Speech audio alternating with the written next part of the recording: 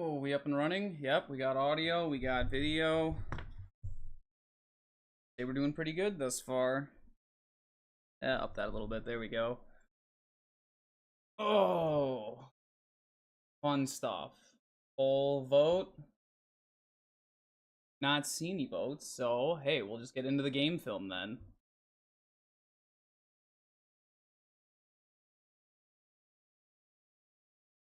There, we're gonna.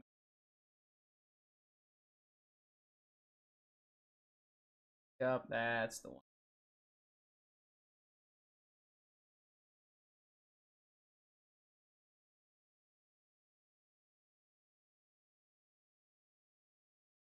Oh, so Forest Lake, and this was from last season. Actually, you know what? I have it on Scout Film here because we play Prior Lake Week 7 this coming season. So I already, upload all their game film. We'll get to labeling it eventually, but at least I have it all. Actually, speaking of getting it all, I don't know if I've ever talked about how we get all the games. But if we actually go to the pool, there is a pool where all the coaches in 6A football all upload game film. So after every single week, oh, wrong pool, Minnesota 6A football right there. And you can see there's all the different teams. So here are the ones that are on our schedule in particular. They're all listed there. And then all the other teams in 6A, other league teams. And actually, fun fact, if you look at the icon there, every single one of them is locked. None of them are currently pulling any film out of the 6A pool, except for yours truly. So hey, that's what we're all about though. Gotta stay ahead of the curve. So let's get back to Huddle and let's go watch Prior Lake, Forest Lake.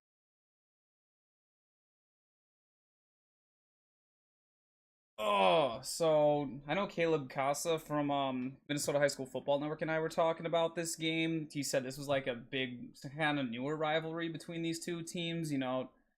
Prior Lake's trying to break through, become that. I don't know if Prior Lake's the one breaking through. Forest Lake's trying to take that next step and be like, hey, we're going to compete in 6A. We want to win our section. We want to make it to state, the final 8 teams in 6A. And we want to prove it, especially with how they've been on the rise, taking steps every single year and getting better. Meanwhile, Prior Lake, I don't even know what to say about Prior Lake. They always have, they used to be the 3rd biggest. Now I think they're down to 4th biggest athletic enrollment in the state. Huge kids. Always have some of the biggest and some of the best athletes in the state as well. I mean, their track program's always fantastic. It seems to be that they're good in every sport. But football always seems to be a little bit behind the rest of them. Like, I want to say they haven't had a losing season in like 15 years. It's been a long time since they've had a losing season in the regular season, first 8 games. But they also, if you look, they've been either 4-4 or 5-3 for the last 10 years. And like, if you look at their schedules, obviously they're always playing either the West or the South, so they always have good competition. You'd think with how many great kids they'd have, they'd be able to overcome some of that competition. Like Lakeville South 2021, we had to play Prior Lake, Shaco, EP, Rosemount, like all the tough teams, and we still went undefeated. Yeah, I'm kind of curious why Prior Lake hasn't been able to put all that together yet, but especially given the talent they have, I guess we'll see. We'll get into it, and because I don't know if I've ever watched the entire game of Prior Lake versus Forest Lake. See how it goes.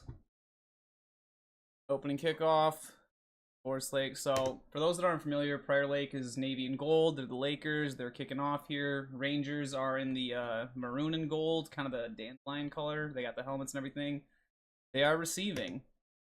Speaking of, just look at that field, man. They got that beautiful new stadium up there. I don't know if anyone's ever seen the lights that all kind of flash when Forest Lake scores. Maybe we'll get some of that on game film. Excited. All right, so, says that they fumble the first play.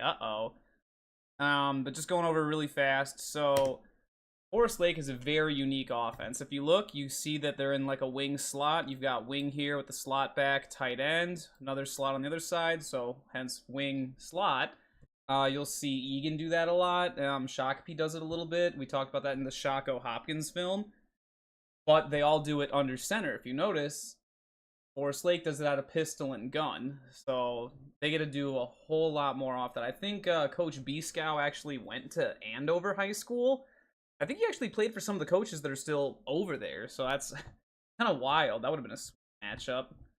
But yeah, so they also like to do a lot of those option plays, like inside veer. I don't know if they have midline in there. I think they should, especially if you see all those 3-4 defenses. If they like to bring that defensive end from a 40 technique right there, if he goes into B gap, that you have midline all day right there. Just let him tackle the fullback. QB keeps it and goes out there. I mean, that'd be fantastic. So we'll take a look. And then other side of the ball, Prior Lake, because they've always been a 3-4. You got your 3 down linemen, which always big kids, 4-point stances. It kind of reminds me of how Chaska used to play it.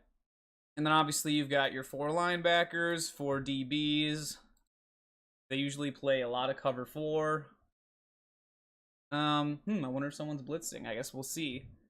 But yeah, really weird for Prior Lake, because week 1 they play a pistol option team with Forest Lake, and then week 2 they had to play Shakopee, which is more traditional flex bone option team. So you'd think they'd be pretty prepared for that, but we'll see how this goes. Jet motion. This just looks like stretch or outside zone to me. You can see if you look at the O-line, they're all reach blocking, especially the guards give that away since they don't have anyone covering them. They're all stepping, helping out to overcome, and then get to the next level. Look for backer there. Ooh, nice job finding the hole. I think 99, was he the nose guard or he's the end on this side? That's just the nose scraping over. Look at how big that kid is, man. I don't know who 99 is for Prior Lake. I haven't heard any names, but like just absolute giant. Same with 97 over there. Prior Lake is just built different. Ooh, and he caused the fumble. What happened here? Is it just... Oh, he came around. So running back's carrying it. High and tight. Elbow gets a little wide. And watch, 99's left arm here actually punches it from underneath. And that ball comes out. Ooh, dude, that... Forest Lake, that's a rough way to start. Given the ball, and especially you want to talk about field position, like Forest Lake has a pretty solid defense. What are they? The Ranger broadcast on YouTube always calls them the Forest Lake. Oh, Ranger Wrecking Crew. That's it. But if you give the Ranger Wrecking Crew only 22, 23-yard field to defend, that's pretty darn difficult. I mean, that's difficult for any team. Make Shakopee, Minnetonka, or Maple Grove have to defend 22 yards. Maybe they get it, but it's still a big challenge. Alright, classic Prior Lake. So, I'm gonna talk about wing tee versus power tee. So a lot of people, when they look at Lakeville South, they're like, oh, Lakeville South is the wing tee, which, not true. We are power tee. Wing tee, you have to have a wing. What is a wing? Wing is tight end and H-back on the same side, buddied up. We don't have H-backs at Lakeville South, so we naturally don't have a wing. Therefore, we're not a wing tee. We are a tee, not wing tee. And then you have T-backs right here. I want to say instead of a numbering system, I'm pretty sure that they just call it like that guy, tight end's Y, H-back, and then I'm going to say that would be the R, and the other kid's the Z. I think that's how. So this would be wing strong because R is always behind the quarterback. Z is the one that's offset, and it's wing strong because Z is on the strong side instead of over here. And then X is the receiver out there. And instead of using like a gap scheme, it just makes it easier for them. And then they'll call like line left, line right, toss left, toss right, however they do it, just to keep it simple. And 25 power. First of all, I'm surprised that someone's labeled this. I did not label that. I guess I'm going to have to go back and double check some of this because I don't think Prior Lake even has power in their playbook. And like I was just talking about, they don't use a gap system like that. They don't say, oh, the guy here is a 2-back and he's going through a 5-hole. They just say like, hey, we're running line or lead left.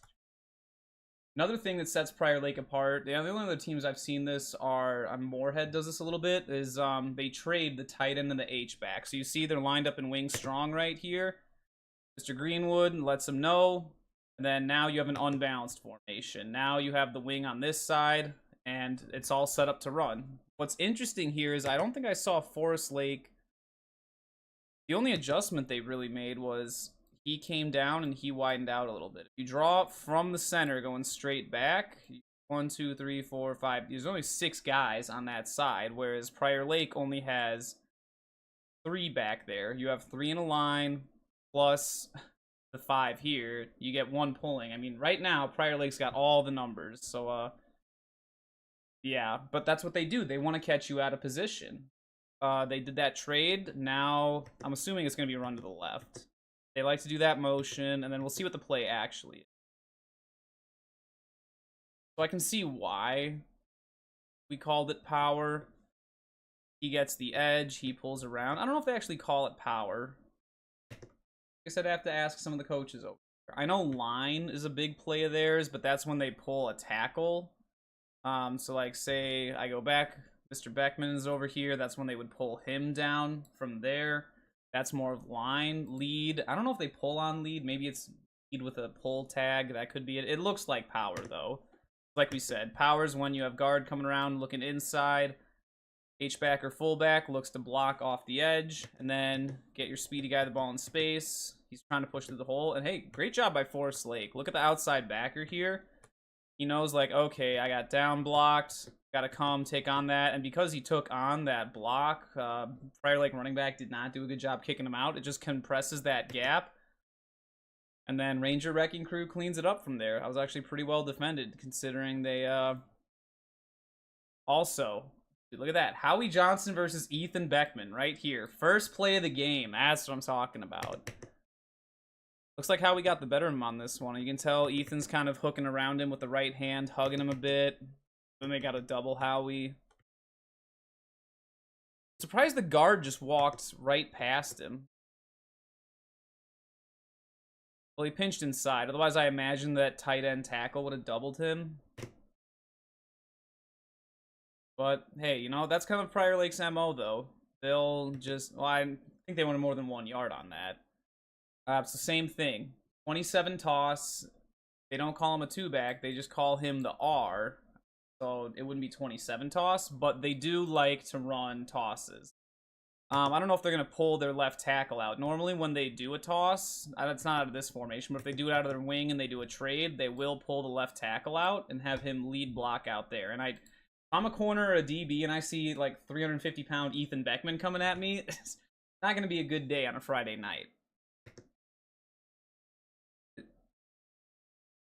Okay, so that's not even 20, again, mislabeled because it's not 27 toss. If you do want to go by the way that like most teams or like a traditional, like an Eden Prairie would label things, that would be your 2. He's off to the right. He'd be a 4 and he'd be a 3. Then Y and X. So technically 7 is over here. That's correct, but it'd be 47 toss. So interesting. Guess I'm gonna have to go back and relabeled. I'm sure that was probably just huddle assist. We always put our games through huddle assist. It lists everything, offense, defense, down and distance, and then our varsity DC just goes through and cleans everything up. And I mean, it looks like a Shakopee rocket toss, but a big difference, if you look at the way the quarterback opens,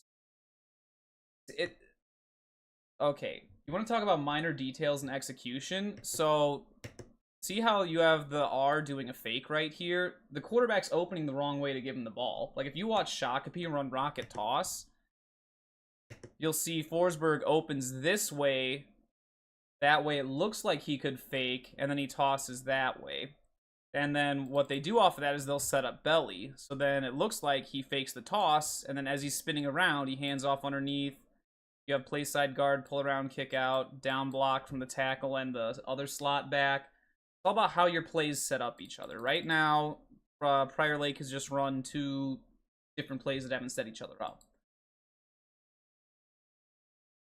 And yeah, and then look at what the quarterback does after that. Like, you want to talk about Shakopee's fakes? Like, go back and watch any clip of like Judah Forsberg after the play. Like, you know what? I'll pull one up really fast. We'll go to Shakopee, just week 1 Shako versus Hopkins. Very first play of the game, actually, is what Shako scored on, right? We talked about this. Rocket toss. The perfect comparison right here. Only difference is that Shakopee is 32 personnel. They're double tight instead of having him split down there as an X. That's the only difference they have right now. And they're going to run toss the other way. But again, look at which way he opens. See how he opens to the fullback side so that you get that fake. They're looking like, oh, do I have to get the fullback? And then tosses the other way, and then see how he runs back out that way? because it sets up other plays. So if I go down here, I'm just going to flip it over to play type. I want pass. And I want O because I don't want to see Hopkins passes right now. So here's waggle. This is the pass play they use for rocket toss to set up. And this is why it's so important to carry out your fakes. So here's your orbit motion. See, you do the fake dive. Now you fake toss. And then now he's rolling back out that way. And look at how many Hopkins defenders. Look at them. They're all running that way. He's going with the toss. He read toss. Now by the time they realize quarterback has the ball, look at that. He's out of position. He's out of position. He's out of position. He's still running with the guy. These two are taken care of. And these two are also out of position, just realizing they have to come back. That's why it's so important to carry out your fakes on other plays, and why your offense has to set up another play down the line. And then boom, touchdown.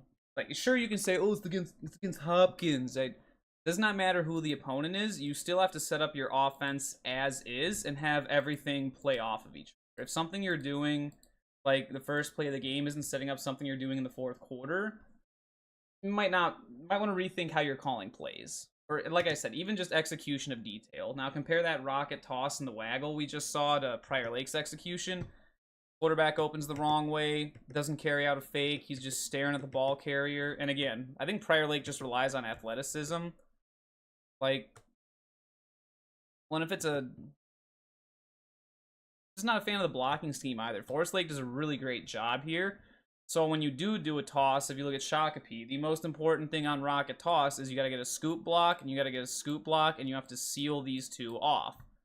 And then no one's accounting for him out here. Suppose you want to do a switch block and get right there, and then try and get him in space. Hope that corner ducks inside. That's really the only thing I can see. But schematically, I just see Forest Lake having the numbers advantage right here.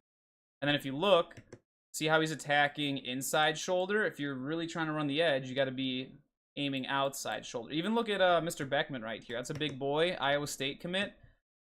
He does step out and seal, but then he attacks the wrong shoulder. See how he waits for the defensive lineman to come at him? And how he does a good job reading here. Looks like they slanted him inside. He engages half a man. That's fantastic. I think Beckman's a little bit surprised at how he doesn't engage him. And then, I don't want to see a push-off. What I'd like to see is, so I was watching the St. Thomas, University of St. Thomas, not St. Thomas Academy practice today. How he gets both his hands here and slaps just above the elbow. That, come back and rip through. He's got a nice move, and then lateral right there, he's making the play. But he does take a solid pursuit angle. And then I think that's the safety for Forest Lake. Hey, you're doing a great job. You're forcing him to cut back inside. Only thing I would do, make sure to aim inside hip. Because right now you can tell here he's aiming outside hip, and that Prior Lake's full of athletes, man. They may not be, as we saw, they may not be the best schematically or in execution, but they got big kids and they got fast kids. And he does just enough to trip him up. Ranger Wrecking Crew is pursuing. I like it. And now, what is that? That's 3rd and 9. That was a 0-yard gain. Power on the first play was a 1-yard gain. I mean, right now, the Lakers are like, hey, I thought we're supposed to just come around and push these guys around all over the place. Huge credit to Forest Lake right here. All right, so now this is not wing strong. This is just regular wing. As you see, tight end, H-back are on the same side. This time, R still under center behind the quarterback, but the Z is now opposite. So this is your regular wing T formation. This is like bread and butter Eden Prairie right here. And obviously, all X receivers still out there. And you know what? 3rd and long, keep an eye on that X receiver. Whenever Prior Lake gets desperate, they either are like, okay, tall kid, do a fade or a corner, or what they like to do is they'll motion him across and then sneak him out. They'll have him do a post, then a wheel route. Prior Lake, when they get desperate, they love the wheel route out of the backfield, but actually I got it backwards here. They'll probably have him do a cross, him do the post, and then Z will come around and do the wheel route. It's kind of funny. That looks like a formation play I was talking about with Centennial a little while ago. But this is just bread and butter Prior Lake. They love wheel route out of the backfield, specifically into the boundary right there. They want to isolate just that third of the field, and they're hoping that this corner right here, because it looks like there's a safety cheated down. Just from eyesight, it looks like Forest Lake might go into a cover 3 here. See if that happens, but if they do, what they're hoping is the corner is going to go with the post in the cover 3 and forget he can trade it off to the safety, who's got deep middle, and then the corner forgets about the wheel route coming around from the Z on the backside. Oot. You know what? I should have just looked at the play up top. Duh. So again, they do 2 fakes right here. Look, the quarterback didn't carry out a single fake. He opened the wrong way, so there isn't even, like, any threat. Like, what's he gonna do? Try and stick the ball behind? You can see he's not doing that. Have him open the other way. Instead of pulling that foot forward, have him take this foot, open up around that way, and then keep spinning around that way. Then you can fake both handoff. You can have him lead, fake the handoff there, keep spinning around. Now he's out in space. He's got pulling guard in front of him. Just enough to get Howie Johnson out of the way. That, got to be careful there. That might have been potentially a blindside block. There's no flag thrown. And then good job coming up, getting Miles Greenwood off the traffic. I want to go back and see the pass. Did they try and throw anything here? Even look. Oh, there's the fade, and then it was just like a flood off of that. Okay, here's another weird thing. If they're doing a flood concept, like, and some teams call this levels. Levels are flood. You've got there, and then you usually get the 2 does a 10 and out, and either the backside does a 5 and out drag, or sometimes they'll switch that. He does the 10, and then the 2 on this side does the 5 and out. But either way, you get those 3 levels. Got your deep first that you check down to the 10 if that's covered. Take your check down to number 3. And then you usually have one guy doing a backside post, just to even things out. We did that at Jefferson all the time. We love flood. And it's a good play-action play. Let's see, I mean, look at these guys. They're both at the same level. So that just clogs everything up. Now you have a bunch of defenders right there. I suppose that he was out of, or this kid was out of the equation, then this corner, or whatever that was, a linebacker safety, would be able to cover both of those receivers because they're in the same spot. That I don't understand. And hey, good job. Ranger Wrecking Crew all running to the ball. That's good energy. Okay. So, Prior Lake is the one team that runs a traditional flexbone formation. As you can see, this is a little bit different than how Lakeville South runs our power T. So to be T-backs, you have your fullback, and then they're all in a straight line, right? This is wishbone because this is more of a V look. See how those two, and they're in 2-point stances, but they're offset behind the fullback. And then obviously you have 2 tight ends. So this is, well, that's also incorrect. It says 31 personnel. This is not. This is 32. You got 3 running backs, tight end over there, tight end over there. So that is 32 personnel. There's only 2 plays they really run out of this. It's power and trap. Funny. I know a thing or two about power and trap, but I want to say they got this from Hutchinson, because I know Hutch down in 4A loves to run plays like this. They still use some wishbone stuff, a lot of I formation too, and a run-heavy team, so, you know, makes sense. Like I said, coaches talk. This is not how we would run counter, though. They had 2 backs, fake counter steps. You know what? I will give quarterback credit in the design here. He is opening the correct way. But look at the hands of the fullback. Is there any doubt? Look at the Forest Lake kids right there. See the outside backer? He's looking right at him. He knows he's not getting the football. There isn't even a fake. He literally just picks his up and off to the races. The whole point of a wishbone is you're supposed to do your fake so that you get the defense going in all different directions. And if you look right now, the defense isn't going in all different directions. Every single one of these helmets, plus they're all looking at where the play is going. So, yeah, I don't know about that one, Prior Lake. Might need to look at some of the execution on this. Oh, 4th down, stop. Okay, look at the Forest Lake Rangers fired up. Okay. See, this is weird. So, obviously, Prior Lake likes to do this in short yardage, but 4 yards coming out in a wishbone? Like, okay, if you're Lakeville South and we're coming out with 4th and 4, obviously we're still going to stick with our base stuff. We're the power T, that's just the way it works. But Prior Lake definitely has more in their arsenal. I'm surprised that they went with, like, if it was 4th and 2, I can totally see this, but 4th and 4 is a little bit out of range for this. And like I said, the execution isn't quite there. There's no fake here. If you look at the back over here, both of them, he does a better job. I think that's Levi Eider. He does a better job. He at least turns and opens his shoulders a little bit. But the other back here, he doesn't even turn his shoulders. It's just one step like that, and he's immediately back going the other way. And like I said, Forest Lake's defense is not fooled in the slightest. If you look at every single one of those kids' helmets, they're all looking right at where the pulling guard is going. And you don't even have to watch the rest of the play. You can see right there that play is going to be dead. One kid gets penetration, does a great job shoestring tackling. The rest of the kids fill in. The one thing I will give for Prior Lake some credit on, jam call here by Forest Lake, moving Howie Johnson inside. Nice, but ID, who's one of the best players in the Forest Lake defense? Left end right there. They made the smart decision to run to the right, so give some Prior Lake some props there. All right, but hey, incredible way to stop Prior Lake. That is, to me, that's a huge win and momentum swing for Forest Lake's defense. You fumble the first play of the game on offense after starting out. Prior Lake only has 23 yards to go to score, and you shut them out, 3 and out, and then you force a 4th down turnover. Now you get the ball back. That huge momentum swing, especially against a team that wants to punch you in the mouth. Forest Lake just stood up and punched right back. Empty. Oh, interesting. Well, it's called empty quads open. That's not true. I don't think there's 4 to this side. It looks like he's off, and you have a tight end over. Well, there is a tight end over here. That it is quads.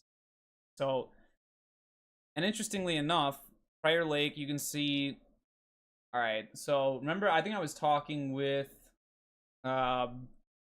it was Minnesota High School Football Network on his last podcast, and we were talking about the 6A schedules. When we were talking about Edina versus Moorhead Week 8, we were talking about trying to get mismatches when you come out in like 10 personnel, or like in this case, 0-1 personnel, 1 tight end, 0 running backs. Maybe that's a running back over there, but for now, he split out as a receiver. And who's going to adjust to a nickel package? Because you can't really play your base defense into that. Well, if you look at Prior Lake, they're playing their base defense into that. Now you have 2 slot receivers. One's matched up on an outside linebacker. Another one is matched up on an inside linebacker who also has to watch a tight end. And the safeties are moving over that way. What's up, Beast? Ain't no Beast here. Just looking at Prior Lake. I don't know. And see, that's another weird thing. You'd think someone up in Prior Lake's box would be, hey, they're coming out in empty personnel. Nickel package. Nickel. Maybe Prior Lake doesn't have a nickel package. I don't know. Yeah, that just seems kind of strange to me that they're not adapting. They're just playing their base 3-4 defense into an set. But like I said, maybe they're just confident that these kids can cover better than any nickel that they put in there. Ooh, so I know I talked about bubble routes with like Hopkins on the film. So you get a double team there. They both missed their block. If Forest Lake actually blocks this, this is a fantastic play. It's drawn up beautifully, set up well. He catches the ball. When it's a bubble, you don't step back inside. Stepping back inside is tunnel. And as we saw, they're playing a base 3-4 here. All their guys are still in there. We don't want to mess with that. If he's running the bubble, you get a double team right there. We don't want to worry about an inside linebacker. An inside linebacker is not going to chase down a slot receiver on a bubble route. Like we talked about pre-snap, that is a mismatch, and huge credit to Forest Lake for seeing that one and take it. He blocks down there. These 2 double up to the safety, and then they could easily make that play, and that'd be a touchdown Forest Lake. But again, bubble has to keep going outside. If you go back inside, well, who's waiting for you? The inside linebacker running over there. Get back out there. Thoughts on Buffalo Wild Wings? Disgusting. Nobody likes Buffalo Wild Wings. Nobody. Okay, I wouldn't say nobody likes it. No real human being should eat Buffalo Wild Wings. Wingstop is the move. Raccoon meat, correct. Yeah, but so, I mean, looking at that inside linebacker should never be able to make that play. Slot receiver, and I actually want to watch the bubble route. This is something I always identify with bubble routes. So he was on the line here. He sort of catches the ball there, but he's got to stay going straight down like that. Because if he doesn't, then he's just having to regain yards that he's already essentially he had them at the beginning, and now he's just running backwards for no reason. Now he has to gain yards that he already got. And then, like we said, the two receivers missed the block on the outside. I mean, this should have been a beautiful double team, and neither of them touch him. They're just going right up. Well, I think he realized, oh, crap, I was supposed to get him. But, no, huge credit to Coach B-Scow. Very well drawn up play right there. Just a little bit of the execution cleaned up, and that, honestly, that would have been touchdown Rangers. If you would have got the double team on that outside backer up to the safety, that'd be fantastic. Bemidji State. Okay, first of all, there ain't nobody named Lane Cluck. Wasn't this the guy that was the fake 5-star from Mounds View? I don't think Mounds View has a 5. I know they got a 3-star kid that's got a few offers at line. Seems pretty solid on film. Assistant, not appropriate. We might have to ban this guy, get him out of here. Can't be standing for stuff like that.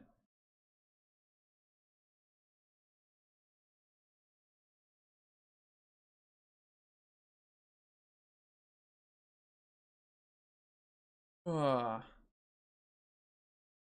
Get out of there. Alright, back to the film.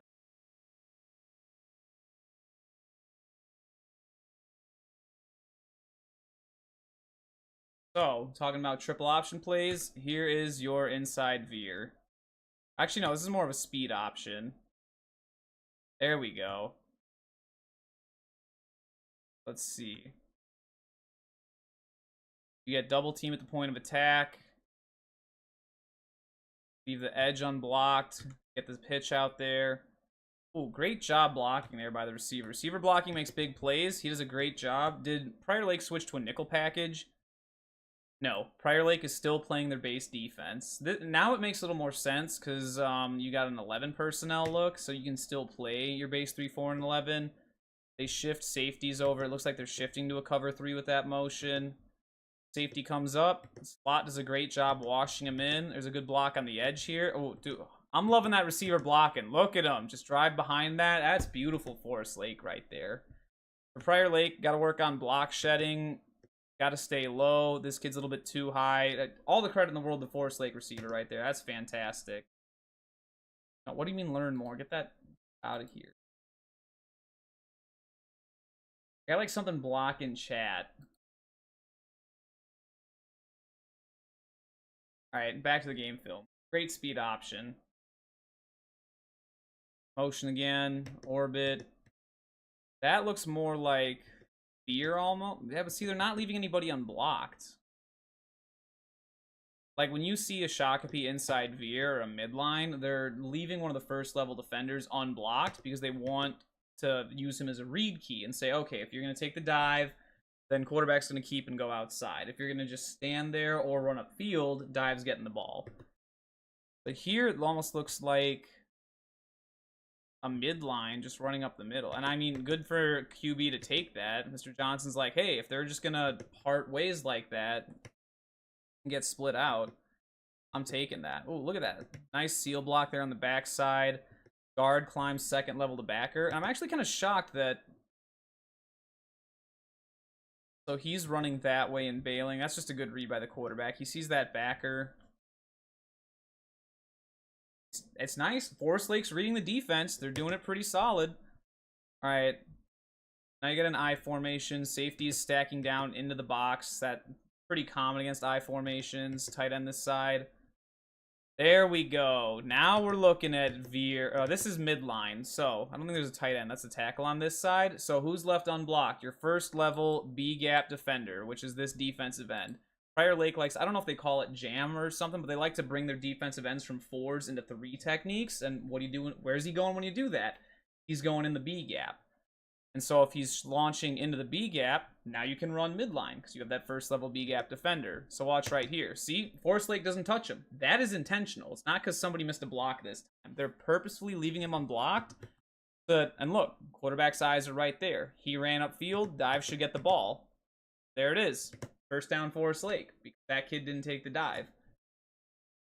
When you're facing an option team, it's just general rule of thumb. This is how everyone does option. Dive, dive, dive, inside backs, dive, quarterback, quarterback, and then DBs all have the pitch man. He should have the pitch man too, but I guess they figured Forest Lake was going to run more of a power look out of this instead of an option look, which kind of a strange thought process considering Forest Lake is an option team, but hey. Look at that. So there's midline. Fantastic read by the quarterback. Give Mr. Johnson all the credit in the world. I would have liked to see the pitch man take a little bit tighter there. He's going a little bit too deep. Obviously, if it was a keep, Mr. Johnson may be talented, but he's not about to pitch the ball like 6 yards away. And then that's just vertical. You consider Pythagorean theorem there. A little bit longer. So a little bit tighter, but it's a good read on the dive. And give credit to the Forest Lake Freightliners, the big boys up front. Ooh, missed a block there on that backer. You get that inside backer, but hey, I still take it as a win. You have your fullback essentially diving into a safety, and a safety has to make the tackle downfield. For an offense, that's a win. If your opponent's safety is making a tackle in the run game, it means you've gained quite a few yards. So that automatic win to the offense.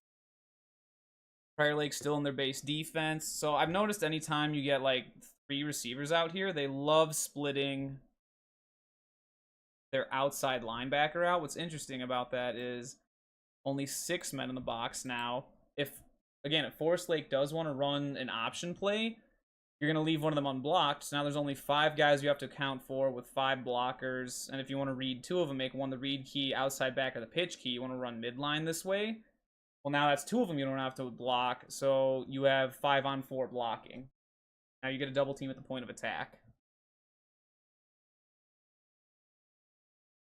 Ooh, did they call a penalty there? That left tackle jumped a little early. Yeah, well, oh, duh, it says penalty at the top. Alright, pro slot looks like here we have tight end topside. H-back down here. I wonder if they call him an H-back or a slot back. So like your Lakeville North, slot, like Edina's spread offense teams, Wyzetta, they all call that an H-back. Prior Lake calls it an H-back. I don't know if like a Shakopee, a Centennial, or a Forest Lake call that an H-back. The same thing with Egan. I think they might maybe slot back, A-back or B-back. It's other common terminology in Flexbone. Maybe they do that, maybe they don't. Jet motion. Orbit. Ooh, oh, dude. GH counter, but this time the H is getting the ball and the running back's leading. And look at where all the safeties go. Safety, yep, now they have to double and come back this way. Is that Levi Eider playing safety? He's 29, right? He's their running back. I want to say that might be him. Interesting that you've got Prior Lake, the 3rd biggest high school in the state, and you've got kids. I mean, hey, if you have studs and can play them both ways and they can handle it, I guess. But at the same time, if you've got an army of like 1,000 kids on your sideline, there's not a single other one that can play safety if he's your running back. I don't know. I don't know for Prior Lake, so I can't speak for that. Good play design, though. Kind of like what I was talking about with Hopkins. When you have motion going that way and then the run play goes that way, you can see all the defenders. They run that way. Now they all have to double back. That's why running against the motion is so effective. Especially if you're going to do motions, always have run plays designed to go against the motion. Always. Ooh, not the best fire block on the backside there. Prior Lake gets penetration. Ooh, Forest Lake just barely misses a block right here. If pulling guard looks inside a little bit sooner, which if you're doing a counter, I think he's expecting to be... This almost looks like a power because the outside back does the kick out and then he should be looking inside. He should be looking for that backer.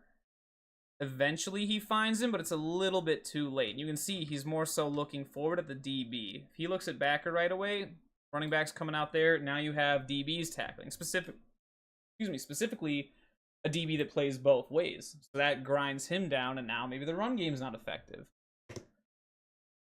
Wear down kids that play both ways. Always go after them. Okay, so 11 personnel. Look again. 3 receivers, 1 tight end, 1 running back, and Prior Lake still in that base defense. Base 3-4. Interesting that they didn't split him out now. I'm wondering if... I mean, they're assuming they're still playing quarters because it's a 2x2 set, so he probably takes flat, he probably takes flat, and then quarter, quarter, quarter, quarter. Then hook to curl, hook to curl.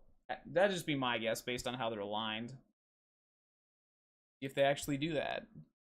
I turned annotations off. I was watching, I was labeling Shakopee film earlier, changing up some of the motion labels.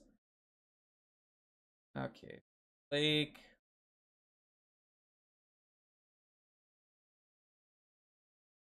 We talked about flood, right? Flood slash levels. It's the same concept we see all over the place. Deep, second level, he's taking the flat, and there's the backside post.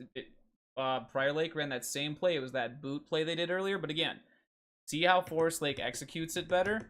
You actually have a guy at the one level, another one coming across, instead of two guys being in the same spot. So execution way better. They got the completion. Now it's third and mid.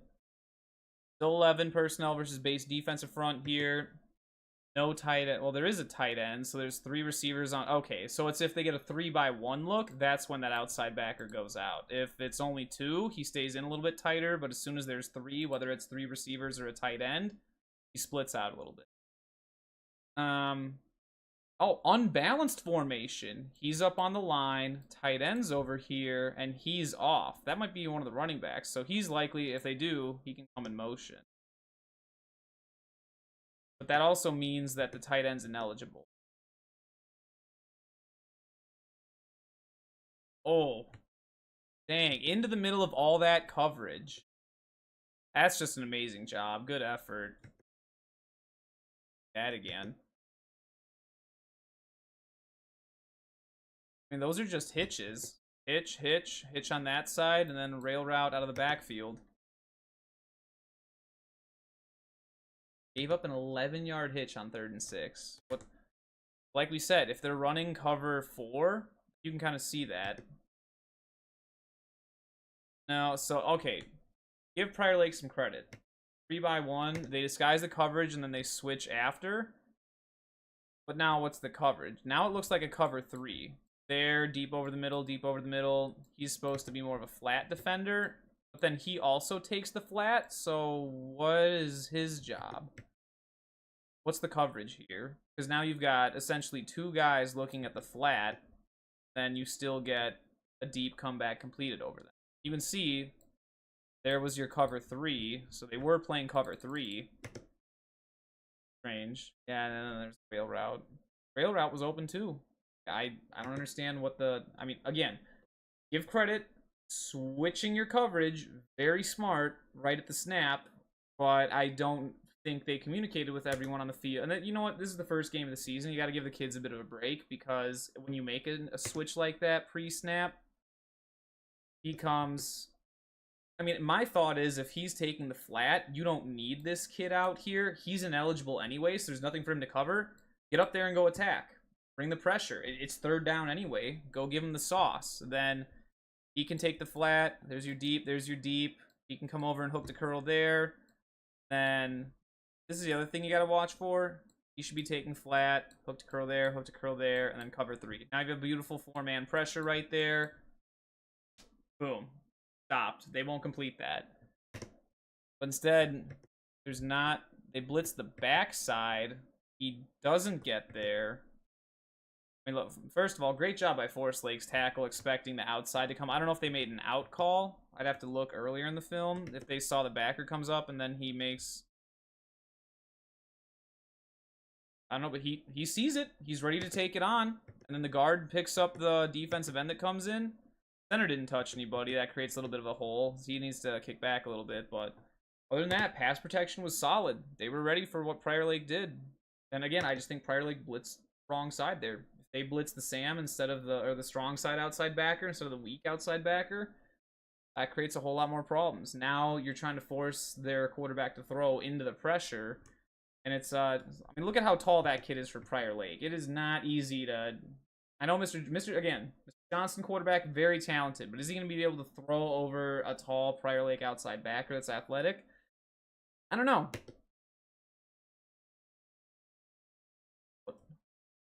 Okay, give Forest Lake credit with their formation. They're in 12 personnel here. They got tight end, or no, they have a wing going on here, because there's your tight end. They have an H-back sniffer hidden behind. He's off the line, so we can come in motion. Forest Lake is so creative with their formation. I just love it. It's like a little inside zone. I don't know if it's quite an inside zone or an ISO, because they're all doing reach blocking. It looks like just base blocking. Everyone one-on-one, a little more like an ISO. And then see, once again, going back to the whole Hopkins motion thing that I've kind of nailed dead horse at this point talking about it. But see how motion goes that way, and then instead of run play also goes that way, so the whole defense goes. Run play goes that way, so you get the defense going in different directions. Like, look at all those Prior Lake kids that are going that way, caught out of position, and now I have to cut back. It's just great execution by Forest Lake. That's fantastic play design. Coach B-Scow, another gold star.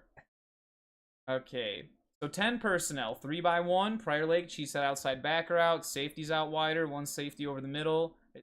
Okay, I'm getting flashbacks here. For anyone that doesn't remember, 2022 second round playoffs. Prior Lake gets upset by Eastridge. Eastridge they didn't do a whole lot of disguising in their formations. Tanner Zalonsky was a junior. They put their best receiver at X in the backside, and Prior Lake would not budge out of their coverage like this. They just left him one-on-one on the backside, and that kid just made all kinds of deep comebacks, deep plays, one-on-one, deep out there. And they, again, you go back the week before that, Prior Lake was the 2 seed, hosted Coon Rapids, a 7th seed Coon Rapids that played a 5A schedule that year, and they only beat them like 20-17. And it was the same thing. Coon Rapids had Kaijon Cummings Cole. They would line up 3x1, and they would just have him go one-on-one on the backside. If you have a Prior Lake corner against a Kaijon Cummings Cole or Tanner Zalonsky and whoever his receivers are, I'm taking the offense in that matchup every single time. I mean, at the very least, if you're going to run like a cover 4 or even a cover 3, if he's bailing deep, don't have him line up so close, and then have the outside backer come and help him in the flat. That way, your DB can just focus on being the deep defender. And if they do want to throw a hitch or a comeback, then he's in the lane to go get there. Or, he'd be in that passing lane to stop it in the flat. It says this is a 24-yard completion. If it actually is to this backside, ain't no way. Oh, it's a tunnel. Oh. Okay, blocking up front wasn't quite the best, but hey, Forest Lake made it work, man. Great play call. But again, they knew which side of the field to attack. You see how Prior Lake is way over on the trip side and there's no help on the backside? And once again, okay, give him I don't know if he's blitzing or not, because he's not necessarily taking the flat, but he's also not blitzing. And then he comes up and he attacks, even though the quarterback, again, look where the line of scrimmage is. It's all the way up there. He's already bailed like almost 10 yards. And then you start chasing him. Like, if that is a flat defender and he just sits in the flat right there, that tunnel never happens. It's shut down. And then suppose you put him down there, cheat him over, and then you can run cover 3 against that, back him up, cover 3 there, hook to curl, hook to curl. Now, once again, you can get that Sam to come over, that strong side outside backer. He can cheat. You got flat covered, dare them to throw over the middle right there. This is pretty much the only hole you're giving them. Or have them attack the seams in between the two, between the deep safety, either side of them in those seams, which is kind of hard to do out of a 3x1, unless you're Eastridge. They know how to do that. But I love the play call with the tunnel because you're throwing a screen. Prior Lake is super aggressive, and look at all their kids. They're like, must destroy quarterback, must destroy quarterback. Every single one of them. Now the whole Forest Lake Freightliner crew is past the toughest blockers. Now they just have to take on DBs. Execution could be a little bit better. You got all these fantastic linemen up front. Just kind of maybe practice the block. That was a good block right there. Pick him up. Receiver blocking makes big plays. Lucky that wasn't a block in the back. Need to maintain blocking there. If we maintain a block there, it could have been a potential touchdown, and then get another body up there. It was well designed. Execution could have been a little bit better, but once again, another gold star for Coach B-Scow. Okay, 12 personnel, tight ends this side, H sniffer backs over there. Do you think that... I mean, I want to say that they pull him around, you can pull a guard, and then they run right behind him. Do you think they're going to do that? Ain't no way. They could. They motion that way and then they run back to the right. No, it's just a quarterback lead. It works, though. And so this is why, talking about the Hopkins thing, if you're going to do sidecar like that and you're going to run into the motion, have the quarterback do it, because then running back is an extra blocker. Even though Prior Lake doesn't fall for the motion, the Forest Lake just grinds it down. Plus, you only need 3 yards at that point, so short yardage play. You can get away with that. And just like that, you never would have thought that Forest Lake had that fumble right at the beginning of the game. 7-0 Rangers. Like, oh. What a way to come out and smack the Lakers around. I'll take that. Kick return. Nice. Oh, wait. I forgot. We didn't get the lights going off, did we? Did I miss that? Is that not on film? Touchdown Rangers. Lights. There it is. Yes. I thought that was like a glitch for a second in the film, but that's what we like.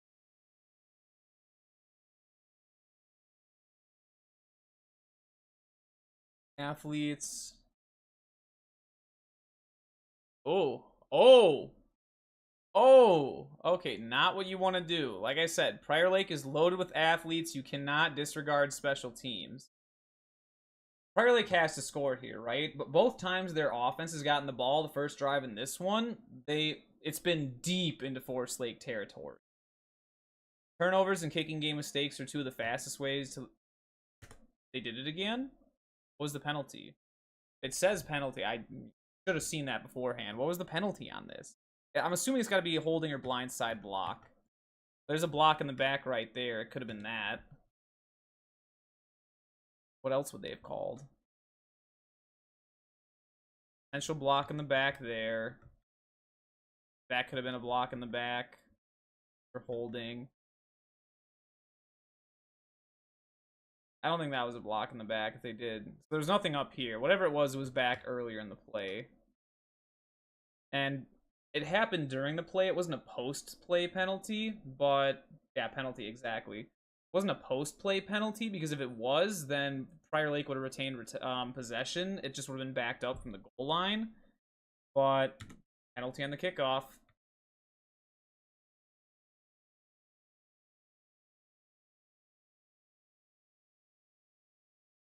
Ooh, there we go. Now we're laying the wood.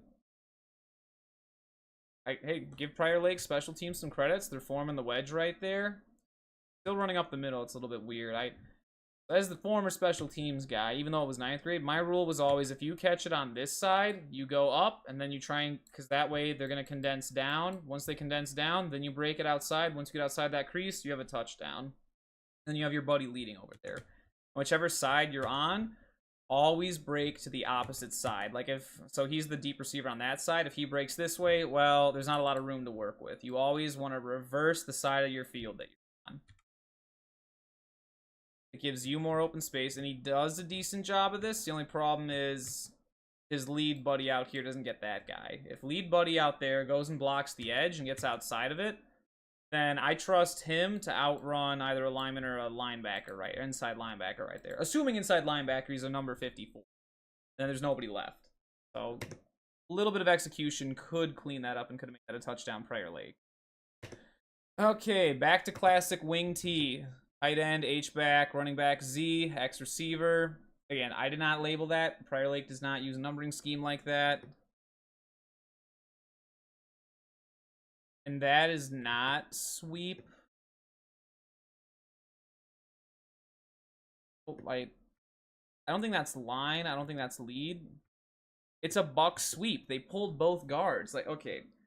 Prior Lake might just need to condense their playbook. I'm starting to get Rosemount syndrome here, where they just have...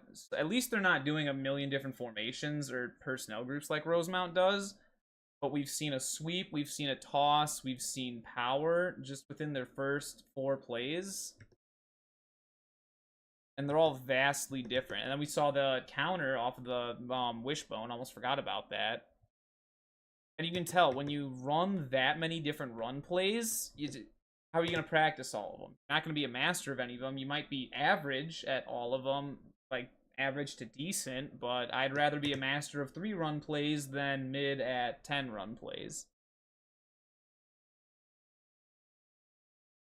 Hey, and give Mr. Greenwood some credit. Quarterback open the right way. Not a fan of the fake from the fullback there. The R, not exact. He's just like this, like, oh, give me bread, please. Give me football. Opposed to actual fake handoff, the way it should be. Minor detail there. I do like the misdirection, though. That's good. See, this is why it's like weird to me. So Prior Lake's last game of the season prior to this, like the end of the 2023 season, was against Centennial. And Centennial loves Buck Sweep. They're the one team in 6A that has Buck Sweep in their playbook, at least of the Flexbone teams. Shakopee doesn't do Buck Sweep, they do Counter Tray. And then Egan doesn't do either Buck Sweep or Counter Tray. I don't think they ever pull their guards. They're a lot more zone dive and then inside outside veer and midline. They do midline. And once in a blue moon, they'll do a rocket toss, but they're pretty basic when it comes to their Flexbone. But Prior Lake's not a Flexbone. Oh, okay. I just had mind blown. What is Prior Lake's base formation? Wing T. Glacier Clinic, February or March 2024. Coach Diggins Sr. held a session talking about running their offense out of Wing T and their Flexbone stuff. How much do you want to bet? And I think Prior Lake's head coach was also presenting that clinic. How much do you want to bet? He sat in on Coach Diggins' clinic, and this is stuff that he took from Centennial. Because it looks like Centennial Buck Sweep to me, just with some Prior Lake seasoning on top of it. You get the Prior Lake Orbit Motion, and then you still do Buck Sweep the other way. Actually, not even. It's literally Centennial's Buck Sweep. I'm going to go find a play really fast. Remember what play we were on there, because I'm not going to remember. If I go to Centennial, when we played Centennial, I guarantee that it's actually, you know what, I'm going to go to when Centennial played Prior Lake 2023, because that's the game I was talking about. Again, I did not label this. Do not yell at me for Centennial's plays being weirdly named. I did not do that. Yeah, like they call that belly or, okay. So one of our coaches renamed it Power. And this is out of, two tight ends, one side, but observe. Okay, let me play that a little bit slower, because they're a little bit faster at it. You have the dive faked opposite. You've got him coming around that you give the ball to, and boom. Just instead of doing the orbit motion guy, they gave it to the other back and did it more of a counter coming back the other way. It's literally the same play, though. It's Buck Sweep, right? Also, Peep Jade Abasiri just completely wrecking Buck Sweep there. But it's the same thing. Literally the same play. So where were we? It was Prior Lake. It was the 27 sweep. There we are. Same thing, they're just doing it the other way. You can fake the toss. And actually, I kind of like this design, because you're faking the toss. You get so you have misdirection there, and then ball actually comes back this way. It's a good design. I just don't know about the execution of it. Especially when you have really tight splits like this. So I don't have an end zone view here. Prior Lake plays with really tight splits. Like you can tell, there's no space between their O linemen, whereas Shakopee, Centennial, well, Shakopee too. Super wide splits. There's like 2 yards in between each of their kids. And same thing with Egan. Those Flexbone teams do that on purpose because they want to try and spread you out, and then they condense you with their veer, or they'll stretch you with the rocket toss. That's what they do. So they have more room to be able to pull both their guards around and then get down blocks and double team. That's part of the design. But when you're Prior Lake and you're super tight like this, and you can see when they do try and run Buck Sweep, there's just no room. He's supposed to have a kick out block, but he just doesn't have the space because their splits are so tight. And Forest Lake's outside backer here, he does a good job pushing down inside, taking on that block. That forces the running back to bounce it out. Now you have DBs coming up to take him. Oof. And see, this is where Prior Lake gets bailed out by having good athletes. Levi Eider's a fantastic kid. I do like taking outside hip. Is this the corner? The corner shouldn't be coming up. He should be going out more, because if he goes out, he aims inside hip. That keeps Levi Eider contained. Ranger Wrecking Crew chases him down. He can take an angle there, and he's got nowhere to go. But if this corner dips inside, athlete, all he has to do is get outside of him, and then that's a big play. Which, there it is. Athlete, big play. So, it was not the cleanest Buck Sweep I've ever seen, but they tried something. I give them credit. Some credit, I should say. Ooh, 12 wing twins. What in the Champlin Park? So I think I've said the wing twins formation before. It's just twin receivers and then wing with the tight end and the H-back on the same side. That's all wing twins. And then there's one of those Prior Lake you know what? I'm assuming they've got names for their trades when they do that. Maybe like Navy, Gold, or Laker. And the only reason I'm thinking it's probably those terms, when I was at some coaching clinics down in Atlanta, Georgia, And the OC from Georgia Tech was saying how they do all these complex motions and stuff. And it's like, well, how do you label all that? How can you communicate that to your kids and have them do all that complex motion? Oh, well, we just give it one name. Jackets right, yellow left, gold right, navy left, and that's what they call ramble left or whatever they call. Um, yeah, I was really impressed by that. So I'm like, hey, maybe a team like Prior Lake will do the same thing. Take something you have learned from somewhere else and apply it. 'Cause, I mean, football is football, man. Coaches might use different terminology here and there, but a lot of the concepts are just carried over. And coaches all talk to each other. They all take stuff from each other. Like I said, the wishbone that we looked at earlier from Prior Lake, taken from Hutchinson. Obviously, coaches talk their ideas with each other. They do their trade motion. Stuff like this is always annoying because it's like, okay, does the strength change? Who shifts over? Outside backer does a decent job coming up when he sees he's got an H-back now. Flood. Okay, I mean, this doesn't even look like a flood because where's the go? A flood, so when you do like a flood or a levels, you've got the levels, right? But I don't see that here. It looks like he does an out, he does a little out, and then he does another little out. Actually, no, he just kind of stands there. And then he's actually running more of a post. So it's more like a kind of a spout concept. You have an out and then a post. I don't know. Either way, because Forest Lake's going, yeah, they're cover 3. There's nobody in the flat out there, which is kind of surprising. Assuming Forest Lake must be manned up here, which if you are, why is he so far off? If you're zone, get back in the flat over there, and then you can take there. You've got hook to curl. I want to say it's probably that, because you got deep here, deep there, deep there. So it looks like they shifted to a cover 3. But, yeah, definitely would have liked to see number 1 stay in the flat there, because then that would have been covered. And what was that? What is the... Okay, dude, I swear, modern day NFL quarterbacks are ruining our young men. Throwing off the back foot while swinging around very low trajectory. I mean, it was a bullet pass. He got it out there, but gotta be careful throwing on the run like that. Okay, standard wing T, orbit motion again. Peniel's buck sweep again. See, this is why it's hard. That guard's kind of in the way. He's got to take a shorter angle. See how they have him step back so far? It shouldn't be a 90-degree step like that. You can see step 90 degrees, what they should be doing. Snap of the ball right there. 45-degree step. Because you can tell. See how his foot is facing that way? That makes all the difference in the world. Now he's going this way. There's more space for the defense to actually see the fake handoff going to the fullback. And I do like the counter concept. The misdirection they have is decent, but look, oh, what is that effort? Just, ooh, I'll take something, please. Don't touch me. I don't think so. Again, going back to the Centennial, and think of how long this takes to develop. Like, remember, I had to slow down the Centennial play when we were watching it earlier because it was just so bang bang. It's a hard-hitting, fast play. It feels like Prior Lake's just kind of running it in slow motion.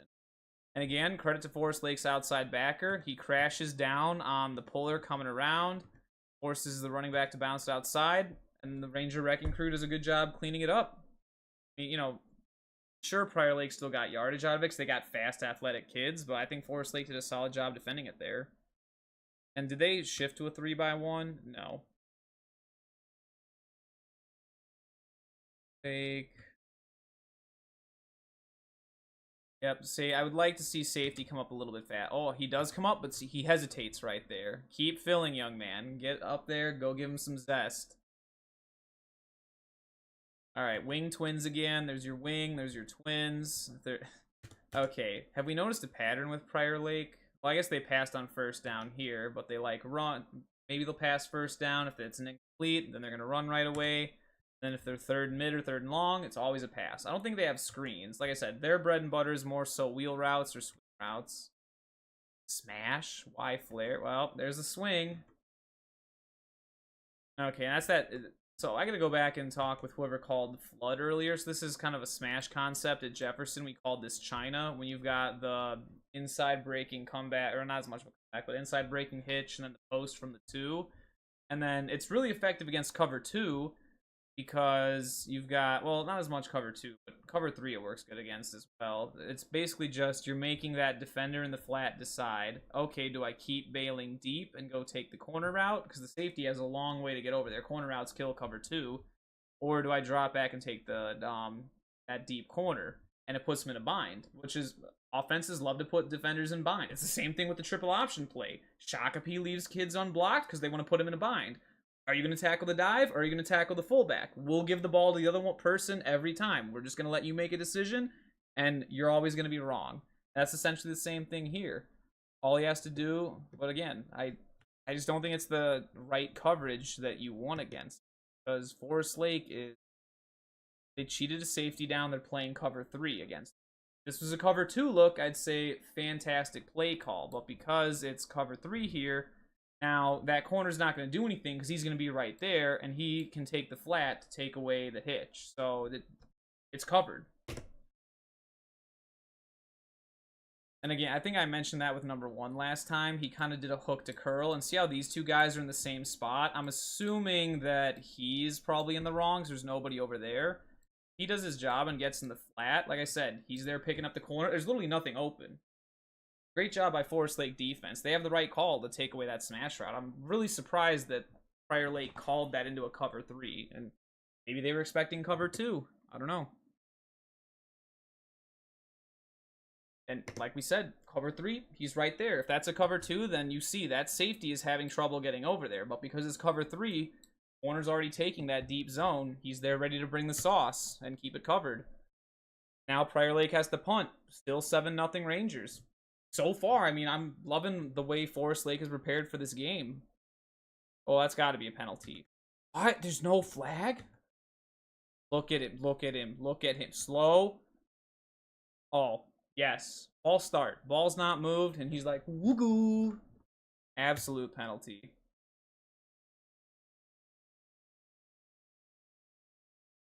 Take the touchback. Yep. Rangers get the ball back. Two Prior Lake drives, and they've got nothing out of it, really. They didn't get a first down the first time. They got a first down on this one, right? First and 10. Yeah, first and 10, and then that was first. They got the, lucky run play. Then they came back to it. Forest Lake did a good job adjusting. Boom. All right, 11 personnel. So again, 3-by-1. I'm assuming there's safety. I don't know why he's deeper. That's 15 yards, and he's still not in frame. That means there's another deep safety back here. That's no. Wait, no. They switched to a 4-4 defense. So okay, like I've said in the past, when you get 11 personnel, it's a tough mismatch because you're like, do I go into my base 3-4 defense, or do I go into a 3-3 nickel or a 2-4 nickel? Like St. Thomas Academy does their 2-4. Take out a note, kind of like University of St. Thomas does. Take out the nose guard, ends compressed inside, outside backers take the edge, and that's essentially your 2-4 defense. You're taking out a nose guard. What I have not seen is a heavier defense against 11 personnel. Normally you are debating, do I stay base or do I go nickel? Not, hey, we're going to take a defensive back out and put in another defense. It says pass play. I mean, I'd pass. If they want to run a 4-4, there's only 3 DBs. I got 3 receivers. I got numbers. I'm taking the pass. And it's a bubble. It's a great call. They went right back to the bubble, and look, we got good receiver blocking here. Well, okay. First of all, I don't know how that wasn't called. Yeah. We don't talk about penalties, but yeah, Prior Lake, you can't grab someone's face mask. Give all the credit in the world to that Forest Lake kid for, I mean, even with a hand in his face, look, he's still getting hands, he's engaging, he's blocking. That's scrappy toughness right there, even if I'm so surprised. It looks like Prior Lake maybe doesn't practice block shedding. I don't know, because they're just kind of like trying to push guys off instead of actually using, at least from what I can see, it doesn't look like there's any like rip, hand fighting. Maybe a little, that's more so the receiver letting go there. But hey, like I said with the bubble route, this one could be a little bit cleaner, just more down the line instead of stepping back, because now he's got to regain 2 yards. If it was just straight down the line, you hit him right there, he can turn up field. Then he's getting the ball here and only has to run up as opposed to getting it back there. And now you got to make up those 4 yards. So it could be cleaned up a little better, but it's still fantastic play call. Great blocking downfield. I would have liked to see, once again, don't cut back inside. Look, see all these defenders that are chasing you down from inside? If you run kind of like what I was talking about with the Hopkins with the tunnel, you don't want to run inside back to all those defenders unless you get them all sucked up field thinking it's a screen and you pass underneath them. If you throw a bubble like this, you have to go to the edge. And again, look at the sideline. There ain't nobody out there. And your receivers doing a great job blocking the edge. If you go out there, you are off to the races, my dude. Now that deep safety that was at like 20 plus yards, he's the only one left to make a tackle on you. So great play call by Forest Lake. Pretty solid blocking. Execution of where the receiver went with the bubble could be cleaned up a little bit. And then it would be a huge play. But again, it's still a 10-yard play, but that little bit of execution could be the difference between a 10-yard play and an 80-yard touchdown on a bubble pass. So far, coaching is swaying in the way of Forest Lake. Doing a really great job with this game plan so far. Okay, so still 11 personnel. Prior Lake switched back to their base 3-4 defense. I guess their 1-4-4 look didn't do so hot. There's Mr. Eider again, playing both ways. So keep that in mind. Like we said, anytime there's a kid playing both ways, pick on them. Make them work, because if they get tired, they're not going to be as good on the other side of the ball. Then now, instead of replacing one position, they're like, okay, we need someone to play safety, and we need someone to go play running back as well. Grind those kids down. Severe. Outside veer. Okay, so you see, we get a double team at the point of attack. This is how you can tell it's an outside veer. Edge is left unblocked. Tight end tackle, double down on him. They can work to backer. And then see how he's taking wide steps to the outside. That's a D-gap dive right there. And he's just reading the outside backer. I think that Forest Lake may call the announcers for Forest Lake on their YouTube stream might call this an RPO. But no, this is just a traditional triple option play. This is an outside veer. And should have given the dive. So, okay, I'd say this is probably a bad read by the quarterback. So what do you do when the defender runs up field or sits? The dive gets the ball 100% of the time. And if the dive does get the ball, look at that running lane right there. And we know those running lanes work. If you've watched Prior Lake versus Shakopee Week 2, Prior Lake is not very good against the veer, whether it's inside veer, outside veer, or midline. They're not all that good at, or I should say they're not all that sound at defending that concept. So I like the play call.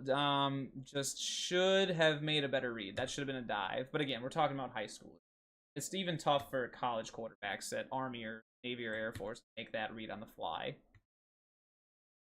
Tough read, but if that was Dalen Cummings out there, he probably would have said, nope, here you go, Maverick Harper. You're taking the dive on outside veer. You know a thing or two about that at Lakeville South. Yeesh. Yeah. Not the read I would have made. Prior Lake celebrates, which, they're kids in the right spot. He did his job. Outside backer took the quarterback. That's what he's supposed to do. That's why I said play assignment football against the triple option. Also, look at Forest Lake's O-line moving the big Prior Lake D-line. Look at that. Ooh. Ooh. But again, if you gave the dive, you're talking about a 5, 6, maybe 7-yard gain right there. Got to be able to make those reads, especially if you're an option team. That's why I said, if you're going to, like with Shakopee, they only have like 9 or 11 plays in their playbook, but they commit to them. They rep the crap out of them so that when it comes to that split-second decision-making, same thing with Centennial. When it comes to that split-second decision-making, they are locked in on it. Now, a little bit of that counter. Okay. I'm surprised they didn't have a jet motion coming this time, because like we said, there's no misdirection on this one. But you can see the Prior Lake linebackers are still confused. He's going that way. He's going that way.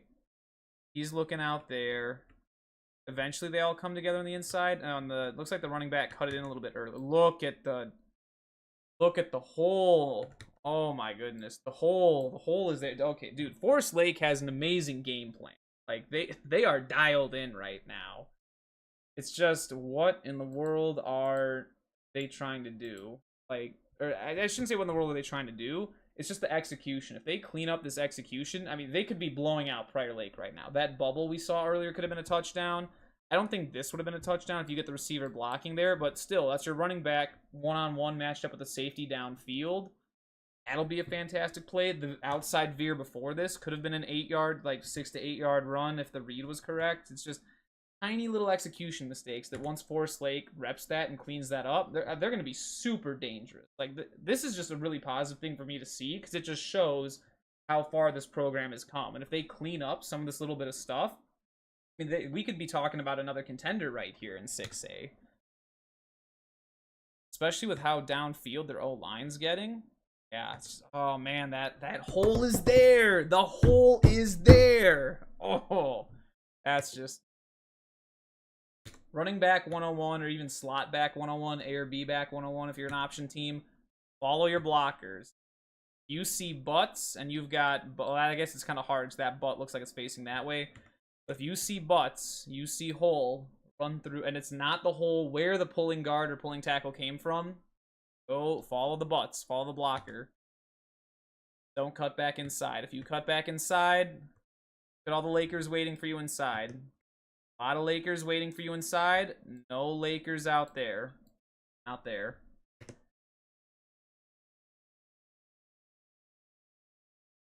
Ooh, now we're getting motion.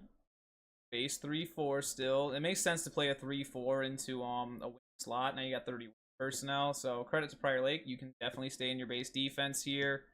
Outside backers are up. The boot. Okay, so this is really well designed because they tricked the flat player. Flat player goes out there.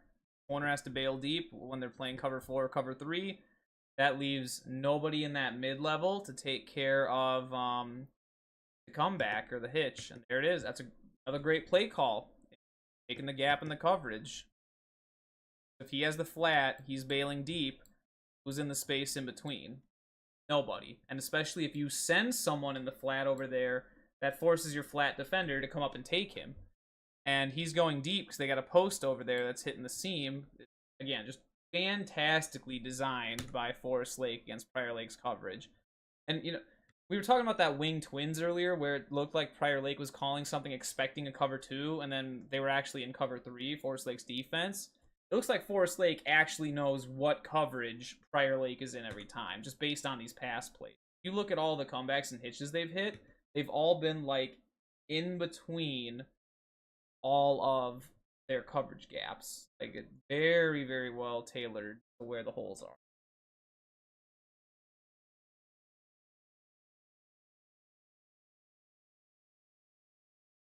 This is just quarterback draw. Prior Lake's still in there. So Prior Lake is still in their base 3-4. And this, again, this is a great play call because how did they adjust to the thing earlier? Outside backers out there and inside backer is now out there. So even though you may not have, and they could do the bubble again if they wanted to, get the double team there up to the safety, block out there, you go outside of it because that inside backer is never going to catch you. You have that. You also have quarterback draw right there, and there's only 5 men in the box. And again, if that safety comes up to make the tackle, by the time he makes it, you've already got 6 or 7 yards. Like, again, Forest Lake gets huge credit in my book. Like I said, clean up a little bit of the execution, but the schematics of what they're trying to do are there, and very there. They've clearly scouted Prior Lake and have them dialed up. And you can see right here, where does that linebacker go? He sees the, and again, talking about plays that set each other up. They're doing a bubble off of it. There's the bubble. Where does the inside linebacker go? Oh, I gotta go chase the bubble again. Well, now that's less guys to block in the box. Safety and that linebacker have to come back, and it's a 10-yard gain. Plays that set up other plays. Forest Lake is killing it. Oh my goodness. The Ranger glaze just keeps getting more and more glaze. It's like I keep taking a Krispy Kreme donut, cycling it back through, and just adding more layers of glaze on top of it. That's pretty much Forest Lake right now. And they deserve it. It's like a quadruple glazed donut from Krispy Kreme. And with, it's going to be another, okay, another outside veer. See, where's eyes, D-gap defender. This time he's coming straight, and they gave the dive. That was the correct read this time around. Easy for, well, they marked it at 3. That should have been a 4-yard gain. He definitely had an extra yard there. I don't know. Round. Is this another? So this can't be outside veer. In order to have outside veer, you have to have a D-gap defender. Check my phone. What is my...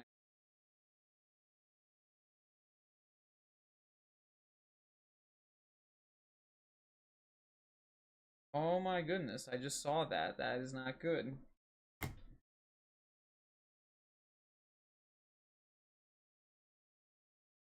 How... Okay, so going back and looking back to Prior Lake. Took care of that. Text sent. Phone checked. Prior Lake, you can see once again, it's another 3-by-1 set when you get 3 receivers to one side. Sneak that outside backer out there. So now he's not in the box anymore. I'd really like to see it if they would, instead of playing that cover 4, make, because yeah, they're playing like a wide cover 4 in that. Sneak him down, back off, cover 3, cover 3, cover 3. Have him take the flat. He brings the sauce. You can even do like an X-split. Suppose he goes there, he comes inside, get a little bit of motion, because so far that tackle does a good job looking out for the outside backer. Then have him come across, he can watch the edge and a run fit flat. That'd be fantastic, but what Prior Lake's doing. So I don't know if it's an inside veer.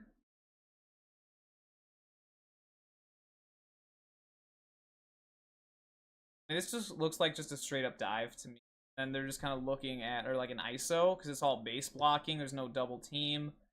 And then they're just kind of holding him on the bubble. So I see what, like when I was talking with Caleb and he was saying like pre-snap versus post-snap RPO. This is definitely a pre-snap RPO, and they liked the numbers they had for, what's it called? Actually, it's more of like a tunnel setup there, because he takes a step backward.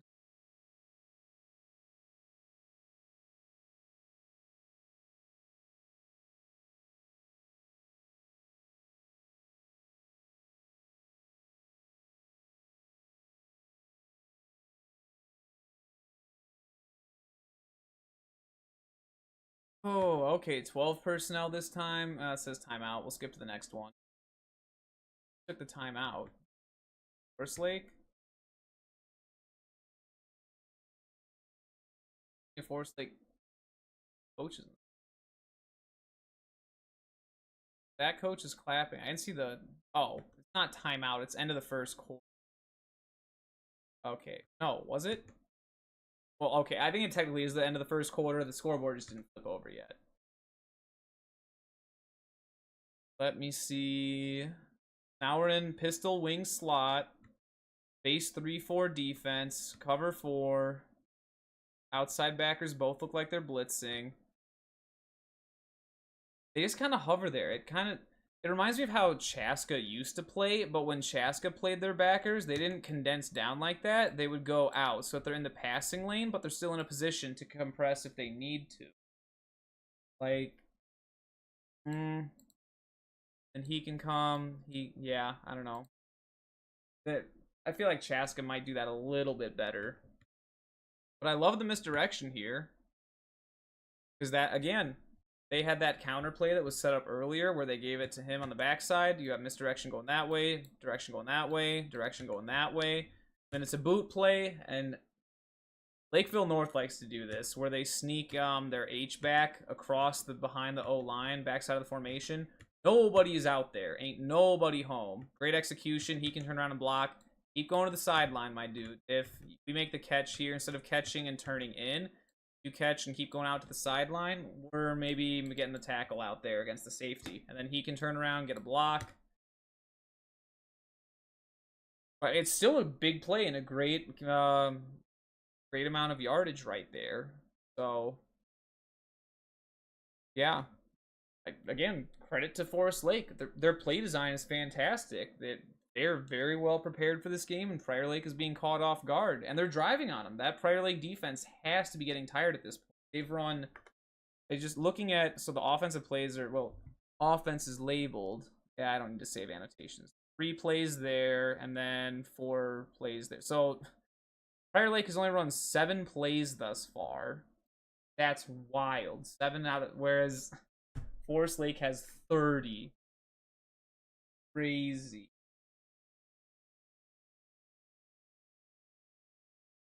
There's counter. Oh, GH counter this time. It's an actual GH counter. And again, like I was talking about with Hopkins, see? Motion goes that way. Where do the safeties go? Safeties go with the motion. Where do the back go? With the motion. Now you got a trap there. Coming around to lead inside. Yes, sir. GH counter. Beautiful.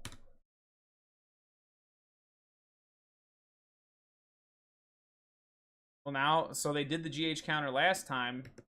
Quarterback lead. Dude, that you see how with just that one setup, so right there, remember when I was saying like with Hopkins running back position, it was giving away what run play they were doing? So look at this. Forest Lake could either do the GH counter back that way, they could do the jet going that way, or they could do the QB lead coming right there. So that's 3 different ways they could attack you just from the same formation, and the look doesn't give it away. Either of those 3 things could happen based on how they're lined up pre-snap. Like, that is so well designed.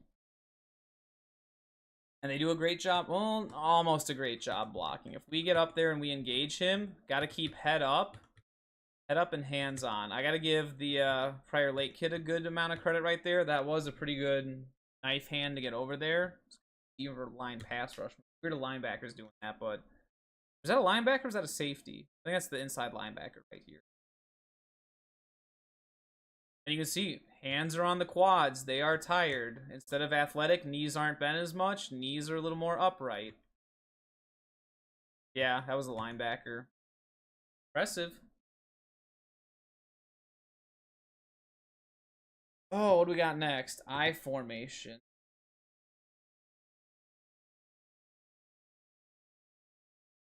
And pitch. Checking the phone fast. Got something else going on, so I'll make sure that's taken care of. Alright. So back, I formation, off, tight end on this side. What have they run out of this so far? They did a lot of outside veer. Are they going to do it again to the right? It's not a true outside. No, what did they do this time? Okay, so this is when I'm going to give Prior Lake the credit here.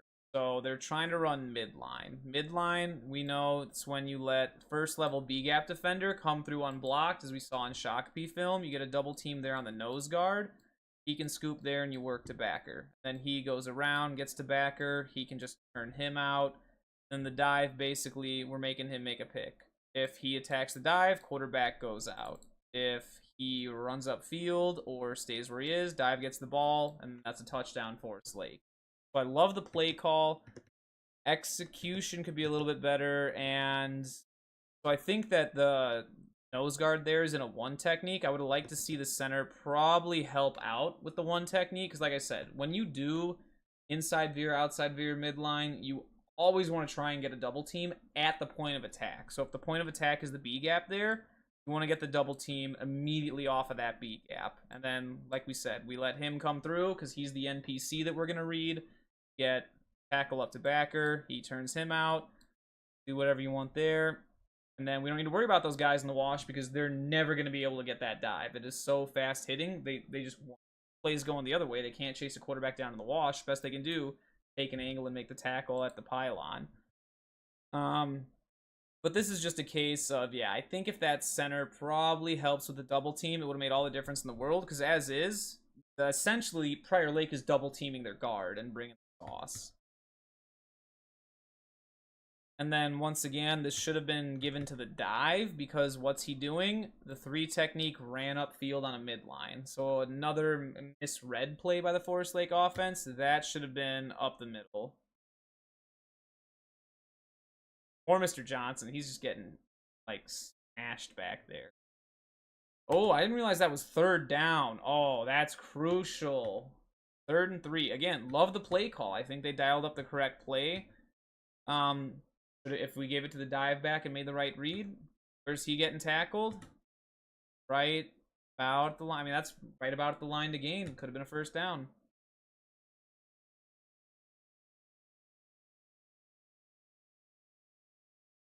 Okay, 4th and 3. So 4th and 3 is kind of tricky. It's a little. That's a long 3 yards for a run play, but still possible. But it's also a short yard for a pass play. So it kind of keeps everything on the table. Puts the defense in a bind. Speaking of defense in a bind, it looks like they're playing cover 0 here. Manned. If he's manned, then that means he's probably going to be blitzing, because otherwise that outside backer's wasted if not. Or he's waiting to pick up, I guess, either the outside backers, but then they just spy the QB. I guess we'll have to see. They blitz the outside backers. Quads open. Well, actually, you know what? I'm an idiot. It's an unbalanced formation. Backside comes in motion. Tight end isn't eligible. Attack right away. You don't need to cover him. Yep. Okay. That's safety. Smart. They are in man coverage. He did a great job picking up his man. And it looks like it was just a broken play. I have no idea what this was supposed to be. Snap also was a little bit errant. Oh, it was supposed to be a bubble.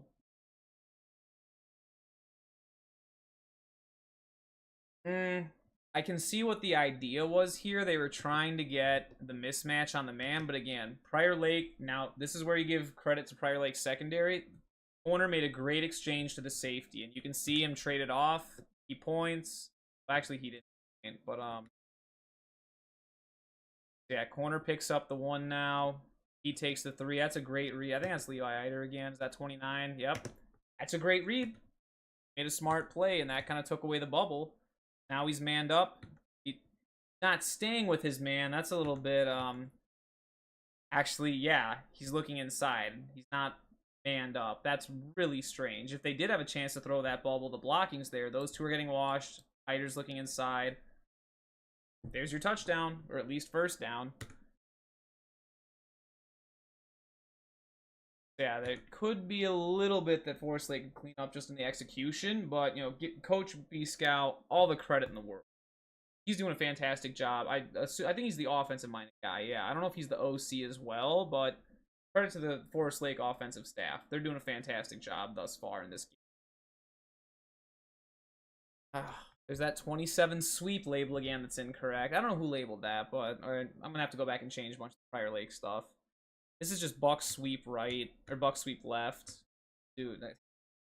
Okay, so I think on the podcast with Minnesota High School Football Network, the second one, when we were talking about 6A schedules, I made a joke about when we were talking about the Farmington-Rosemount matchup that Caleb picked for week 5 or 6, whenever it was. I was joking that Rosemount always steals the offense of whoever they lose to the previous season. And who did Prior Lake lose to the previous season? Well, Centennial. And now whose offense are they stealing? At least the Buck sweep? Centennial. This is the 3rd time they ran it. Again, look at least he opened the right way. So open, but again, fullback's not even looking like he's going to take a fake. What play am I on here? I don't want to lose it. Yeah, okay, I know you can't save my annotations. I don't need you to. Play 41. I'm only on play 41 in this game. That's wild. All right. 41 we'll come back to. Go back to Centennial versus Prior Lake. Go back to when they call... Oh, this is again... no, it might be. That's Lakeville South. There we go. That's Centennial Prior Lake. Offensive play. Belly keep. QB follow. More like... Yeah, that would be lead. Would they leave unblocked? They have a tight end that's actually outside veer. So, yeah. He could be a little bit better with labeling. That's not QB follow. He just made... And actually, that's a bad read by Dalen Cummings. What's he doing? Running upfield. Should have gotten the dive right there. I can see why not, because they had good penetration. You know what's surprising, though? So one of the things about flexbone teams, if there's a defender that is impossible, or I wouldn't say impossible, but very difficult to block, like Jade Abasiri, he's usually the one that you want to make the read man. Put him in a bind, because then you don't have to block him, and then you're just going to make him wrong every play. It's like, okay, Jade, if you take the dive, Dalen Cummings keeps. If you run up field, or you try and take the quarterback, Maverick Harper's going to run underneath you every time. What was I looking for? I think it was the one that was mislabeled as power, right? Yeah, there's the play. So again, going back to the Centennial Buck sweep. Look at Maverick. Well, turn off the annotations for a second. Look at Maverick Harper's hands. What is he doing? He's taking the fake dive. See? And what does Dalen do? Gives him the fake handoff. It's so well drawn up, and it's very tight, and it's bang, bang. Like, look at how fast. I'm just going to play it. Boom, boom, boom. There. Now we go back to Prior Lake. Play 41. I remembered. I got to break the filter. Break the filter. Don't sort by play, please. Go. 41. Head. Again, now compare that to Prior Lake. See how, just play it. A little bit longer to develop. It's not as bang bang. There's no fake at all. The defense is not fooled. They follow the pulling guards. And again, Buck Sweep works because it's set up by inside veer. And as we've seen, Prior Lake doesn't run inside veer, midline, or outside veer. If you don't run those 3 plays that set up the Buck Sweep, then how can you run the Buck Sweep? Because again, the defense isn't fooled. What play do you have where there's a dive there and there's motion, or you go back the opposite way? Even thinking about Shakopee. Shakopee has counter Trey in their playbook, but it's set up by inside-outside veer. So, still on play 41. I'm getting off topic. We're going to go over to Shakopee. Look at their offense. So I talked about how Rocket Toss sets up their waggle. Well, now we're going to talk about how inside veer. So here, inside veer. This is at a double slot, 30 personnel. Same concept, though. Make it full screen. I don't know why it's blurry. It seems to happen. Inside veer. Direct read. Motion, orbit, everything. It's a great play. Now, when you actually get into... Oh, there's a lot of inside veer. Counter Trey. Observe with the motion. Keep it ahead. So there's motion there. See how they expect counter Trey? Look at which way they expect inside veer.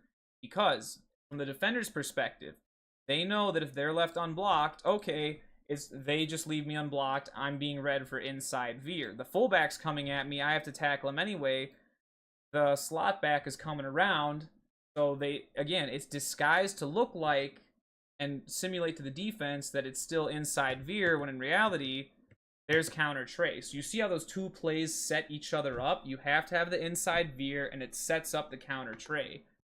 And same thing with Centennial. You have the inside-outside veer, it sets up the Buck Sweep. But, again, going back to Prior Lake play 41 here, that is not happening. This is putting the cart before the horse. You're running the Buck Sweep without the inside veer or outside veer to set it up. And because you haven't done that to set it up, there's no reason for... They haven't even run a toss that goes that way. So again, there's no reason for Forest Lake to read anything over there. And you see, look at all the yellow helmets. Even the backside corner, they're all looking that way. Because it's just not set up. But it works for Prior Lake because, again, big linemen can make big push, and athlete. Levi Eider's a great runner. So schematically, it's not well drawn or well set up, but Prior Lake has very good personnel, and they make it work. Ooh, fast snap. So this is just lead. I don't think that's line because they don't pull anybody. This is just base lead. That's classic Prior Lake. You can tell they're a little bit better with this one because this is a bread and butter play. Oh yeah, that's classic Prior Lake right there. Again, 23 lead I think is an incorrect label. It's just lead left. And they're in wing T strong. It's a great play call. Z lead blocks, R gets the ball. Okay, is that Ethan Beckman on Howie Johnson? Do they move Howie over Ethan? No. Howie's on this side. Beckman's up here. Look what Mr. Beckman does to that. Ooh. See, I mean, sure, that's good rough and pancake and everything, but if you're running lead, push that kid out of the way, and then once he's out there, turn up field and go block a backer. Could have hit the guy that made the tackle, and that would have been a bigger play. Don't keep messing with someone that's not going to make the play. Go look for work upfield. Okay, both outside backers are up. Safety stacked. It looks like we're getting a cover 3 look from Forest Lake here if they do drop back into pass. Looks like Prior Lake's going back to their bread and butter now. rush, 31 personnel, 27 toss. There's wham toss. This is okay. So now we actually have bread and butter Prior Lake right off the bat. They're getting back to basics. There's lead. Here's wham toss, and you see this is a little bit better set up off that. Well, even not so much the buck sweep, but lead. You see a guy lead that way. You're used to the back coming around. So now Forest Lake has a little bit of misdirection, but not really that much. Forest Lake's doing a great job reading the puller in the right there. But basically what wham toss is, guard and H-back, block down. All right, let me get back there. Guard and H-back, block down. Big left, and this is why Prior Lake always puts their biggest kid at left tackle. You have the big left tackle pull around, and now, like I said earlier in the stream, you have your 350-pound left tackle against a Forest Lake corner. And the 350-pound tackle fell down. I gotta say, that's not what I was expecting. I'm just expecting an absolute pancake right here. And then Levi just kind of runs into, or Mr. Eider just kind of runs into his own player. And then again, talking about how things set up, there's no threat of a fake over here. Look at which way the quarterback opens on toss. Prior Lake, switch how the quarterback opens on toss. If he opens this way, now you have the fake dive, get a little bit more fail, or like get the defense a little bit more hesitant, maybe get them going that way a little bit. But because he's opening this way, there's no one looking at the dive going that way. They see the quarterback open, pulls going that way, all the defensive attention's going that way. And I get the idea is, oh, I'm just big, I'm going to make the play. Well, then what do you do when that doesn't happen? What do you do when that Forest Lake corner is able to stand up to 350-pound Ethan Beckman? Well, I guess you're only going to get 1 yard. So, yeah, I could be executed a little bit better to get the defense a little bit more not mismatch, but just get their eyes looking at different spots as opposed to just having the whole defense focused on where the ball's going. Ooh, there's an annoying trade. Yep, we're back to regular. Well, now they're in gun. So, I mean, it's essentially still wing T. They just split the Z out here as a receiver. R's still there. H is still there. They just go in gun. Still the same plays. Guys are in the same spots, just with a Z slot receiver instead of being backfield. They have a wheel route. Boot, flood. Okay, they executed it better this time. Well, I don't know if that's actually a flood. Did he go vertical? No. So I wouldn't call this a flood. This is more that kind of spout or smash. Nah, it's not as much of a smash. More that spout thing they did earlier where you get that and then a comeback. A traditional smash or China would be an in break right there. But I think they know what Forest Lake's coverage is in. It's more of a spout look. That's a good play call against it, especially against their cover 3. It's there. Good job, Prior Lake.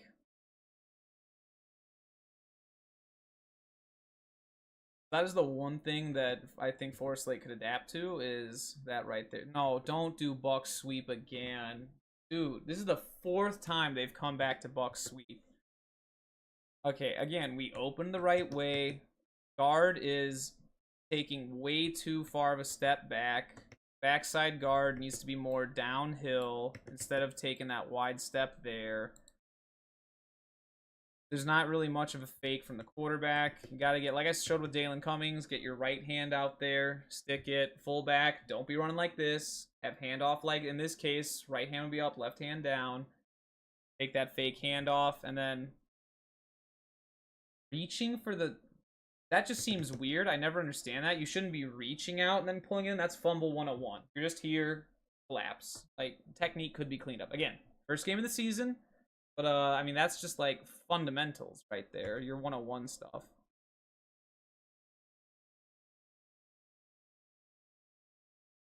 Hey, Forest Lake's gotten wise to it. Again, watch the eyes of the defense. They're playing their cover 3. Safeties I'm surprised they're stacking the safety down to the wide side. Maybe they just always stack them to the wide side instead of the boundary.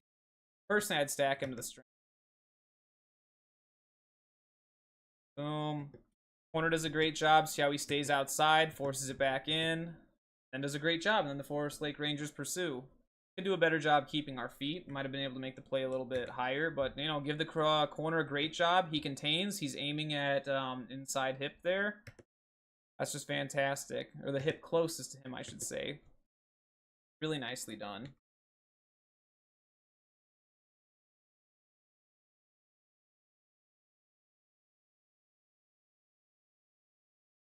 Oh, back to 22 personnel. So, yeah, Prior Lake's got, aside from feeling that buck sweep again, they've been pretty much back to their bread and butter now. And it's working. Now they're driving. They're giving their defense a rest. Forest Lake's been dominating time of possession. Forest Lake made that mistake on 3rd and 4th down in their own red zone, or down in Prior Lake's end zone. This is a good way for Prior Lake to shift the momentum around. I give them credit for that.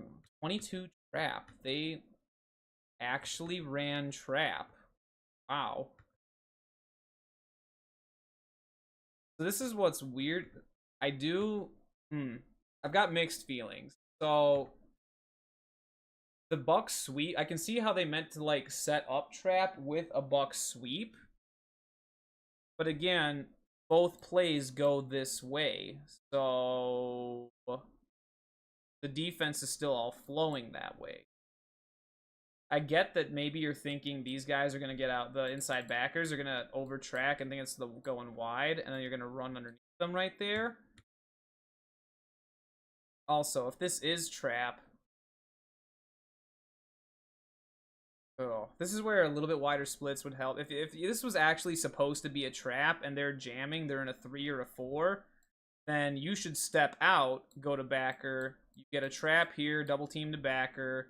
He's pulling around, he's trapping there, he seals the edge, and then we don't need to worry about these two, they're taken care of. Have him go block there, fake out there, and then guess what? Here you go.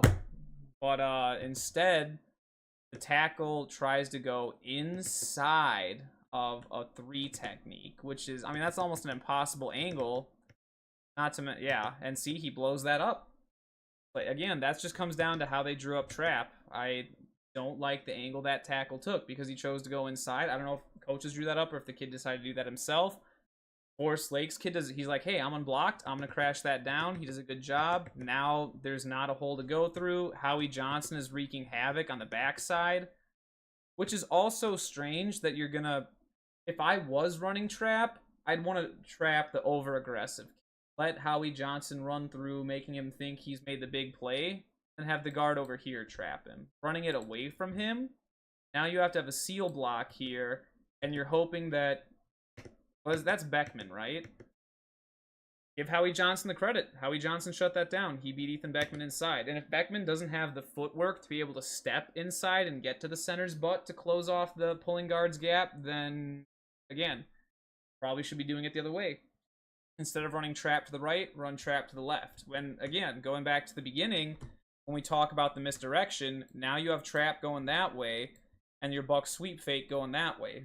So if the defense over pursues and goes that way, then you don't need to worry about blocking the safety at that point, because he's going with the buck sweep instead of going with the trap.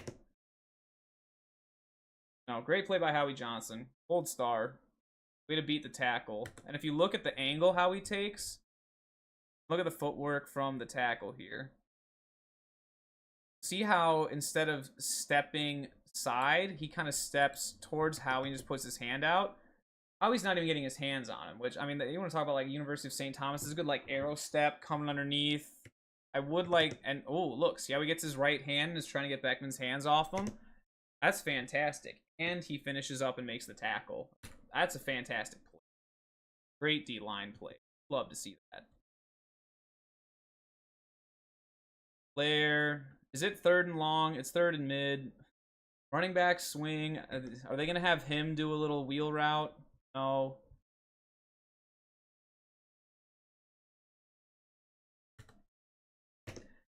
Again, Prior Lake is getting predictable, man. They went back to the bread and butter. Then they get in a desperate situation. They're like, well, we got to have a wheel route. We got to have a running back swing. Got to just do the predictable stuff. And Forest Lake's wise to it. Again, and look, as soon as they did that flare motion, outside backers there, safety is stacked to that side. So again, and it's not like the safety hasn't been stacked there before. Look, safety stacked there, safety stacked there, safety stacked there, safety stacked there.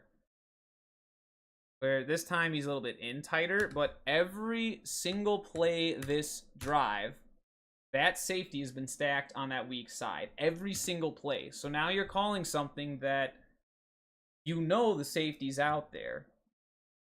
So now you've got 2 blockers on 3 defenders. Because again, we've known the whole drive that safety is out there in the flat against you, regardless of whether you have 1 or 2 receivers. Again, Forest Lake, they didn't even have to adjust. Prior Lake just kind of shot themselves in the foot on this one. Maybe they didn't notice that, and then that's, could be a little bit better technique, fighting off the block, but fantastic effort by the corner there, not giving up, grabbing a leg, Ranger Wrecking Crew, and getting men to the ball. 4th down. Got him stopped. Don't need to get, okay, if you give up 2 or 3 yards on 4th and 5, or 1 yard on 4th and 5, or 3rd and 5, still 4th and 4. Looks like they're expecting a fake. Smart. I like playing that safe right around midfield. Prior Lake has nothing going for them right now. They got a little bit of I wouldn't even say momentum on offense. And it just kind of stalled. Because again, what did they go back to? They went back to Buck Sweep. Tried to run a trap off a Buck Sweep. And ran it to the same side. Didn't really know how to run a trap. But, I digress. Oh, did Prior Lake touch that? Oh, okay. Dude, heads up play by the punt returner, because his buddy there is still running with it. He stops him and says, no, don't go towards that football. Great heads up play, Forest Lake, dude. They know the rules, man, and they're accountable for each other. That's good teamwork. That's culture right there. You can tell the Coach B Scouts rebuilt the culture of that program. That is fantastic. Okay, tight end to the far side. We've got, this says Pro Twins. That's incorrect. So I'm pretty sure that's the center. Tight end's there. This should be Trey open. Oh yeah, so it's the same unbalanced look. Jet. Surprised Prior Lake's not really adapting. Because if it wasn't unbalanced, wouldn't you want to shift the nose guard over? Because these 2 are shifted over. Look at this huge triangle. I drew a square, but if you're talking about option team, it's a nice triangle right there to attack. And Forest Lake's an option team. If they wanted to run inside veer here, you get there. You can do an arc block out there. You get base blocking there and there. That's all you have to worry about. Then you get a double team at the point of attack right there. Drive to that backer. Then it's just, can that kid come up and make the dive? That's pretty much it. Then scoop, or you can even have him chase after it. Dude, inside veer is wide open right there, based on how Prior Lake is aligned. All because that nose guard either wasn't told to shift over, or he's not shifting over against the unbalanced front. Maybe they didn't notice it was unbalanced, but... And they ran a speed option instead. Ooh, Alright, like I said, I have given Forest Lake's play calling a whole lot of credit up until, throughout the whole video. This is probably the one where I'm like, I see something that would have worked better. But again, hindsight's 2020. You're never going to get every single thing like that in the middle of the game. Unless, they could do what Wyzetta does, do their little ice call, come up, clap, fake play, look over, and then say, hey, we've got a triangle right there. Let's run inside veer right. Johnson makes some kind of call to the O-line, say, I don't know, inside veer to the right. Something that starts with an I, has an R in it. Irrigate. Here you go. Perfect. That tells the O-line inside veer right. They get it done. Then you wouldn't need to block big number 99. You just let him make a play. I mean, the speed option still worked. It's not like it didn't work, but like I said, I just see something that could have potentially been a touchdown there based on how Prior Lake was aligned. Oh, and it's weird that Prior Lake is giving up, I would say aligned, to be exposed by triple option plays like that, like your veers and your midlines, when they play Shakopee every year. Strange. I don't know. Okay, let's see here. This is unbalanced wing slot. Center's over here. You have tight end, ineligible, heavy run formation. I don't know why that says tray open. That's not tray open. That is definitely unbalanced wing slot. Jet sweep. Oh, yes. So again, see how running back is on this side. Running back opposite of the jet motion. Now he's set up to lead block, and it sets up your run play GH counter because you can fake it that way. Running back's still on that side, then you can counter back that way. Beautifully set up. Then, pre-snap, you don't know if it's going to be a jet sweep or a GH counter. Fantastic play design. Only thing that would give it away is a pulling guard. No guards pull. We see heads all going that way. Okay, it's a jet sweep. But the difference, though, is that it forces the defense to have to make a read at the snap and react to it, as opposed to way before the snap, they can tell just by how you're aligned, like with the Hopkins stuff. Hey, I'll go back and I'll do a side-by-side demonstration. So again, see, they have to pre-snap right here. You can't tell if it's going to be a jet or GH counter going that way. You don't know until the ball's snapped right here and you see all the down and reach blocking. Whereas, what play are we on? 50. Big old number 50. Gotta remember that. Going back to Shako and Hopkins. I don't know if I labeled any of the Hopkins stuff, but take a peek. It shouldn't be too hard to find. All their run plays were that same play. Is it the first one here? No, because the Jet's going the other way. That was a smart one because Jet went opposite. Not that one. That's out of 10. This is obvious that Jet was getting the ball. Not this. I mean, it could be this one. No, different play.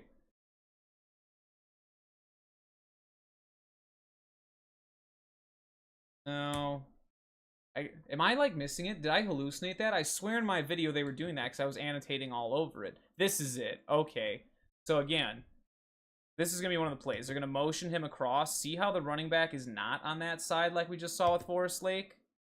So right here, pre-snap, because the running back is on the wrong side, I know he's not over here to lead block. There is a 0% chance, and I know that before snap. I know that right there, no chance the Jet is getting the ball. If it is a run play, it's going to be a run play right there, because that's where the high gear is. He's opposite of the back. Whereas going back to Forest Lake, play 50. Same concept, a little bit different formation, but the same concept. Right there, I don't know who's getting the ball because, again, he's set up to lead block or counter back the other way. He could do either, and I can't tell pre-snap. Before the snap, I can tell you exactly what Hopkins was doing.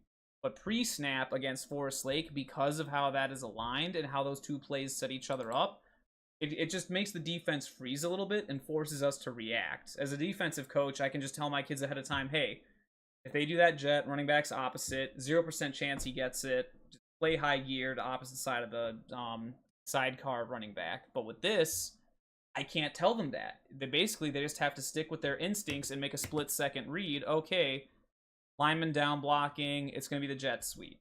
And then they can flow that way. Ooh, nice block. Great blocking by the Rangers. I would have liked to see him cut up right there. That if he cut up a little bit earlier, because just look at this nice hole. Forest Lake is creating some great holes, man. If he's got vision and he sees that right there, I know it's kind of hard because at this point, when he's looking to make the read, he doesn't know that that guy's going to help with the double team, and he sees that that corner got sucked inside. I mean, you've got edge, you've got edge. It looks like he can really make a beeline for the sideline. 33 does a decent job trying to force it back in, which he does. By that point, they already have some good yards out of it. Good job. Okay, looking at this. Motion again. So, and now he's in pistol. So that was another thing I mentioned in the Hopkins run pistol. I have no idea which way that running back's going to go pre-snap. He could go this way, he could go that way, he could go right up the middle. He could do anything. It doesn't give it away where he could go pre-snap. Whereas when he's sidecar, I can tell, okay, run threats that way. Then these guys play high gear, these guys play low gear to make sure that quarterback doesn't keep the ball on a boot or on a nude. So it just makes it way harder for me as a defensive coach to read that. At least pre-snap. All the glitches go. And there you go. Dive up the middle. And they're able to do that because there's misdirection. So instead of run play there, defense all goes in the same spot. It's a little bit more vertical. Run play there, run play there. Great penetration though. Like I said, that's one of the big threats with I probably wouldn't have dove left. If again, Forest Lake might benefit from doing some of that pre-snap check, come up, clap, and then call a play based off of that. If especially if Prior Lake's gonna do jam stuff like that. Like who's out here? Nobody is out there. And Levi Eider is walking away with the motion. There's no outside backer up there. The end is actually moved inside. If they ran like an outside veer right there, obviously there's nobody to read, so you can just give the dive, and you get that whole wall of bodies coming up that way. You can have him lead out there. Boom. Yeah, but yeah, this I think is just bad luck because Forest Lake dove into where Prior Lake was kind of overloaded. Maybe Prior Lake knew they like, hey, when they're in this formation, they like to do a dive right there, and they kind of adjusted for that. So if that is the case, credit to Prior Lake for realizing that. They made their move, and Forest Lake did not make their counter move on that specific play. Lakers get 1 check mark. Okay, ooh, wing twins, like Prior Lake was doing earlier. There's your wing, there's your twins, wing twins. Pay attention, see how he's sidecar. I mean, this is like Champlin Park right here. I'm almost expecting down block, pull, pull. He gets the ball. That's what it's set up for. And so, like, suppose they did a jet motion. You know that jet motion would not get the ball. Why? Sidecar running back is over here. He's not in a position to lead block over there. Like, if you watch Chanhassen do this out of their wing twins, he's on this side, and then they actually have him step out there, even on GH counter, because then if these linebackers read it, they see him step out there. Oh, okay, then maybe it could be a jet sweep. And then obviously you get the trap. H-back comes back and leads. And then the counter step, 2 steps back in. There's your misdirection. Go with the jet fake, and it's run against the grain backside.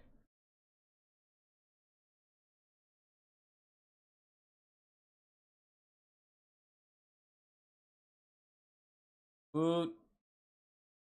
Oh, nice pressure. Is that the nose? Oh, no, that's the end on this side. Yeah, I mean, he does a great job splitting the double team. See how he doesn't even get his hands on the running back? When you get double teamed, he's working inside, fighting half a man. Once the tackle's turned here, he's already won. That was a great pass rush by the Prior Lake defense. Oh, and that was good coverage too. That's just a great stand by the Prior Lake defense right here. At 3rd and long, you know it's going to be a pass. Does he actually drop in the flat this time? Yes. Yes. See what was I saying earlier? Get that outside backer out there in the flat. Or stack a safety down. Either way, if you want to stack safety, drop him, have him blitz, you could do that, but they didn't even need to do that. You can stick with cover 4 as long as he's taking the flat. Back there, back there. It puts him in a bind if he has hook to curl and then he's there. Then they have got a corner and there's still another outside backer. He's kind of wasted, just kind of watching the flat. He's pretty much just watching for there. These two can watch back out of the backfield. It's a pretty sound defensive scheme they've got right there. I'm actually kind of surprised Forest Lake didn't expect the cover 4 right here, especially when you're in a 2x2 set. I think what they were expecting was for them to switch to cover 3, and they didn't really switch to a cover 3. Still stayed cover 4. So again, disguising. I mean, they didn't really disguise the coverage. It's just I think that Prior Lake did something that Forest Lake wasn't expecting. Forest Lake was expecting the cover 3, and it just never came. They got cover 4 instead. So, you know, give the Lakers defense some credit. They're in the right position for some of those plays. Ooh. Oh, gotta execute. That's the first game jitters. Okay. Oh, it says sweep again. Are they really gonna run Buck sweep to the left? Well, actually, you know, I don't know. Is it gonna be Buck sweep or is it gonna be wham toss? Which is it? I feel like they only run wham toss when they're in wing T strong. If it's just regular wing T, where you look at the T back is peak side, then I don't think it's gonna be wham toss. It's how much you wanna bet he's gonna open up this way, fake dive there without any handoff, and then the Buck sweep comes around that way. Both guards are pulling. Let's see if that's what happens here.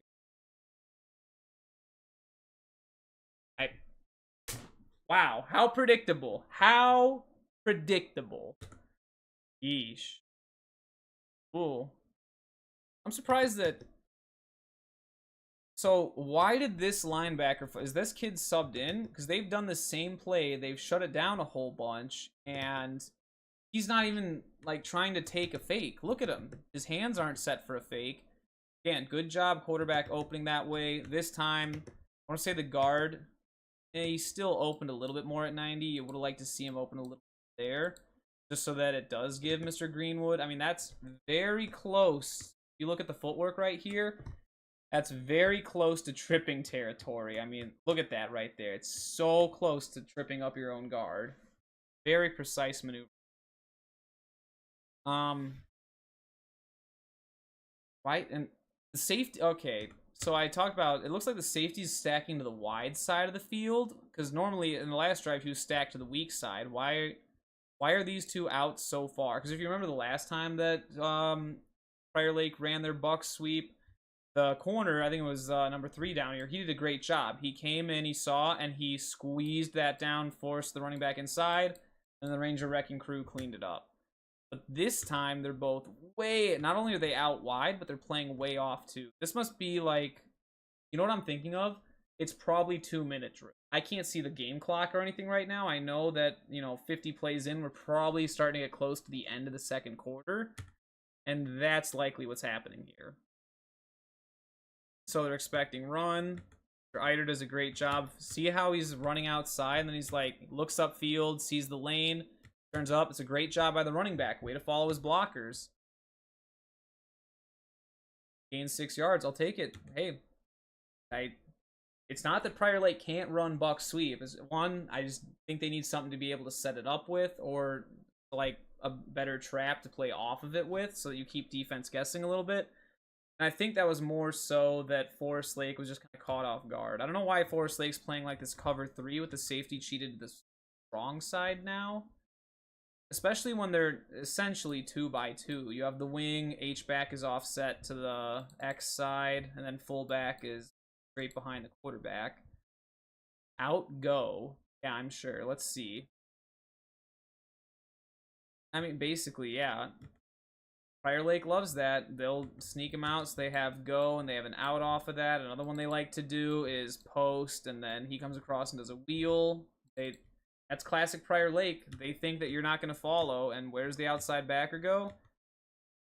Not into the flat. If outside backer does his job and goes in the flat here, as soon as you see that that's pass, step back. And this is why it's kind of hard when he's playing so tight. I would like to see him get a little wider right there. Doesn't really need to be in a 5 technique. He can still be in like an imaginary 7 because he doesn't really need to squeeze down until the snap of the ball. And then if he was, he'd drop back in the flat a little bit right there, and then that'd be covered. They do a good job picking up the deep route, though. Oh, it was incomplete. Did he get there? But he had to lob it in. You know, at the very least, he's in the passing lane.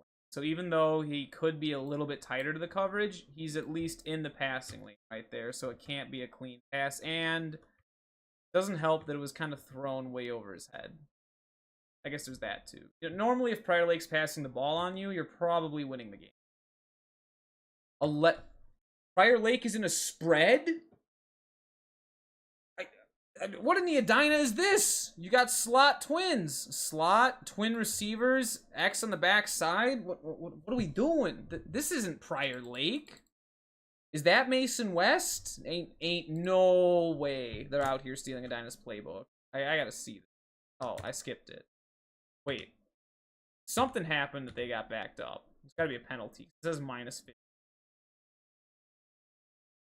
What happened? Or did he get sacked? It was a completion for -15 yards. It could be a false start. It's a little bit sus. But, okay, what's Beckman's first step? He's literally leaning backwards pre-snap. So, okay, it's a pass play.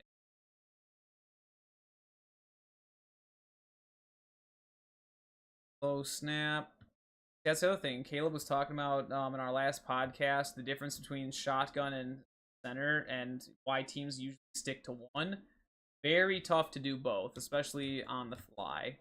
Completely changes how your center has to play, and he's got to rep the crap out of both. Whereas if he only does one, he consistently only reps that, and that makes it easy. It just becomes second nature at that point. No wheel routes. Just all hitches, and they throw to the tall kid. Are they in cover 3? Yeah, I wouldn't personally. I would not stack a safety down into 11 personnel. I don't think there's a reason to. You don't need 8 men in the box right here against only 6 blockers. It almost looks like they're manned up, man. But then if that's the case, why is he bailing back so deep up? It looks like they're running cover 3, which if that is the case, then your stacked safety should be doing a better job taking the flat. And again, this is probably the one thing I would change about Forest Lake's defense. I've seen a few times where that stacked safety and either an inside backer or the outside backer on the stacked safety side end up in the exact same zone. So one of them's kind of wasted. If the safety's stacked here and he's going to take the flat, then have the outside backer blitz. If the outside backer is supposed to take the flat, then and he's bailing, have the safety maybe do like a hook to curl right there. There's a few different ways you could execute that, but as is, I don't like having those two guys in the same. Just a waste of space. And then, like we said, now 2 defenders are on one guy that's not getting the ball. Prior Lake likes throwing to the... You know, they've only thrown to their biggest kid thus far. And he makes a catch. Oh. There was some kind of... Where was the penalty? Did I miss that?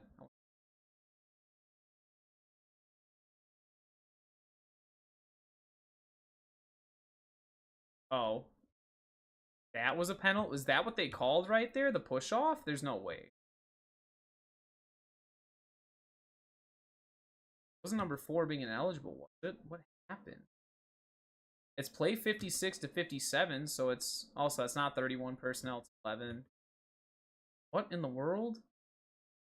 What am I missing here? What was the penalty? There's no ineligible man downfield. Maybe they... Holding would only be a... yeah. Mr. Johnson, you should know if you get double teamed, half a man. See how he kind of runs in between them? You want to break the double team, but if you look at his hands, he gets hands outside. You want to get, if you're going to work the double team, chest, shoulder, armpit on one man, and then work to turn his hips, turn your hips, get a leg in between, then you're there breaking the double team. Because if, obviously, he might be a strong kid, but no one's strong enough to take, well, first of all, Ethan Beckman, let alone Ethan Beckman and his buddy at guard. That, and then you have a running back as well. Also, credit to Prior Lake identifying who the best pass rusher is and devoting 3 blockers to him. You know what? I think that's actually why Miles is like, hey, Levi, get over there and make sure Howie doesn't kill me, please. Nice. Yeah, that push right there is the only thing I can think of, but I don't know. I missed something. So from the previous spot, it's from the previous spot, not from the spot where the offense completed it. So whatever the penalty was, it happened during the play. I guess I could go on YouTube and find it, because Forest Lake streams all their games on YouTube. It'll be up there. But, yeah, I don't know. Oh, it's just so hard to say. I don't know. Personally, I think that like I said, Forest Lake is making that one little mistake with the stacked safety on defense, just being in the same zone linebacker. If they could clean that up, their defense is pretty darn sound.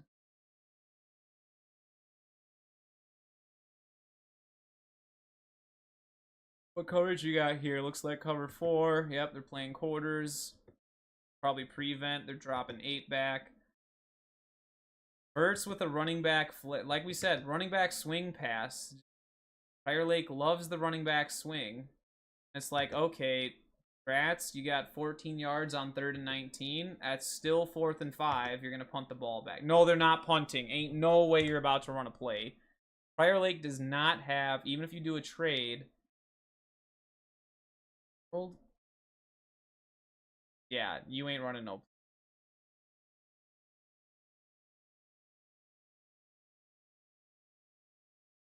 Zip. Oh, dude. High level ideas right here. Look at this. He's zipping up his jacket. That's the Z. Z goes in motion. Zip motion. Oh. Okay, Prior Lake. high level ideas. The only reason I know that is because we did that in Jefferson. It's literally the same hand zip when we moved our Z receiver in motion. So some things just kind of carry over. That's why it pays to, maybe study different programs. If you've only ever been in, like, say, Lakeville North your whole life, do you know anything outside of the I formation? Maybe not. Do you label, and kind of like I was talking about how film is labeled here, we're labeling things as if we were Lakeville North. Prior Lake and Forest Lake are not Lakeville North. Centennial is not Lakeville North. Every team is different, and it always pays to just kind of study and learn from all of them. But yeah, I gotta watch that again. That is so funny. And that is the Z, right? I guess he's more the 8. That must be Z then, and he's gotta be H, and that's probably R then. Maybe I'm just getting it backwards. But either way, he is zipping up the jacket.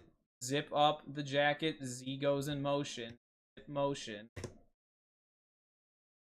Same thing as Jefferson. Or maybe it's just zip motion is what they call that in general. Maybe it's not specific to the Z. Maybe it's just a coincidence that the Z... Because I swear that's H going in motion, not the Z. I don't know.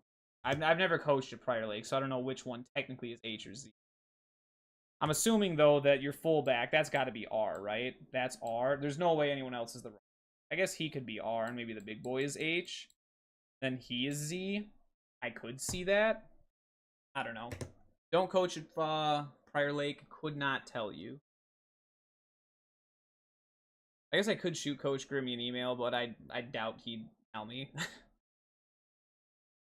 Well, you'll find out week 7 when we play. I mean, I guess... Well, no, even then I wouldn't find out. But, we'll see what they do come week 7 against the Cougars. Okay, so I'm assuming it is 2-minute drill. We've got Forest Lake coming out in a pistol spread with their East Ridge looking offense here. Ooh. Okay, nice little spot here. Again, they're putting that cover 4 and a little bit of stress here. They know he's bailing deep. He's got to go with the flat, so that leaves nobody take care of the inside. And sure, there's an inside backer coming at him, but by that point, catch has already been made. Again, great play calling by Coach Beeskow and the Forest Lake Rangers. They knew exactly what cover 4 Prior Lake was going to give him. And why... I don't know. Me personally, again, it's a 3-by-1, so we talked about the outside backers split out way wide. Inside backers shifted over. That's just nuts. Then, yep, you see hook to curl, flat, deep fourth. Outside backer here takes flat, and then I'm assuming deep, deep, deep. But then look at that. You've got 3 guys playing deep on one side of the field, only 1 deep on the backside. And if he wanted to run a post or a seam, that'd be wide open there, because the safety here is going with all the receivers there.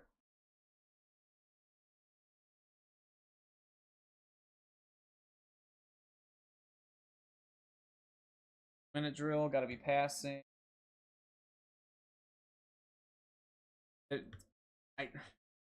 Where was the flat defender this time? So, okay, this is a great pre-snap read by Mr. Johnson, if you did read that. They're staying in cover 4, but... Are they, though? Because he's man on the backside. They're blitzing both outside backers. He's dropping the flat. Why? You're giving up the flat. I guess the idea is they don't want to give away the deep pass. They're fine giving up the flat. But think of like Anoka versus Lakeville South in the state, the section final, second round of the playoffs this past year. We did that where we didn't have anybody in the flat, and we were playing off like this. And this is exactly the result you're going to get. Hitch is there because where's the flat defender? You don't have one. So you can just take those hitches all day. And again, you can read that pre-snap. There ain't nobody out there. And you've seen when they do 3-by-1, because there's a tight end there, it's a 3-by-1 set. He's supposed to be out a little bit. Now he's not. He's blitzing. Dead giveaway. Safety comes over. So now over. And the inside linebacker's playing hook to curl. He doesn't go to the flat. And again, 2 guys in one zone there. Shouldn't he be deeper? What's the coverage? I don't know. Either way, there's no flat defender. Forest Lake takes what the defense gives them. Oh, great play. Great athleticism. Way to fight off it. And then again, if you're coming up to make the play as a DB, you go to the edge, use a sideline as your friend. Because if he cuts back inside of you, well, you got your buddies on the defense there coming to tackle him. Whereas if you go inside of him, well, now there's nobody out there but the sideline. Sideline can be your friend, but if you're in front of the defender, if you're behind the defender like that, sideline may not always be your friend. And then, pursued angle. You pursue the hip. The hips don't lie. He's running to where he's going instead of running to his hip. And he way over pursued. Gotta run to the hip. And then number 4, the other backer, he's just kind of jogging over there. He's like, uh-oh, now I have to run. So, hey, dude, Forest Lake dialed up on offense. Fantastic. Okay, same thing. If they wanted to take a hitch right there, he's playing off. Not anymore, because now you have the tight end there. He should be taking the flat. Unless he blitzes. Flat. Oh, blitz got home. Otherwise, the flat was open. Yeah. Oh, this is just a good blitz dial up. The center. Why do 2 of them? So they double team. Guard's got to have his head up. I just don't think the guard. You see, he looks right at the nose guard. He never saw the blitzing inside linebacker. If the guard has his head up even slightly, then. And you can tell it's slide protection that way. Back comes up to fill the backside. If that guard just gets his head up to see the inside linebacker, no blitz. Well, the blitz doesn't get there. You can either pass to the comeback down there. You can pass. There's nobody in the flat. That's wide open. You can get out of bounds. Save the timeout. Yeah, just got to be paying attention up front. Number 4 did a good job blitzing, and left guard did not have his head up to pick him up. If he did, Forest Lake has a big play right there. Again, Forest Lake play calling. Gold star. Fantastic. Just clean up a little bit of that execution, like we said, and they could be a contender. The way Coach B Scout was calling, I don't know if he's the OC or not. You know, I have to go check my master spreadsheet. So get a little sneak preview. It's not fully complete yet, but analyzing all the teams, we go to Forest Lake. There's a good old Rangers, a little overview. Coach B Scout. I don't know what he does for work, but is he also the OC? Yeah, I never filled that out. I don't know. Maybe he is, maybe he isn't. Oh, you know what? Actually, let's hit up Insta. I know that he did the skull hole Productions did one of the posts on him. If you go over to where's Beast? Wasn't he one of the first one? There he is. What is your in addition to the head coach, he's also the offensive coordinator. So he is the one that's calling all the plays. So now give him the credit. Fantastic play calling, Coach. Absolutely dialed in to what Prior Lake is. Same thing. Once again, he rotates up. Why? There's nobody in the flat. If I'm like in this, just take the speed outs, call some speed outs, call the comebacks. I don't know how many timeouts they have to work with. I don't know as much about the bootleg. They're set up for the bootleg, but there's nobody in the flat. And by the time you run a boot, the inside linebacker and the other safety can get over there. Whereas suppose you just do like a 5 and out and a go on that. Well, both these two are bailing deep. They're going to go with the go route. You can take a 5 and out. You can even push it up to 7 if you want to. And then that's a free 7 yards. You're almost back to the sticks on 2nd down. Yep, they hit him with flood, though. 10 personnel, timeout. Oh, pre-snap stemming. Looking like Mounds View right here, Prior Lake. Okay. See that shift? Oh. My guys. It's 3rd and a mile. Gotta read. So, you never listen to the cadence, and some teams say watch the ball. You can see he is sort of looking at the ball, and he's like, uh-oh. So what I always read, your first key is either you can read the hand right there, or another good first key is the shoulder. On the shoulder, because you should have your eyes up anyways, a defensive lineman. That shoulder doesn't swing back, you don't move. Like, sure, you may be like, oh, I can get a head start if I listen to the cadence. Learn to react. If you want to play football at the next level, you've got to react to that. If you go to, like, University of St. Thomas State, if you go to any college practice, First drill they do. Said hut, hut, hut, whatever with the cadence. He says, don't listen. It's off the foot move. And I don't do that at Lakeville South. When I do it, again, I like to have them read that first key. It's either the hand or the shoulder. Doesn't matter what kind of cadence I get. You don't move until that shoulder moves. That must be a DC up there because he's calling something. It looks like Coach Fear. Yeah, because I want to say that's Coach Gegenheimer over there. Gegenheimer likes to wear hats. And I think I can see there's the arm tattoo. That's got to be Coach Fear there. Look at this sideline reaction. Not happy about it. Players realize that something happened. Oh, look at all the heads on helmets. Oof, duh. Oh, that was 4th? 3rd and 17. This should still be 3rd. I don't know. It shouldn't say NPC activity there. 10 personnel. He split out. Inside backers split out. I mean, it's 3rd and 12, not 4th and 12. If they wanted to run a quarterback draw and pick up like 6 or 7 yards here, they easily could do that again. Surprisingly, they're still lined up to play cover 4.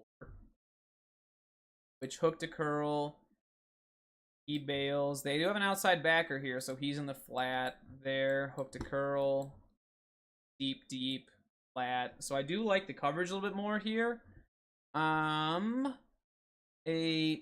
Assuming they're only, and it's pretty obvious they're only bringing 3 if they do sneak a blitz from somewhere wide, which they don't. Oh, dude, the coverage went exactly where I thought it would. Let's go. Dang, call me Mason West out here reading coverages pre-snap.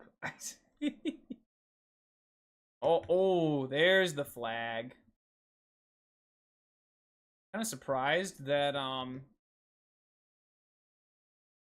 if they're running cover 4, taking away the flat, usually something in between the safety and backer, like a dig right there would be really successful, but then and actually, yeah, you see, look at all that green space. That dig is wide open right there. Especially if you get a post. That'd be actually a good concept. If you have a fade on the backside, get a dig, and a post. Because then it forces, then all you have to do is read that safety in the cover 4. Go with the dig, is you go with the post. Whichever one he goes with, throw to the opposite. Wide open. But you get the penalty. Ryder there's not happy about that. And then see from the other safety, number 3, there was hands on helmet at the end of that. A lot of hands on the helmet here from the Lakers. Yep. Yep, another hands on the helmet. There's one over there, hands in the air, hands in the helmet. Must be a tradition in Prior Lake, hands on helmet. Ooh, quads open. Now, oh, dude, all the linebackers. This can't be a nickel. Is that the outside linebacker again? It is. You're telling me this is an inside linebacker. That's an inside linebacker. Your outside backer's here. Is he supposed to go to hook to curl, or does he have flat? I mean, if I'm looking at this, I see backside comeback or hitch wide open all day here. I mean, it is. They did want to throw that.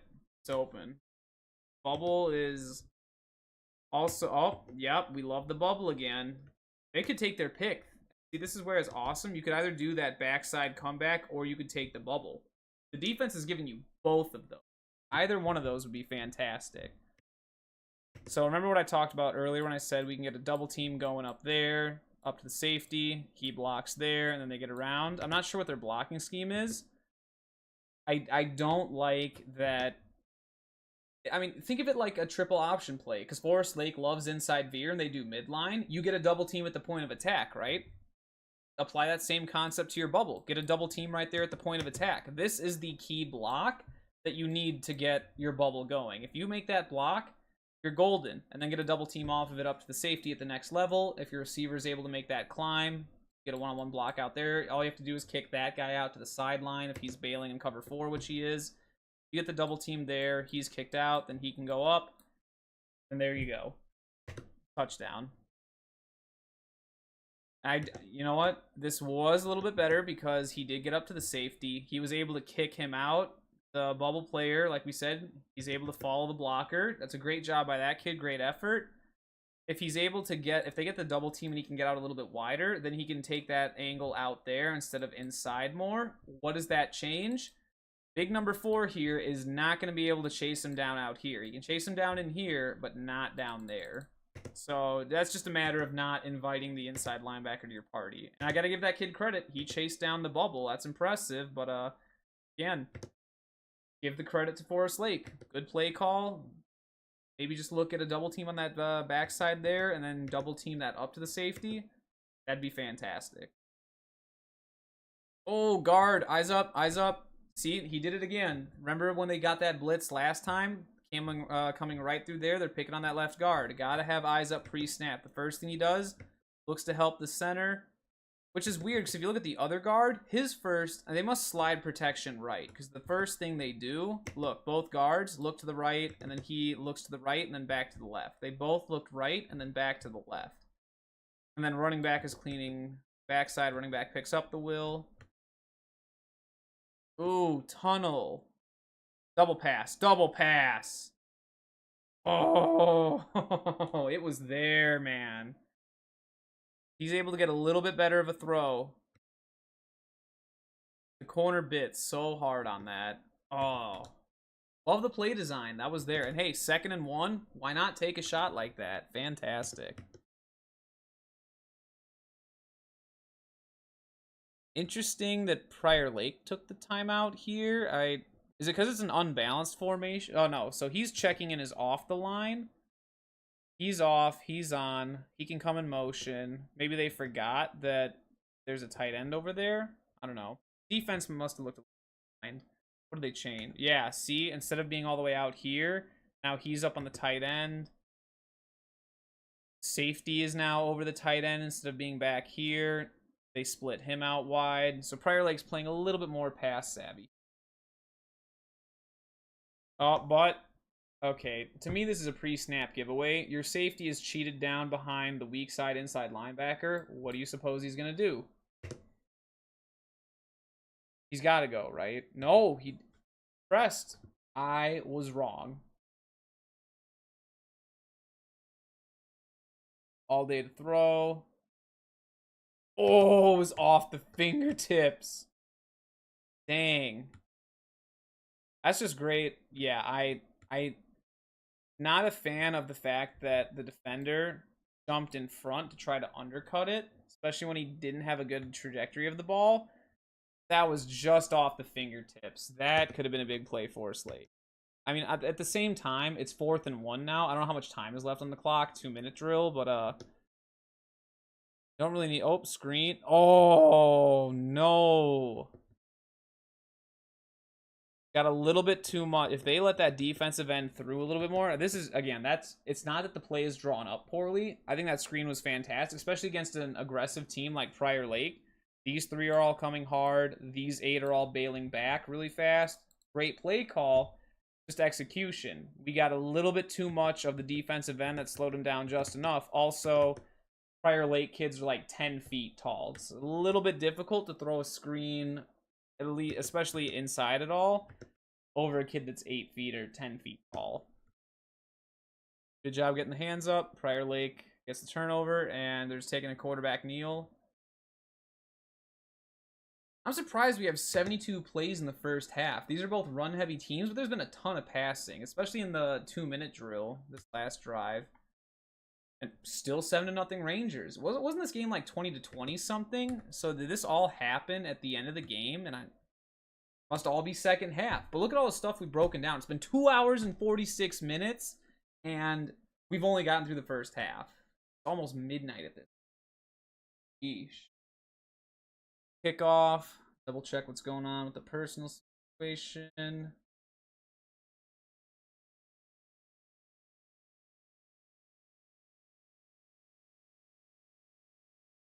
We'll pause and we'll go back to Prior Lake.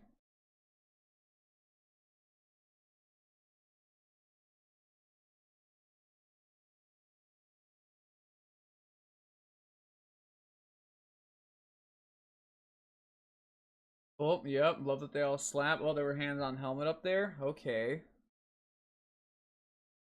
Field the ball. We get it past the 20. Go right around the 20. Get 1 extra yard. I'll take that as a dub. But hey, Forest Lake, look at the way they rallied to the ball. Ever since they were kind of off on that first kick return, they've been like nailed on it like that. Okay, wing, just base wing right. 22 personnel. Well, I guess technically 31 personnel. So normally you'd say 2 tight ends, 2 running backs, 22 personnel. But like I said, that's a Y. I think technically H, Z, and R, regardless of what you call them, are all technically more running back type kids. So I would personally, most wing tees are 22. That to me is more of a 31. I think Eden Prairie's the same way. They, even though they have a 2, 3, and 4 like that, they call them 2, 3, and 4 instead of R, Z, and H. They still consider all 3 of them running backs. Buck sweep. I didn't even look at the name. It said 28 sweep up at the top there. Just by that orbit motion, what's the only play they've run out of that is Buck sweep. And if you look at, I'd have to go back and look at the trap play, but the trap play, he went up the middle like that. On Buck sweep, he's going out wide. And again, look at all the Rangers. Look at every single Ranger. Where are they looking? Not at the fake, not at the orbit. All 11 are looking straight over at the Buck sweep. And Prior Lake keeps going back to it, even though they don't have anything. And see, that's why it's important to have a play to either set it up or play off of it. Because if you just keep running Buck sweep, Buck sweep, Buck sweep, and there's nothing else that looks even remotely like it, they just know that Buck sweep's coming and they're able to shut it down just like that. Credit Forest Lake. Boom. But thankfully for Prior Lake, that's something that's easily fixable. You're going to run Buck sweep, throw in a midline or an inside veer. And if you don't want to do that, do way more trap off of it, and especially trap to the inside. And if you are going to do trap off it like you did earlier, don't have him go out there like it's a veer fake. You have to have him do a trap fake if trap's the play you're going to set up off of it. If you are going to have him go out there like it's a veer, then you got to put an inside veer. If you're not going to put an inside veer, don't do the Buck sweep that inside veer sets up.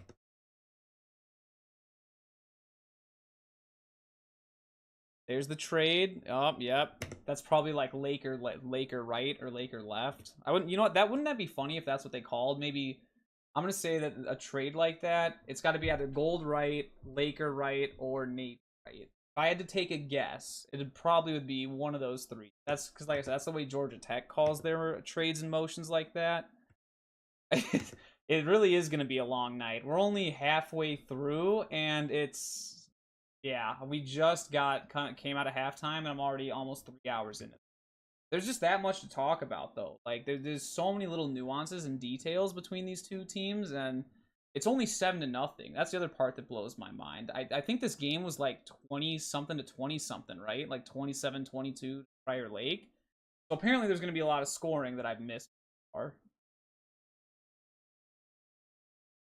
Oh, this is line. This is line. When you get the tight end pulling down inside, I'm pretty sure that's line. But Prior Lake does not like hitting the hole. Look at the beautiful hole right there, and what is their first instinct? And also, great job. Got to call pull, pull, pull. He does a good job scraping over, getting in the hole, forces Mr. Eiter to bounce it outside. Corner stays on the edge, forces him back in. Rangers can clean up. Just got to make sure that we break down a little bit better. And again, yeah. Backer does a good job. 21 is the one there that could be played a little bit better. And again, remember how earlier I was saying that I would have liked to see, instead of a 6, I'd like to see him more out there in a 7? This is a good example as to why. Because if he is out here in a 7, then you're out here. If they try and do if he tries to bounce it outside, then you can compress it down. Your inside backer's there to plug his gap. You're plugging his gap. The moment he looks inside here, now you have 2 guys in the C gap right there. There's nobody left in the D gap.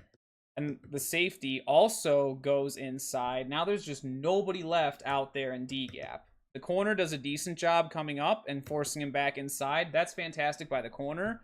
But these 3 guys, it was a little bit of a boneheaded play. Got to make sure we stick to our job, not do somebody else's job and pursue the ball. And then, of course, it's Prior Lake. They have athletic kids. They're able to get downfield.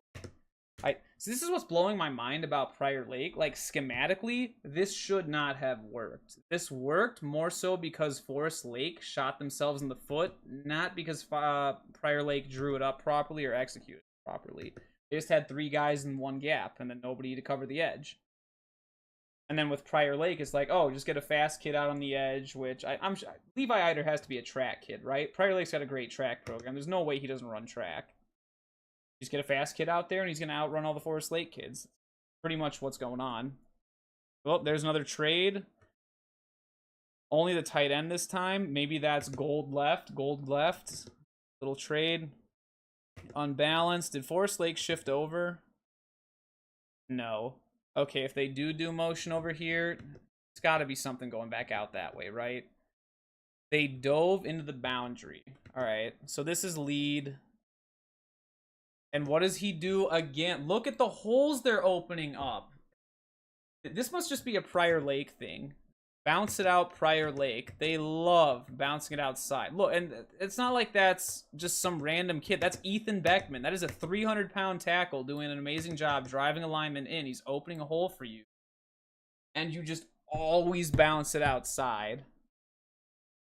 Also, is number 4 is their inside linebacker, right? Again, you're a school of like 2,800 kids, and there's that many kids playing both ways? Question mark. Again, that's not a judgment thing. I'm just curious about that. Maybe not that many kids are athletic. I don't know. I'm not over at Prior Lake. I couldn't tell you. Okay, this time they brought them both older. We'll call this one Navy left. Navy left because they trade both the tight end and the H-back. Fake.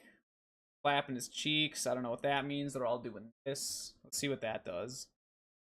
Oh, it's just lead left. All right, maybe that means same play. Give it to him again. Well, maybe this is why they bounced it outside instead of cutting it in. This time, 54, great job. See how outside backer does a good job maintaining a C gap. Rangers come in and finish from the backside. This is great penetration. They do a great job crashing it down, containing the gap. Prior Lake's getting a good push downfield, but they're just missing the key blocks. And you know what's another weird thing? So it seems like it takes Prior Lake a second to kind of get their offense. I don't want to say flowing, but they're just not hitting as fast as it should. Like, well, what play are we on? I got to remember that before I exit out. 78. So we'll come back to 78. Like, I want to think, all right, I'll show one play of Lakeville South here. Actually get a touchdown play in here. We'll look at trap. So look at how fast hitting this is. Turn around, boom, boom. Has the ball and he's gone. Just like that. That's how fast it is. And then you compare that to Prior Lake. Going back, with Shakopee. There we are. Play 78. Compare that same thing. Look at how long it takes after the trade. Look at how long it takes for that lead to develop. Yeah, okay, yeah. Touch the face and everything. Make your call. It just takes a way longer time. So, I don't know. That's just something I noticed going between two different teams. One, I can just see the call up there. Whoever labeled it, it's going to be Buck Sweep again. And I'm going to guess. I don't even need... If the label's correct, he orbits there. He does a fake dive out there, even though there's no inside veer. He pulls, he falls behind after doing one little, maybe a tap step that way and then come back. Would it be? How did I know? And what do they do? Do we follow our blockers? Wall block. They're blocking inside. Other guard. So Wyzetta does a good job with this on GH counter. If the first guard comes around and there's nobody to kick out and he looks inside, the H-back coming through, if he sees that, he doesn't keep going inside. He comes around and leads out there. Centennial does a great job at this too. Anytime if they're like, there's no kick out block, then the backside guard just keeps coming around as if it's power. And that would have been a lot better, but because suppose that 54 comes out here and takes either 44 or even number 4, that's going to be a big play. But no, he decides to run headfirst into literally nothing, and then a guy's left unblocked to go tackle his fullback. Oh, no, not 11 personnel. Prior Lake, do not pass. Are they going to get a... It says they got a completion here. Is it flood right? Hitting them with the levels. So, you know what Prior Lake learned from their previous play?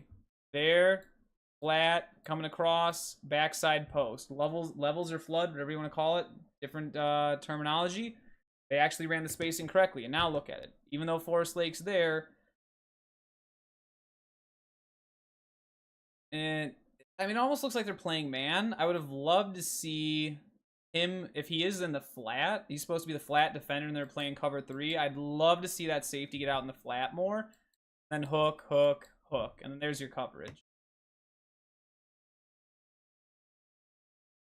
Yeah, they're kind of picking on that strong safety that cheats down into the box.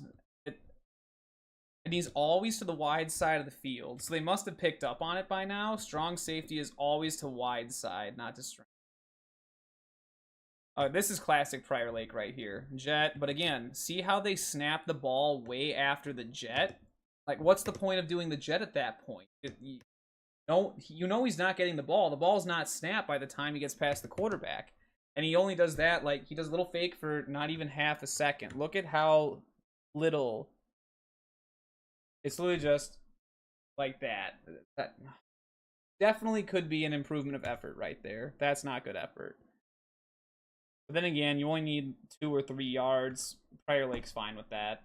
Again, not drawing up the best. It seems like they're just like, big kids, go be big. And then fast kid, run behind big kid. Without thinking necessarily of what the technique of said big kids is. Okay, no, the motion's not labeled, but it says 28 sweep.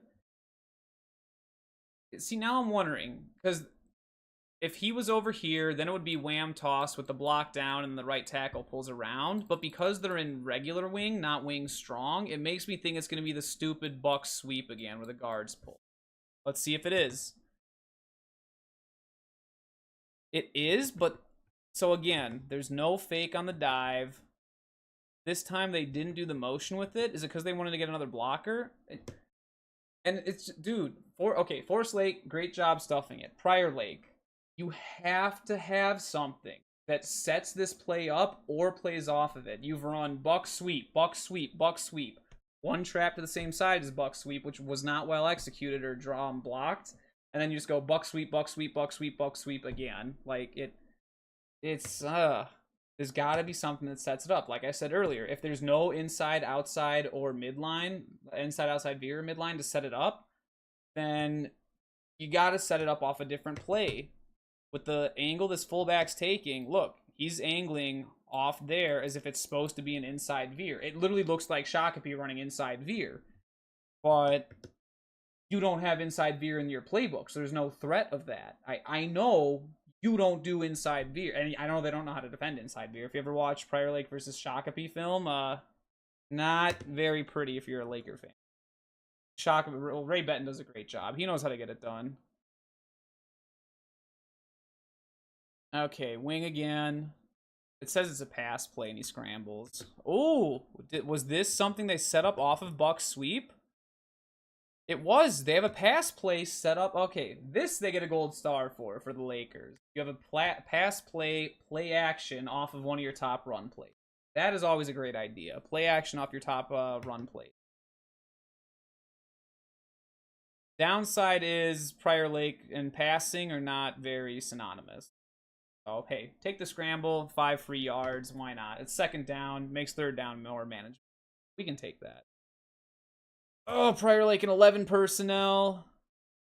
Says they get a penalty here. Oh, there we go. That time, gold right, gold right. Line. It's just line. They didn't call anything off of it. See, so line, to go with the terminology, I think I was talking about this at the beginning.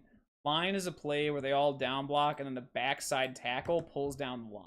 That's what this play is called in Laker terms. That's the line. And it's decently well drawn up, but again, where's line supposed to hit? If this is more of a trap and he's hitting inside, the hole is right there and you can see it. Sure, there's a linebacker waiting on the other side, but again, what do the Lakers like to do? They bounce it outside.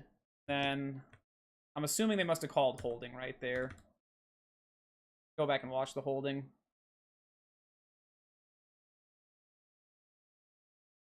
Oh, yeah, that definitely. Coaches are yelling right there at it. That was Can't be holding at the point of attack. They'll let you get away with holding on the backside nowadays, but if you hold at the point of attack, that's a big no-no.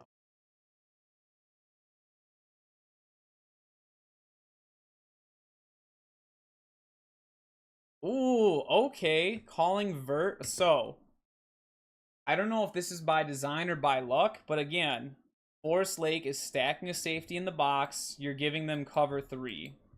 Where are the gaps? Gap, gap, gap, gap. What counters that? Vert, vert, vert, vert. Now you're running in between, and the easiest one to pick off is that safety. Where does the safety go? If he comes down with the H-back, which he does, that leaves this seam open. And actually, I think the H-back was more open. Look at the H-back vertical right there.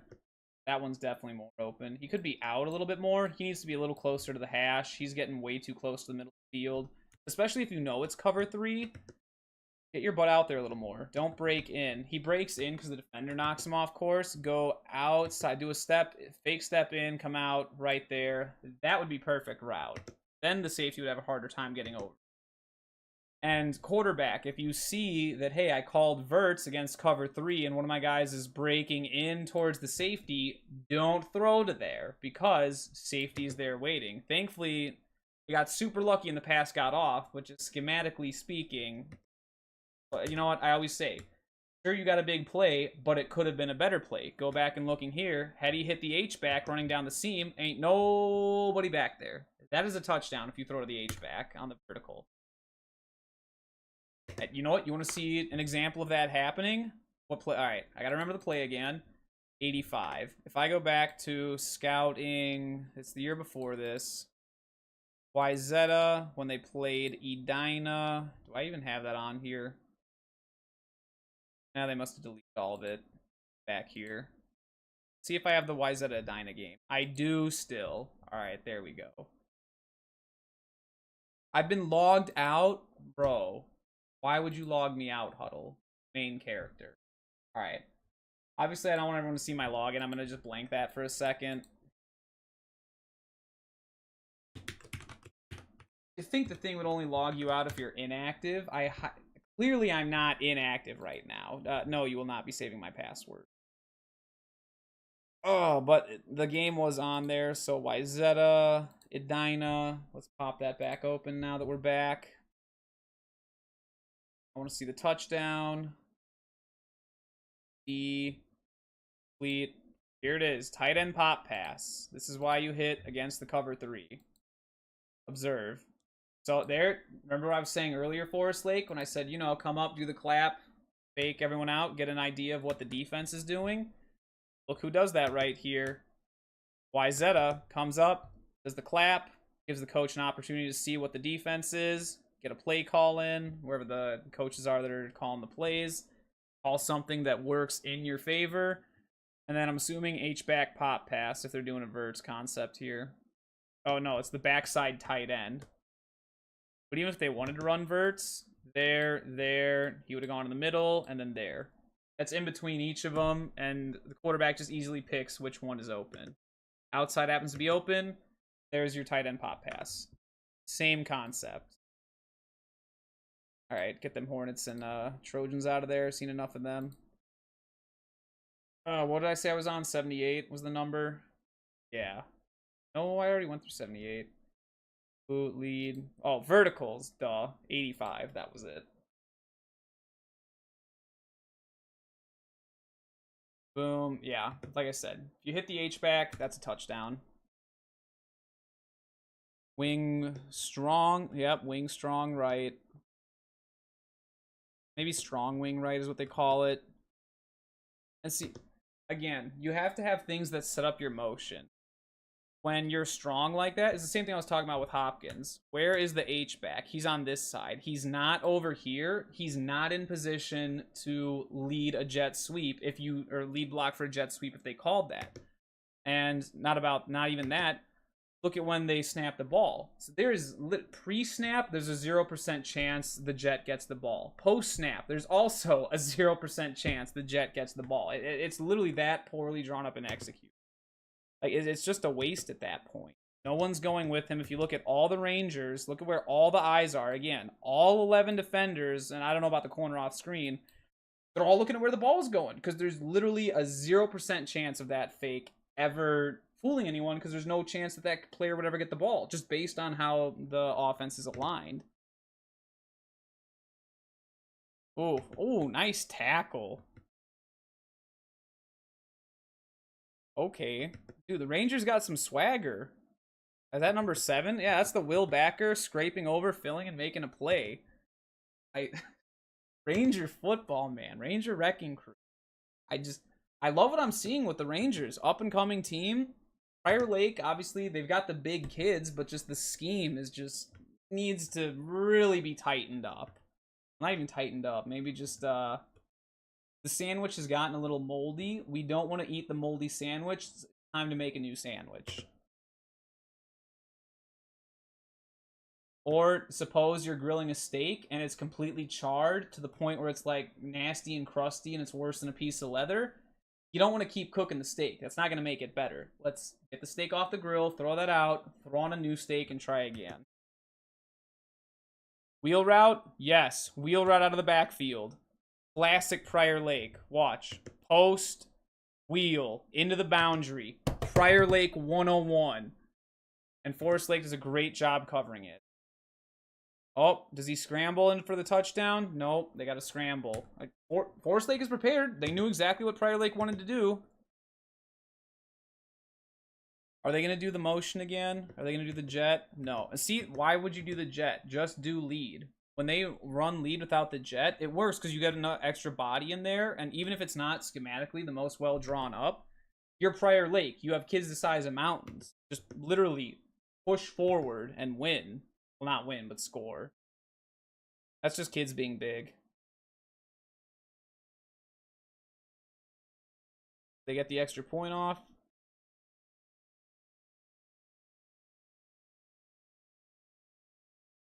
Yeah, if I'm Prior Lake, I just don't run that jet motion off of Wing Strong. If you're in Wing, if you are gonna do that motion, then you can't be in Wing Strong. You got to be in regular Wing. Your Wing Strong, motion useless, and snap the ball early.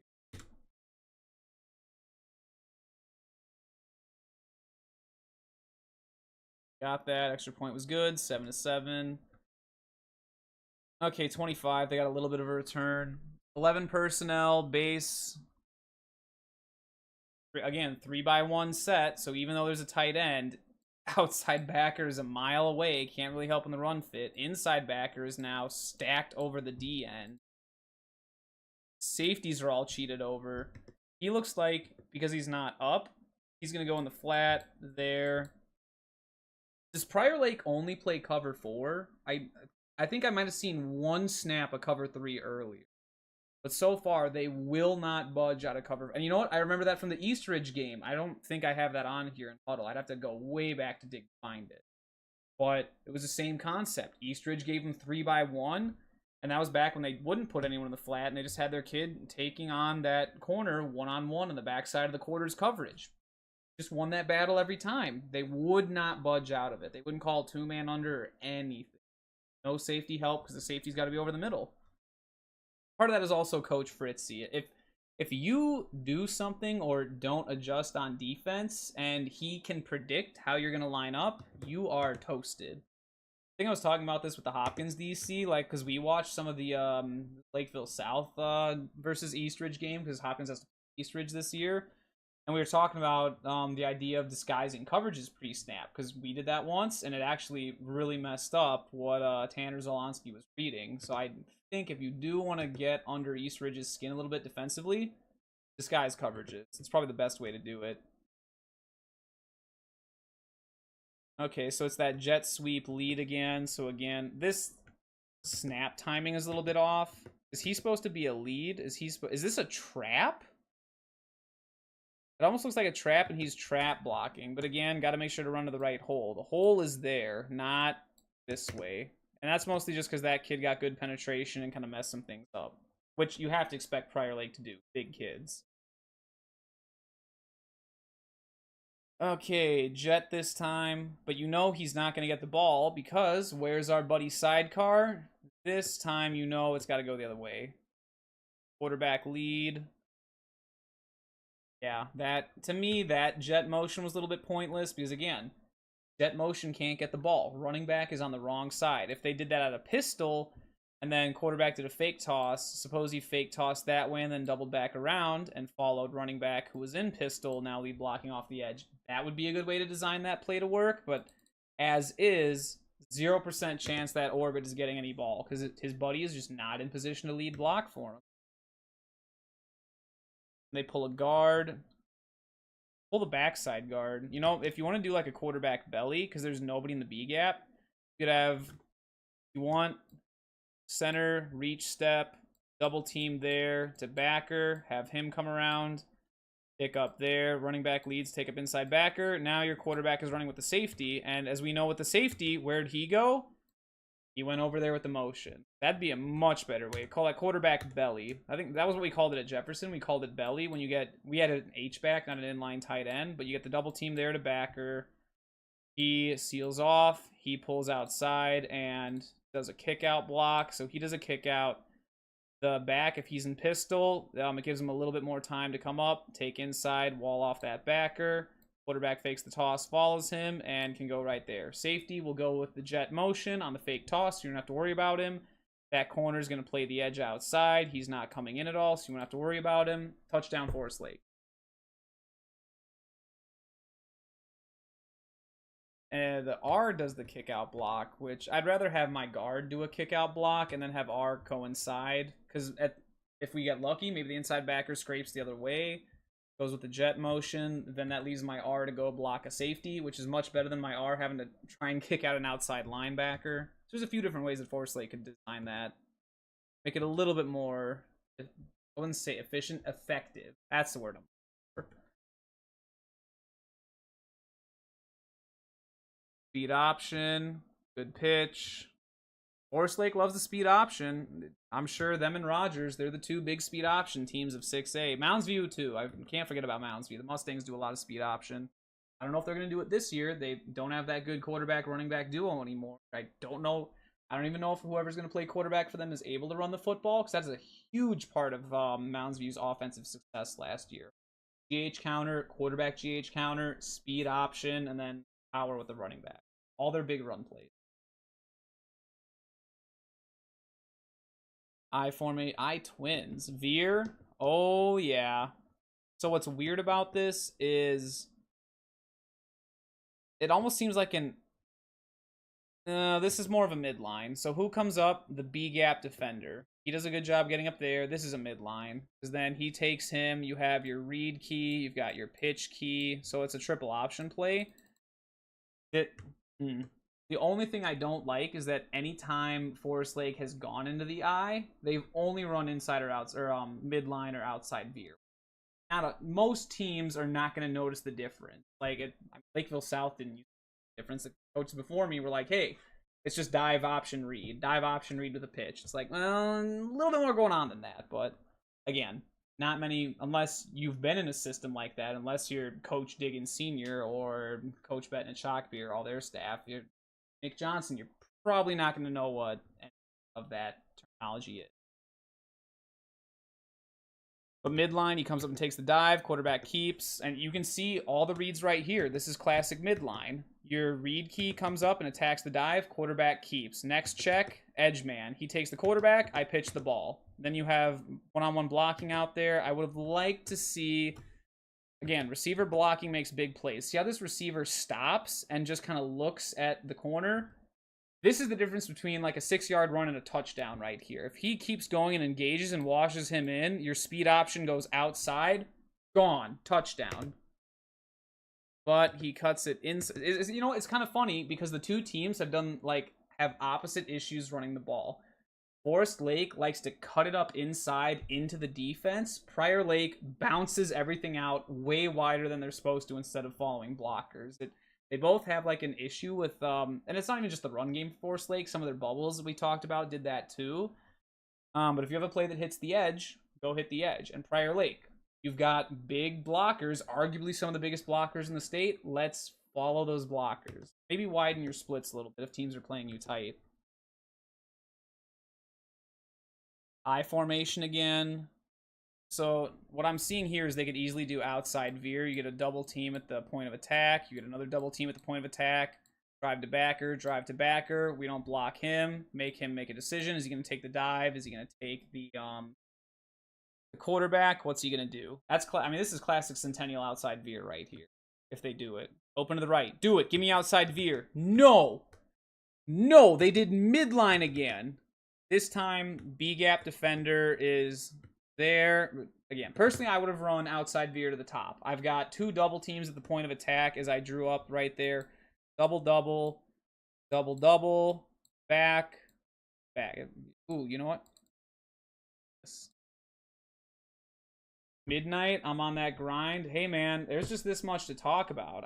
Again, like, it always stinks when a coach tells a football player, like, hey, you need to watch film, but if you don't know what to watch for, any of these nuances, like, again, and that's not the fault of the kids, you just literally haven't had the experience that like a coach that has studied everything has. So that's why I kind of like to break this stuff down. That way, instead of you having to try and figure out, what does all that mean, all you got to do is listen. Don't have to understand, just have to listen and obey. But drawing up the thing, we got a double team right there. You can get a double team right there. And then train that up to backer, train that up to backer. Outside veer is beautiful right there. Then, like I said, make our buddy out here, he's got to make a decision. Am I going to take the quarterback? Am I going to take the dive back? What do I do? Whichever one he decides, opposite person on offense gets the ball. And then if NPC safety back here, if he wants to come up and come make a play, he's like, oh, if you can't tackle the quarterback, I'll take him. Pitch to our buddy out here, get on the edge, get a block right there. Touchdown Rangers. Guaranteed.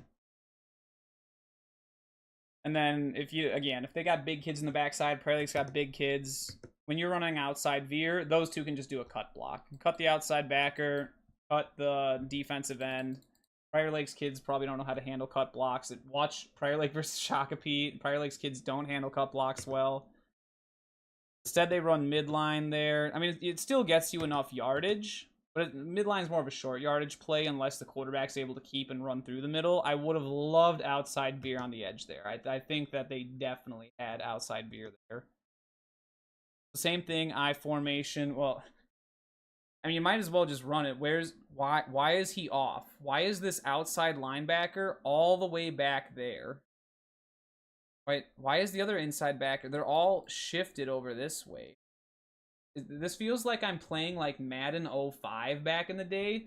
When you're on defense, you push B and then left or right on the control stick. Like playing on GameCube. B, left, right on the control stick, and it slides your backers one way or the other. It feels like I'm doing that, but normally stuff you see in a Madden video game, you shouldn't apply to real football. Unless it's the triple option flex bone in college football 25. I have a lot of fun running that. Again, if you can make those read keys, you never got to pass the football.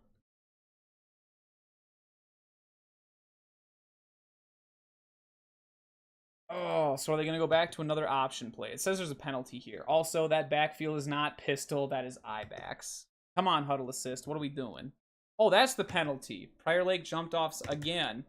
What is your first key? Are we reading shoulder? Are we reading hand? Obviously, we're not watching the football. If you look at their eyes, they're not watching the football. Even his eyes are up. He's not watching the football. If your first key is supposed to be the shoulder, you don't move unless that shoulder moves. And you can tell, look at where they're, I'm assuming because they're looking down, hand, they're probably reading the hand. And the hand didn't move. Hand doesn't move, you don't move. Don't move. I keep pointing over here because that's where my screen is, but my camera is actually over here on my other screen. So I'm like always pointing at the film that's over here. And I'm like, wait a minute, film players are over here, film's over here. I'll figure that out eventually. Just like Prior Lake, I can't get the direction right. Instead of running and pointing to where the camera is, I'm bouncing it outside. Oh, I cracked myself up. They've run out of this formation. Oh, play action. It's not really a play action off the veer. It's just kind of a max protect pass play. He did a good job coming back. It's just a comeback. And again, where's the flat defender? Flat defender's up here. There ain't nobody there. There are... Oh, Prior Lake out here with that Swiss cheese defense. Look at that. Look at that. Look. I mean, if you just run like a hitch right there and then get him to go out and block, gone. Like, there's so much you could do with that much space to work with. Now I see, and then if he's blitzing and he's over here because he's blitzing, he's covering for him, then why can't he go in the flat? If he's staying hook to curl, and is that just their gamble? They're like, we're hoping our pressure gets there before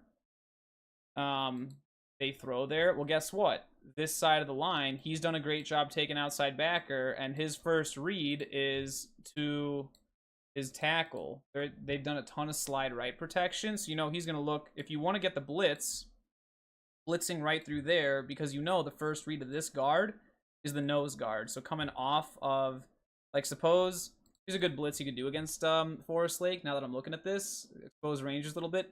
If he creeps up to the edge, and comes back in last second and hits B gap just off of the guard's butt, the guard's going to engage that nose guard because he's not going to see anybody coming backside, and so he's going to engage. And then that little bit of hook motion right there, that will's coming off untouched, and that's a sack.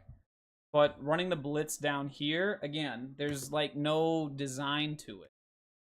And look, see, 71 did a great job. He helps initially. He trades it off to the guard. Guard's first read is looking there. 71 does a good job picking him up. He's got a running back to help him off the edge.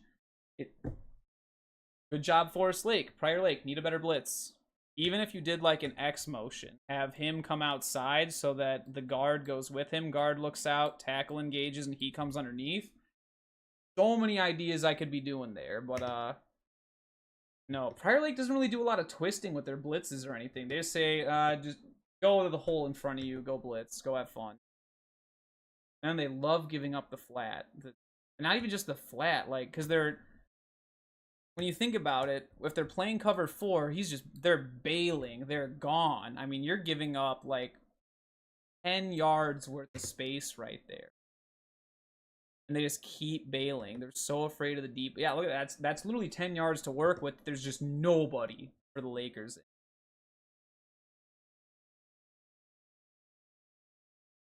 Okay, so, wonder if he's blitzing again. Again, they're playing cover 4. You can see him looking in. That's cover 4. He might be manned up. It's kind of weird that he's looking at him like that. But I assume he's got to drop back. He's in position to take the flat, hook to curl, hook to curl. Again, where is the gap? All that beautiful space out there. You got a ton to work with. Even if you just did a comeback right in there and then have him go deep or have him run a post. Have him hit a post there on top of that. Both of those two are going to go with the post. Ain't nobody going to take the comeback underneath.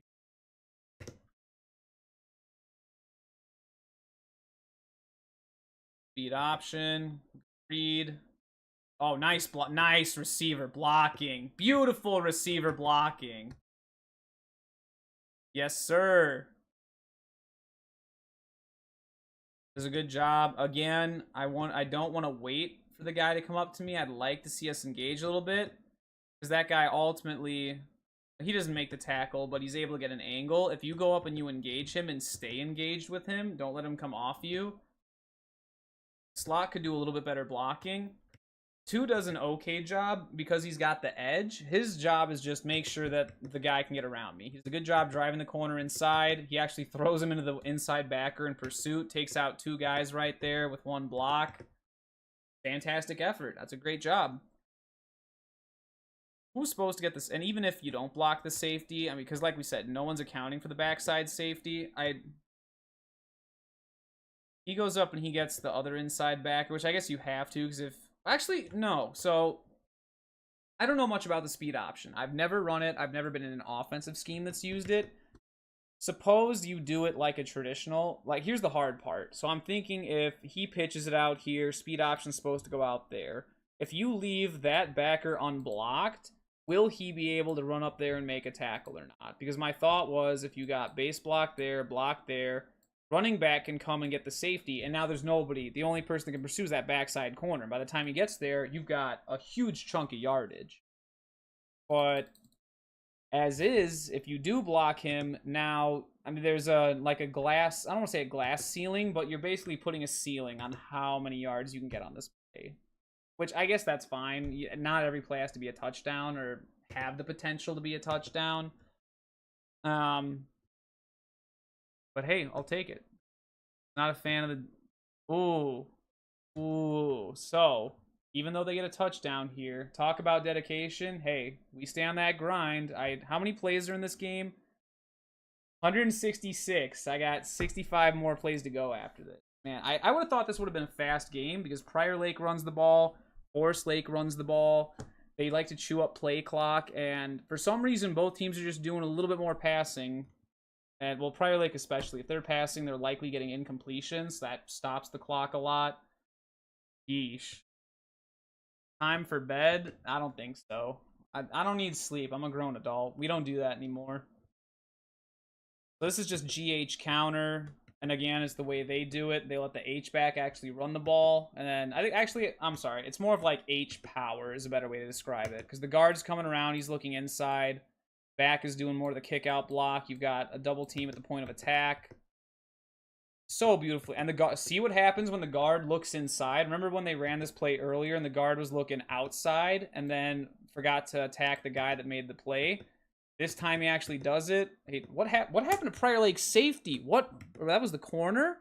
Okay, first of all, if you play corner and you're running inside, don't do that. You are the furthest outside man in the defense. Get back out there and stay on the edge. What are you doing coming inside? And then look at that. They run into each other. He literally just falls down at the sight of number 50 coming to block him. Ryan Beauty, can I have your haircut and biceps? No. You're more than welcome to go strengthen your own biceps, assuming you have correct curl form. According to the Lakeville Lifetime Fitness, there's a lot of NPCs that do not have correct curl form. But they don't have the privilege of being coached by me, so it is not my place to properly instruct them. We'll put it that way. No, great design play by Forest Lake. Even though, I don't know why Prior Lake falls for the jet motion. Again, because the running back isn't on that side, you shouldn't even be worried about a jet. Because there's nobody to lead block. The running back's on the wrong side for that to be a jet or even a toss. If running back is on this side, how is he going to come out there and lead block? He can't. Because then he's going to get in the way of the handoff. Unless he lead blocks and then R takes the jet, but then what's your play fake going back that way? There isn't one. That's why I'm not a fan of this. Again, you're still getting motion that way, run back the other way. Like I was telling Hopkins, you want to have motion, run play opposite of motion, because look at what it does to Prior Lake's defense. All the DBs go that way. Backers go that. See how the entire defense, all of these guys going that way, going that way. Who's left over here? One safety that falls over himself. I'm smart. I am not smart. I am just a nerd. Touchdown Lakers. That's simple. Again, Coach B-Scow gets another green check mark. Fantastic play calling. It's designed. They knew what Prior Lake was going to do, and Prior Lake... Oh, no. Oh, that's... Oof. That's just bad luck, man. Gotta handle the snap. What happened here? Oh, it was just a low line snap. See how it comes out low and never really reaches the ground? Oh, that's tough. Tough break. Gotta execute those.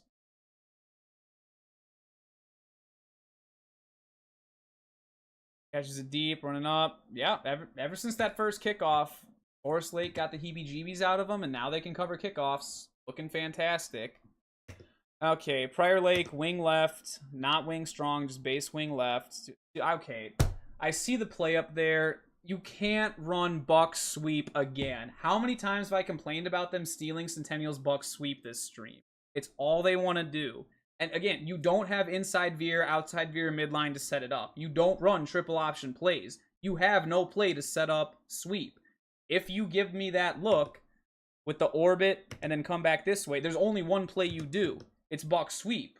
And again, hole isn't there, so what does Eider have to do? What does Prior Lake do on run plays? They don't follow blockers. They got to bounce it outside. Number 4 does a great job forcing it back into the wash. Ranger Wrecking Crew cleans it up. Like, sure, you still got a 4-yard gain. It could have been a little bit better executed. But how much of that is just because Prior Lake's big? Like, what in the world is 26 fold? Okay, gold left, gold left. That's the trade motion. So again, this is line. This is not 26. I don't know who labeled that. That is not 26 full. The play that Prior Lake calls this is line. The tackle goes down the line, and then they down block. That is bread and butter Prior Lake right there. But again, which side is the running back on? He's over here. It doesn't matter what trade motion or any of that garbage you do. He is offset to this side. Your run play is going there. It's that simple. You can do your trade motions or whatever, but I know where you're going. It doesn't matter what you do. You could be doing your power out that way. You could be doing line. You could even do GH counter. It's going that way. It just is. Again, if you want to put him in pistol, makes it a little bit harder for me. You could do power this way, but because he's on this side, you can't do a power handoff right there. That guard will never get over there in time before the running back gets the handoff on that side of the quarterback. And if you do quarterback power, then there is no handoff. It's going to be even faster. The guard will never get there. The only thing that could make this a little bit better is if they did do a fake jet sweep. So because guard and H-back are on the same side, jet motion would actually be a good idea here, because then it's set up pre-snap. I would not be able to tell. If you motion right, race please, there we go. You motion right here, I can't tell pre-snap which way you're going to run, because, and this is what Minnetonka does so well, and if you ever want to see how they do their jet motion with proper H-back and running back alignment, they're phenomenal at this. Because that's why they run quarterback GH counter. Suppose they have him go out there and lead still, they can still hit their quarterback GH counter, have the trap out there, he does the seal, pulls around, looks inside, and everything would be accounted for right there. And then you still do the fake jet handoff, quarterback does a step with it, and then counters back that way. And that's Caleb Francois in a nutshell right there. That's essentially Prior Lake. I'm sorry, Minnetonka. Prior Lake doesn't know how to do that. Which is funny, because Prior Lake plays Minnetonka all the time. Who knows? I'm the goat. No, I'm actually not a fan of eating goat. Goats have 4 legs, not exactly a very high protein content. I highly recommend tuna, salmon, or chicken in that order. Fewer legs, better protein. Right? Maybe Prior Lake should bounce every run outside. When you follow your blockers here, it doesn't exactly pay off for them. Oof. Oof duh. Okay, so they're in regular wing again.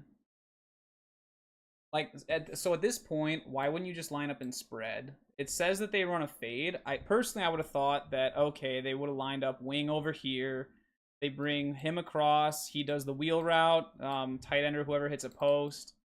Actually, I wouldn't be surprised if that originally what it was supposed to be, and then he can motion across, hit the post, or the wheel in the post. That's usually what Prior Lake likes to do. But this is just a straight fade. I mean, we did that at Lakeville South when we had Colton Smith at wide receiver. Anoka was wise to that, though. If you go back and watch our game against Anoka, they doubled him anytime we got in our formation where we stuck him out wide. Because they know, what do we do when we stick that kid out wide? We throw a fade to him, especially at that part of the field, specifically in the red zone. You pick up on stuff like that. Prior Lake puts an absolute tall kid out there. They want to say, tall. This is what I don't get about Prior Lake. It seems like they're just like, tall kid, go catch fade. Big kid, go push that way. Running back, go run behind big kid, bounce out. Like, in a nutshell, that's almost what Prior Lake's offense seems like to me.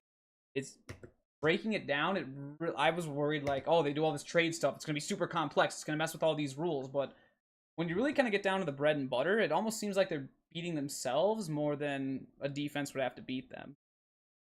Interesting. Hunt, and was that 3 and out for the Lakers? It was, dude. And again, talking about complimentary football, Forest Lake has been dominating the time of possession in this third quarter. Prior Lake has not been on the field. How did Forest Lake lose this football game?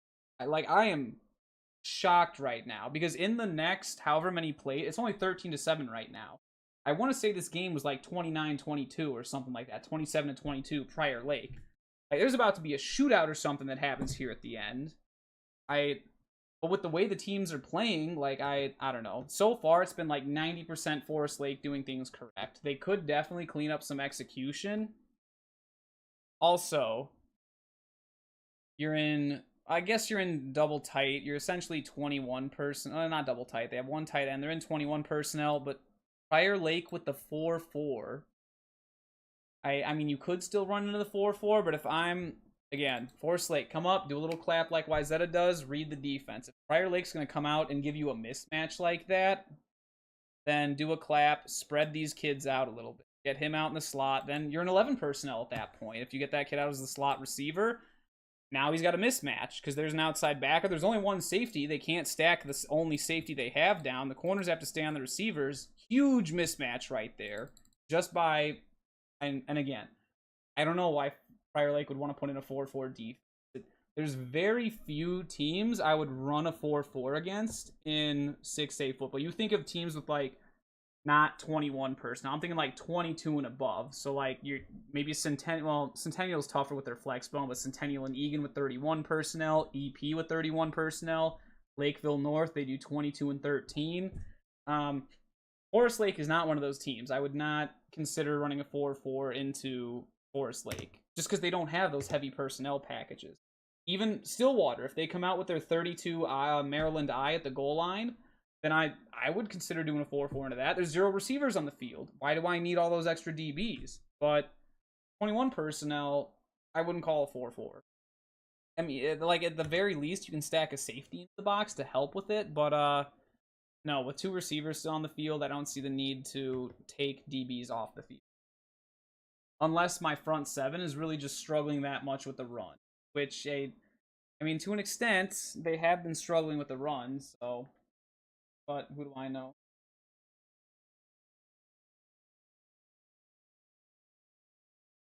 Ooh, okay. See, again, they're running opposite of the jet motion. Jet motion's going that way, run's going that way. I like that. Oh, and the quarterback fall. Is this like a midline bash?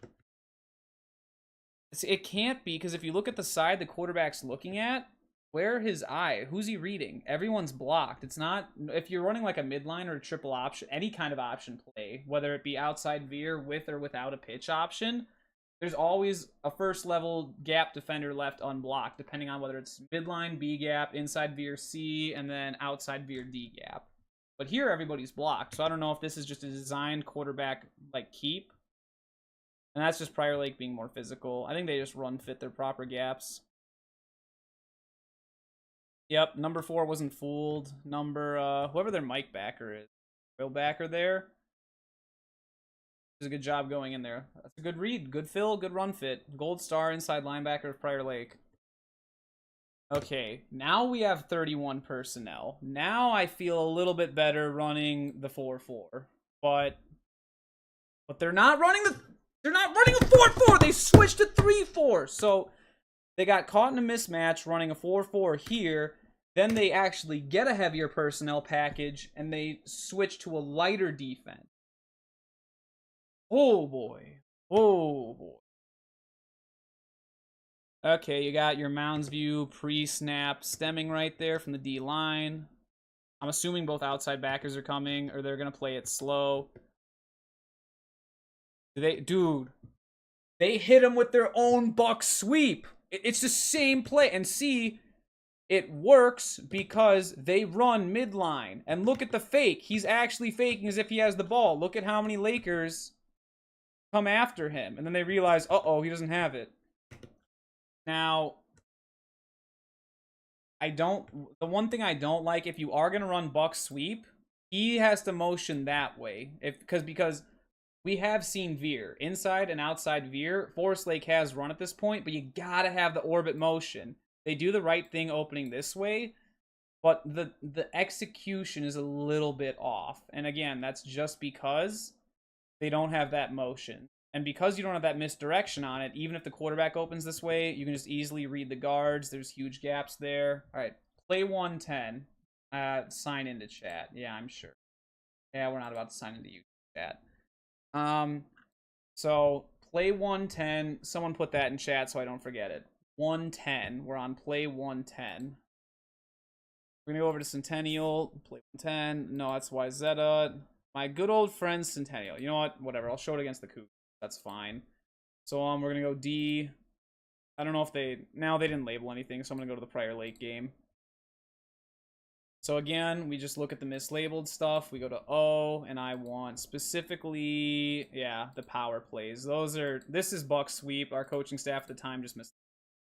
So again, look, there's the motion. See how motion is going that way? He gets the ball. Or you can do it the other way. So that time motion goes with it. That's how they do it. But then suppose you want to run Shakapee's, where's Shakapee? There they are. Go to Hopkins. All we got to do, Shakapee O, find counter tray. There it is. A little bit fuzzy. I don't know why Shakapee's camera is so blurry. Maybe it's the glass they have. Need a little bit of that Windex up on their box up there. So this is when you can motion against it. So see how it looks like an inside veer going that way. You see? He opens that way. There's the dive fake. Here's the pitch. And I think I said this earlier on stream. The defense is used to being left unblocked on inside veer. So it literally feels the same to the defender, whether it's inside veer or Buck Sweep / counter tray. If you want to look at the minor differences between Centennial and Prior Lake Buck Sweep versus Shakopee counter tray, Shakopee does it more like Eden Prairie does, where they pull a guard and a tackle from the backside. Whereas when you saw with Centennial or Prior Lake, they pull both of the guards. So minor difference there. And again, that just comes from the teams that you play. Shakopee plays Eden Prairie a ton, so they stole counter tray from Eden Prairie. It's just stuff you do. Right, Lakeville South runs the power T. Rosemount steals the power T from Lakeville South. It just do be like that. But see, that's why it's so effective, because look at where the defense goes. Safety goes that way. All the defense is going with all that motion. And there's counter tray. I want to, let me find more counter tray. And look at how few plays there are listed there. That's how few plays Shakopee ran. Different plays, I should say. Let me see another one. This is a little bit later in the game. Same concept. This time they're unbalanced. But you still see. They fake veer that way. That's a bad example because they forgot to have somebody come out. But look at that. That's why you want to do it against the motion. Motion goes that way. Inside veer sets it up. Hopkins thinks that they're running inside veer over here, when in reality, counter tray is coming back around here. Look at beautiful trap block. Oh, okay. I mean, that's unfair. That's just Trey Boyd being a man right there. Oh, yeah. Okay. Shakopee's got big kids. But it's well designed. That's why it's so good. See how the entire defense went over there with the motion and thought it was another inside veer? It's all about how the plays set each other up. Play 110 of Prior Lake, I did not forget. And like we said, Prior Lake is just not setting that Buck Sweep up at all. And this was the same thing with Forest Lake on this play. I just don't think they ran Buck Sweep the way they could have. Fake there, fake there. What it would have been better is if you had the motion here, and then you can still pull both guards. You don't have to pull tackle and guard and run counter tray. You can still run Buck Sweep, dive fake there, handoff coming back that way, trap block upfield, and then he comes a little bit more in line. Maybe he could even come underneath and go under there. There's different things you can do, so he doesn't have to go so wide. Oh, we made it to the fourth quarter. Huh? Okay, there's a random coach. Are they looking at Coach Gegenheimer back? No, that's not Gegenheimer. Well, okay, this guy's not. I have no clue who that is. That's not Gegenheimer either. Gegenheimer likes to wear like hoodies and long sleeves, or hoodies with the sleeves cut off. And this dude doesn't have long sleeves. He's a little bit bulkier than Coach Gegenheimer is. Out here with the empty quads, looking like Maple Grove circa 2021. How did Prior Lake adapt? Take a guess. Shifted all their linebackers over. They're playing Madden 05. They pushed B button on defense, stick left, or I'm sorry, stick right, because you'd be looking at it from the offense's perspective, and just shifted their linebackers over. You have an outside backer here, inside here. You have a mismatch with an inside backer containing the edge, and then an outside backer matched up on receivers out there. And you have numbers. You have 4-on-3 out there. I'm just seeing like huge mismatch in favor of in favor of I'm forgetting the name, Forest Lake here. Starting to get late. Yeesh. So no, I'm definitely not a fan of Prior Lake's adjustment again. And if you see they're in empty personnel, maybe this is something I missed. Is it different kids than their base personnel, or is it the same numbers? If it's the same personnel package and they just line up in empty, then yeah, you're not going to ID that and you're going to be stuck with your base defense. But if it's different numbered kids, like you see them bring in 5 receivers, then you probably want to put your nickel package out there. There's zero reason to not put in a nickel or dime package if you see them switch off all their running backs and tight ends.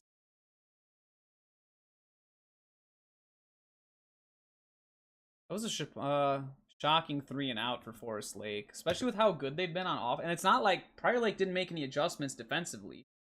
I just think Forest Lake kind of got away from what they were doing good.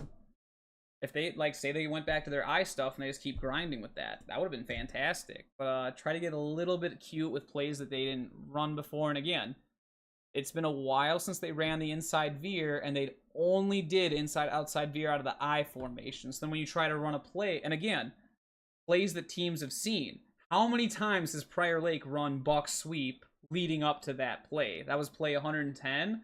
Right, like half of Prior Lake's plays were buck sweep at that point. So they've seen it. Okay, jet mode again. Why bother with the jet? If you're gonna do the jet and then lead, don't do the jet. Watch. You'll see here. Literally, he comes across. The ball's not even snapped until he's already passed. He barely does any fake at all. I'm surprised that this kid gets fooled by that. You've seen that all day. And again, going back to the alignment, they're in wing strong. H is not over here. H is over here on the strong side. He is not in a position to come around and lead block for the jet. He's just not. So there's 0% chance pre-snap that he is getting a jet. He just can't. And if they did, it would just be stupid because he'd get tackled. There's nobody to lead block. He would just come right there and tackle him for a 1 or 2 yard loss. So I don't know. Definitely there could be an adjustment there to make that a little bit harder to read. Snap. Lead. We followed our blockers. We did not bounce it out. Gold star to Prior Lake. Fantastic. And they follow it up by going into a spread. Yay, 11 personnel. All right, let's see what they do. Oh, gold right, gold right. Do a trade. Why? Okay, I don't know why it says tray slot. Oh, okay. It's not 24 fold. They don't have a play called fold. It will be line. And if it's going to the right, I know what it is. They're going to take Beckman here. He comes down the line, and then you get down blocks. That's what line is. The interesting part is that they moved the running back over. He's on the same side as the line. But I'll give them some credit. They did a better job disguising it. And you know what? That's because this isn't line. This might actually be trap. No, because they didn't trap anybody. It's line. Oh, they just kind of cut it up. So, okay, noted. Line could go to either side. But, well, no, because guess what? Line is always opposite of the H-back. You have H-back to cover the pulling tackle. So, if tackle's uncovered, you can't run line. Noted. Tackle has to have a buddy, either a tight end or an H-back, to pick up the guy in front of him. Otherwise, he can't pull. Boom. Now I know when they can run line.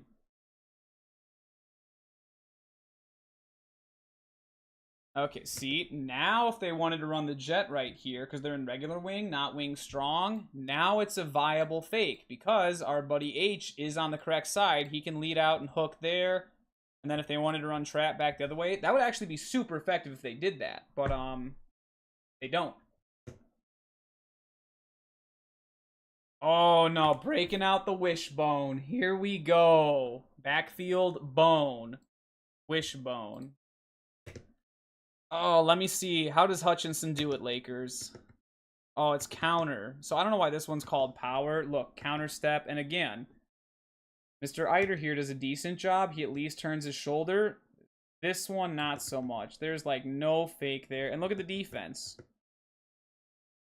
Yeah, they were, I gotta give credit. They were a little bit fooled on this one. It's late in the game. They're desperate to make a stop. We should have read pulling guard and we should have scraped that way. Corner does a good job coming in, forcing it back inside. I gotta give number 4 and number 3 credit at corner for Forest Lake. They've really kind of crashed down and they're forcing it back in. Okay, no jet motion this time. It's gonna be lead because they're in wing strong. Even if they do a jet, it's still got to go that way. Don't bother with the jet. Just keep H in there to block. There's 0 or Z, whichever one that is. We'll say that Z and this is H. There we go. Don't send Z in motion. Don't call zip. There's no reason to. H is not in a position to lead for him. There's 0% chance Z would ever get a jet without H being over there to lead block. It's going to be lead. You might as well just keep Z over there as another blocker. And it works. Boom. Are they going to do it again? Why does it say orbit and lead? Oh, dude, they're running wing slot. What in the Centennial are they doing?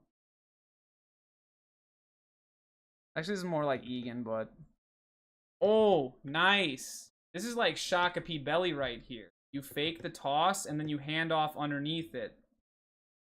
And then he can carry his fake out that way. He kind of gives up after running back. He should do more of a fake out that way, like a boot. Going back to Shakopee. I don't know if... Play. 120. We're getting close. Play 120. Going back to Shakopee. You look at Shakopee. What plays do I want? I want Waggle. Definitely want Waggle. I want Rocket Toss. And I want Belly. So these are all plays that set each other up. So we're going to sort by alphabetic play here. So Rocket Toss is the base one. This is the first one that goes for a touchdown. So watch how these 3 plays set each other up because they always the same motion. And this is why I'm going to give Prior Lake some credit here. They didn't come up with this. They took Shakopee's stuff, either Shakopee stuff and copied it, or Centennial stuff and copied it. So see, orbit motion, they do the fake dive there, and then they do the toss. That's the base rocket toss. That's the first play you run. That sets up belly next. So when you run belly, fast forward a little bit here. Unbalanced wing slot this time, slightly different formation, but same concept. He motions that way. There's the fake toss. But guess what? They do dive underneath it. And look at how the defense reacted. They're expecting toss, right? Ran right past. They think it's toss. And then there's belly. Smart. And then off of that, what's another play you do? So when you run the toss, oh, this is the touch. Yeah, this is the touchdown. We're going to watch this one. So another play off the toss. Watch the orbit motion. So there it is. Rocket toss, fake that way. Rocket toss going that way. I think I talked about this earlier. All of the Hopkins defense goes that way. Look, caught flat-footed, has to turn. Caught flat-footed, has to turn. Fell down, touchdown. All just because those 3 plays all look the same at the start. The one difference is that Belly, the fullback, goes to the motion side instead of away from the motion. Or, yeah, he goes with the motion instead of away from it. But that's 3 plays, and they all play off of each other. Shakopee, gold star. Prior Lake could be better. Okay, what'd I say? I was at 120. Not too many more plays to go. We're in the home stretch, boy. Wing slot, orbit, and then just do their lead again. So again, that one's more well drawn up. I'm not a fan of what the right tackle does. He's driving that kid inside, and he's like hugging him like this. Get hands inside, turn shoulder. Better ways that could be blocked, especially when you turn him inside. That's where the play is supposed to go. You're pushing the defender into the play, and what defender is that? So again, this might be schematically something to improve. That's Howie Johnson. Why are we running at Howie Johnson? If you know that Howie Johnson is there, I'm thinking, let's go the other way.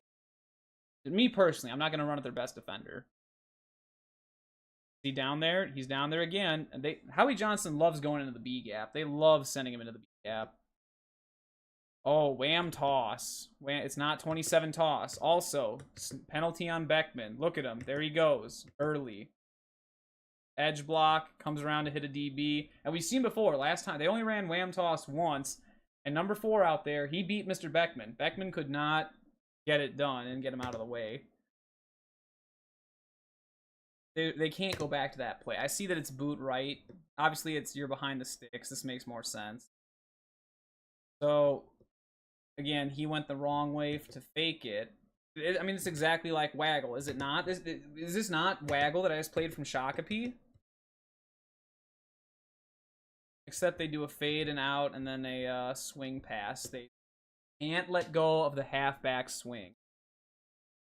Then, what are we? We're behind the sticks. Our bread and butter didn't work on the first play. Put in the 11 personnel. Spread them out. And I was just joking about the halfback swing and how they can't let go of it. There it is again. Okay, the one thing they will get credit for, though, they see that Forest Lake's in cover 3. They're hitting them with the verts again. Don't break into the middle. Yes, smart, smart. Remember how I said earlier, you don't want to break inside and invite the safety of the party? He goes a little bit too straight. If they widen out a little bit and he gets more up the hash, he's got, see how he made a move inside? That's the one mistake that could have been cleaned up. Thankfully, the safety goes with the H-back this time. If he takes a step outside and works his way up, then he's there all day. And that could have been a touchdown, because then he would have been further away from the safety. That safety would not have been able to make the play. Touchdown, Prior Lake. And, I don't know why they didn't call verts more often, honestly. Maybe because they're not expecting their quarterback to get it down the field. But the only look Forest Lake has given you is cover 3. That's the, like I said, two things that I'm going to complain about Forest Lake's defense, and they kind of play off of each other.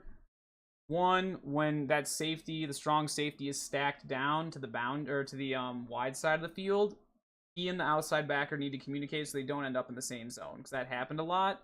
And then you can't always just stack them to the boundary and only run cover 3. Eventually, like, well, it took Prior Lake a while to figure it out, but like Dan Fritzy at Eastridge, he'll spot that right away. Paul Wasserk at Anoka, they'll be like, okay, they're only doing that to the wide side. Let me get verts. Let's throw the seam. Let's attack the seam. Let me get the backside hitch. There's nobody in the flat back there. They're blitzing the outside backer on that side. Ooh, here we go. Wishbone. Make a wish. This time it's just straight up power. They call it lead. Well, yeah, I guess that's more lead. I don't know why they keep carrying out these pointless fakes. At least he opens up the right way, but look, his hands are out there. If you're taking a handoff, whether it's a fake or not, you're just here. You're not trying to eat something. Reach out and grab. Be there, subtle little fake. Don't overdo it. And what does Prior Lake do? They bounce it out. Boom. Oh, number 4. Number 4. I was giving him credit a few plays ago. Come up here. Force it inside like you've been doing. Don't cut inside early. If you dip inside early, that's not an NPC, man. That's Levi Eider. He's a fast kid. If you come inside and let fast kid get edge, fast kid will run. And fast kid ran. Now, keeping Prior, like we said, Prior Lake having to drive the field, not too often they're going to get to the end zone. But if you are in 1st and goal from your 3-yard line against Prior Lake, they are going to get in. And they called the exact same play. Okay, followed his blockers, didn't bounce it out. This time, just did a better job opening the hole. Tight end was able to kick the outside backer out, more of like a cannonball look right there. Lead. Now, I don't like the gap that the lead blocker took. He should have gone in here and looked inside. That would have been better. So lead blocker did the wrong job, but again, Prior Lake, big. Fast kid, run behind big kid push. Prior Lake's offense. They get the extra point to take the lead. It says that it's good, so I don't even need to bother watching it. Good. Ooh, that's just mind-boggling. Like, we are in the late in the fourth quarter. There's only 36 plays left in this game. And it feels like Forest Lake has won the first, 120 plays. Right? And now Prior Lake's winning again. That's wild to me. After that 3 and out, Forest Lake just kind of lost the momentum after it. Out of bounds, penalty. Forest Lake gets a short field. We like that. 11 personnel. It's not, no, it's 2x2. That's why they're not adapting. Prior Lake is like, hey, it's late in the game. We're just going to play off coverage.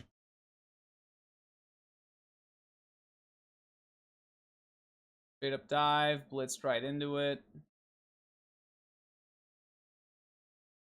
Oof. Was this supposed to be midline? This might have... I think it was because they didn't block the... No. It almost looks like it's supposed to be an inside veer. Because see, there's the pitch man here. They left the C-gap defender unblocked. I think this is inside veer. But if it is, then tackle, you're supposed to get the backer. Guard is supposed to double team. Okay, yeah, it was supposed to be inside veer. The tackle just missed his block. Gotta have head up. Gotta have head up and take that back. If he's blitzing, same thing with the guard. Guard's got to see that and say, oh, I can't double team now because there's a guy. And you know what? Actually, go back and redraw it. Easy adjustment you can make. Linebacker cheats up like that. You see him coming. You be like, uh-oh, now I got to take him. You get a double there. Now that's your new C-gap. That's your new point of attack with a double team up to there. And then center can just scoop the nose. There you go. Inside veer. And then if he comes, you read him. You've got blockers out here. You can take him with base block. You can do a switch block if you want to, like Shako does. And then just read our outside backer there. So there definitely is a little bit of an adjustment or a tag that Forest Lake could have done. But again, high school kids, how are you going to make that like adjustment on the fly within like half a second before snapping the ball as a linebacker's creep?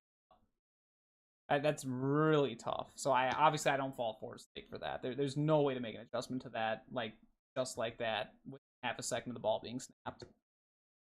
I do like calling inside veer though. That was there. Speed option. So why did the quarterback keep? Look at the positioning of the pitch key. Playing wide. He does come up and get him. So, I mean, outside backer played that pretty well for Prior Lake. He was able to take away both the pitch and the quarterback. That's pretty impressive.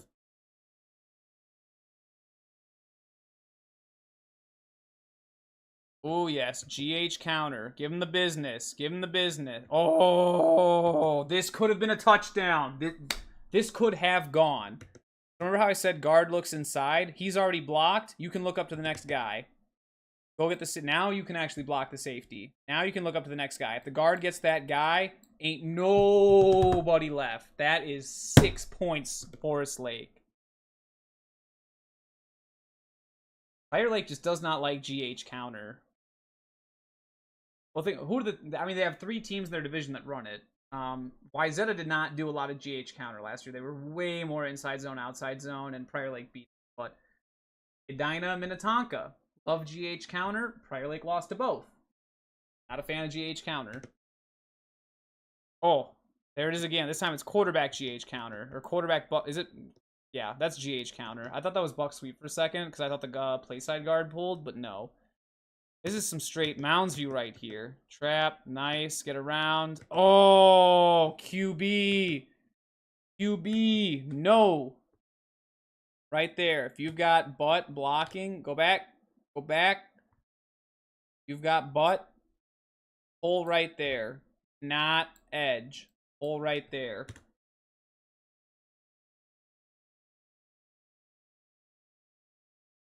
Follow the GH counter. If it's supposed to be GH counter, run GH counter. Do not bounce it. Don't bounce GH counter.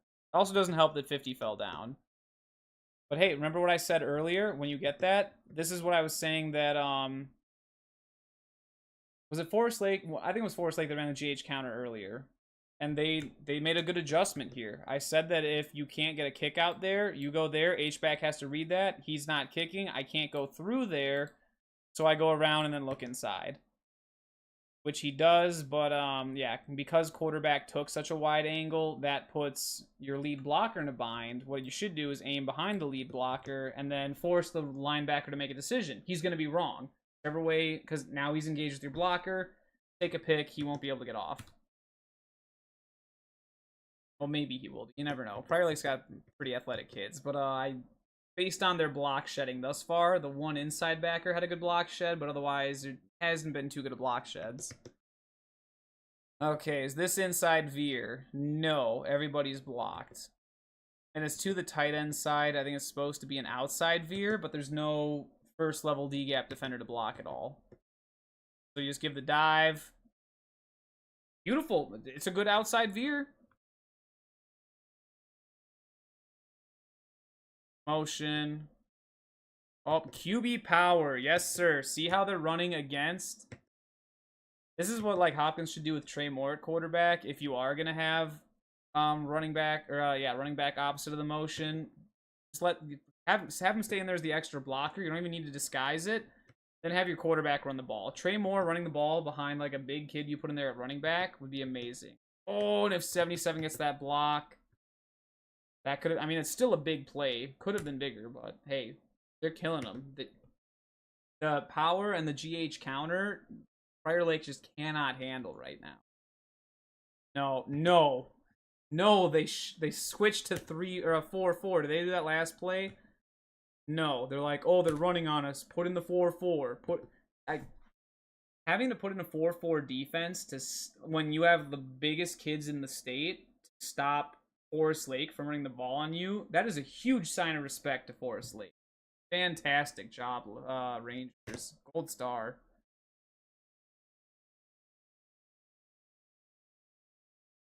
Okay, it's that dive again. I mean, it worked. He was able to find the space. Oh, this is a touchdown pass according to the top. Let's see what we got. I'm excited. Now we're starting to break in the touchdowns.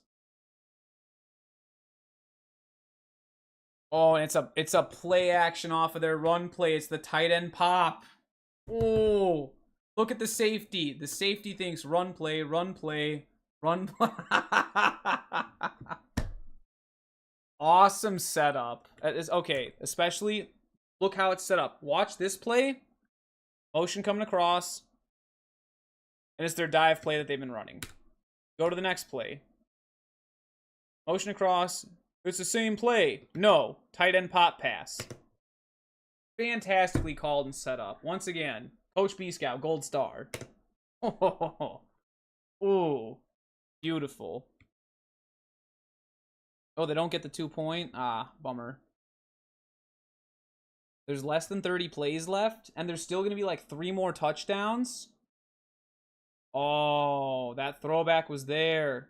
He's coming across in the mesh. He just went a little bit too... If quarterback stops bailing so far, even if he just sets his feet right there and plants and then looks back, it's open. I just think he waited a little bit too long, and then the ball kind of sails on him. It was there, though. Great play call. Great design. Oh, yeah. The Rangers are back on top now. I forgot about that. Great execution. Imagine if they were running GH counter and their power and all that, the drive before when they went 3 and out. Prior Lake wouldn't have scored. They would have lost all momentum. You would have been up by 2 scores. That would have been awesome.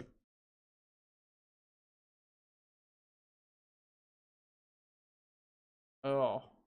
They ran lead weak. They didn't pull. No. So, see, it's called lead again. This is why I don't like the lead, because before someone was calling it 23-24 lead. Well, now they're calling it 25 lead. They're like, well, it's going to a different gap. But it's not lead, it's power. Why? Watch the guard. Guard doesn't pull on lead, right? And they only run it into the wing. Guard's pulling here. This is power. Back, H does the kick out. Guard pulls and looks inside. R follows behind. Is this wing strong? So that's my B. H is getting the ball. R does the kick out. Guard comes around, looks inside. H takes the ball. That's what actually happens.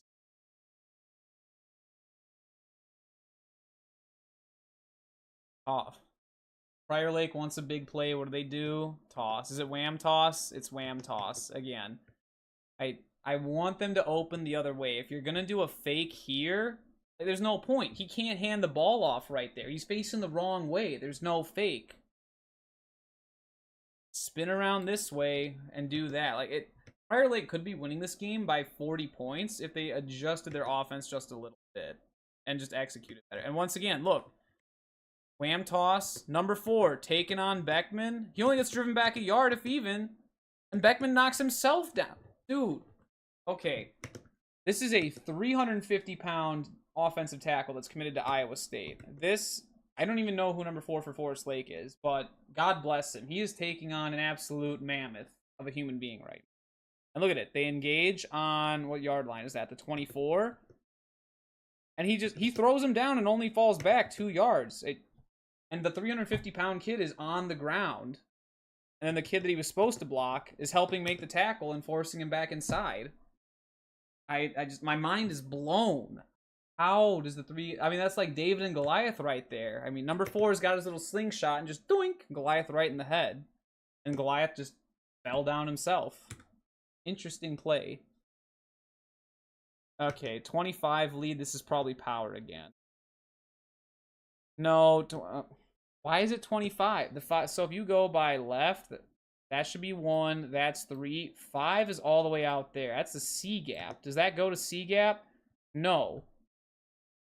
It goes inside. It's going to B gap. So that should be 23.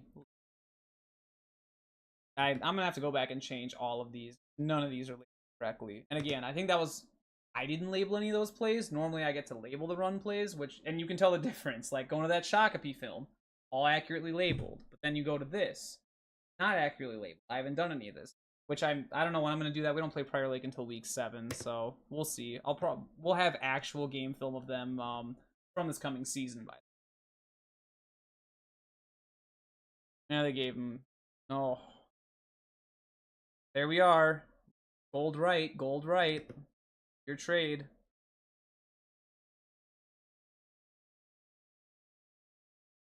Running around one-handed with the ball. And again, that same concept where they have the deep. Prior Lake really hasn't run that many plays. For a team that has like a million different run plays, they only have like 3 or 4 pass plays they've ran. Verts, the running back swing with the verts. Oh, so this you can tell is Coach Gegenheimer because he's got hoodie with the short sleeves and he's got the arm tattoos. That's Coach Gegenheimer right there. Tattoos give it away. And he's got the same Laker hat on.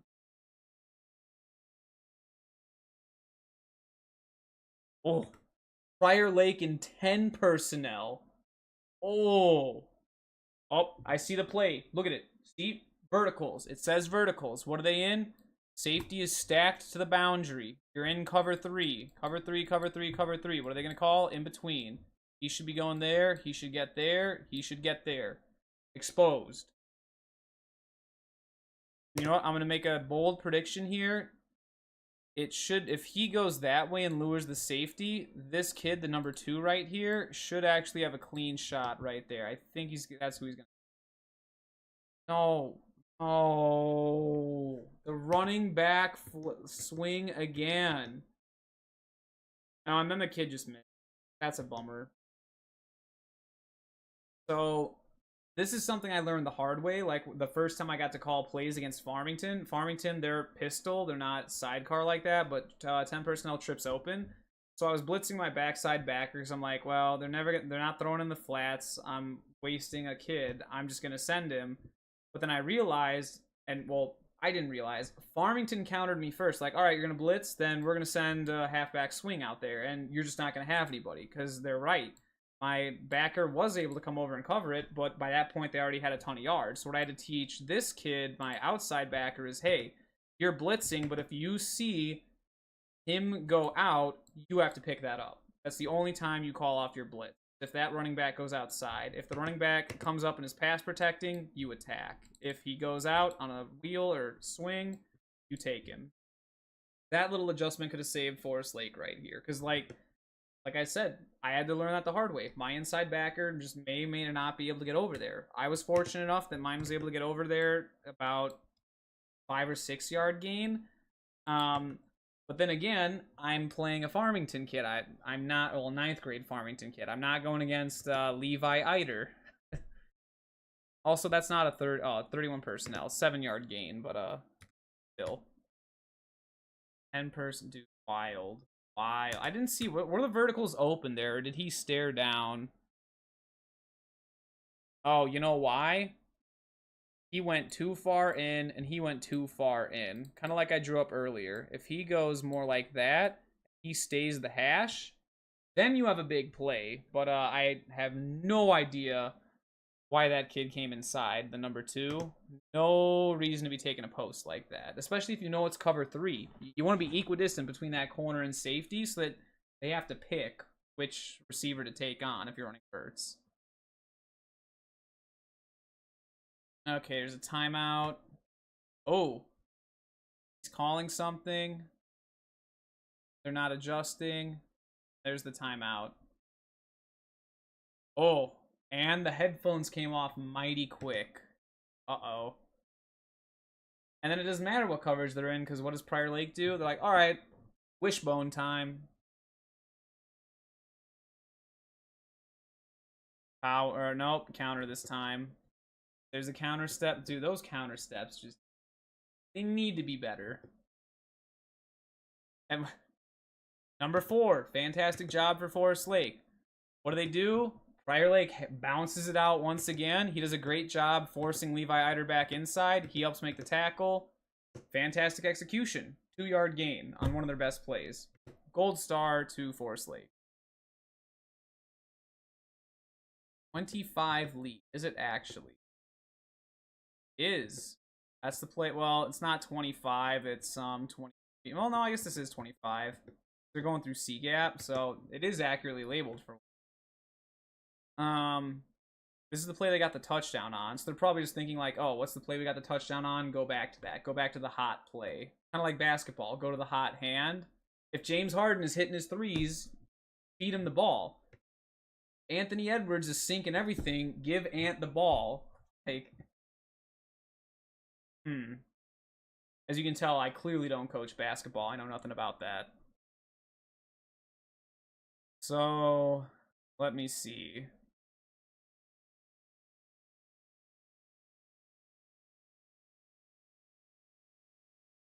It says verticals. This time they're in 11 personnel. Could it be the tight end? Tight end vert. No, because the safety goes, oh, knocked him down. Why do I bother? I should forget. Even though it says verticals, what do they do? They don't. Does he even look at the verts? No. He immediately is like, halfback swing. No thought given to the verts at all. Look at the number 2. Didn't I call that earlier when they were in trips? I said, if he runs in the seam in between the safety and the corner, he splits them and he's going to be wide open. And he splits them and he's wide open. These are flat defenders. He's looking out there. It's cover 3. He's wide open in the cover 3. The quarterback didn't know it was cover 3. 1, 2, 3. Cover 3. Open. Verts. Cover 3. Sauce. I don't know. All right. Either way, yeah, that could have been a touchdown. Prior Lake had a touchdown right there, but hey, it all comes back to what is your team's identity and do you practice that stuff? Honestly, if Lakeville South lined up in 10 personnel and we did the same thing, we probably would have the same result. But that's just because we don't practice stuff like that. We run our power T. Simple as that. So maybe this is a thing with Prior Lake. As you've seen, they do 22 personnel. They do the 31 personnel, which is sort of similar to their 22 stuff. That all kind of blends together. And they do their wishbone. And they do 11 personnel. They did some 12 personnel. Like, the playbook's a little bit too big. Gotta condense some of that. Because you can tell that some of the stuff, they just have not practiced nearly as much as other stuff. Like this. This shows to me. If they'd been practicing verts, then... And if they knew that Forest Lake would just attack them with cover 3, you can tell the quarterback, hey, look for the number 2 against cover 3. He's going to be running down the seam. The seams are going to be open. Especially when you see the safety, the free, cheated to the side of the tight end. Know that the opposite side is going to be open. He is. Oh, he just didn't give it time to develop. He immediately went... Did they do a little flare motion here or no? Or a swing motion? No, it was just right off the bat. And again, this could have been a 44-yard touchdown pass. Easily. But instead, it's a 2-yard swing for no reason. And give the Forest Lake corner a good job. He came up, and he filled, and he made the play.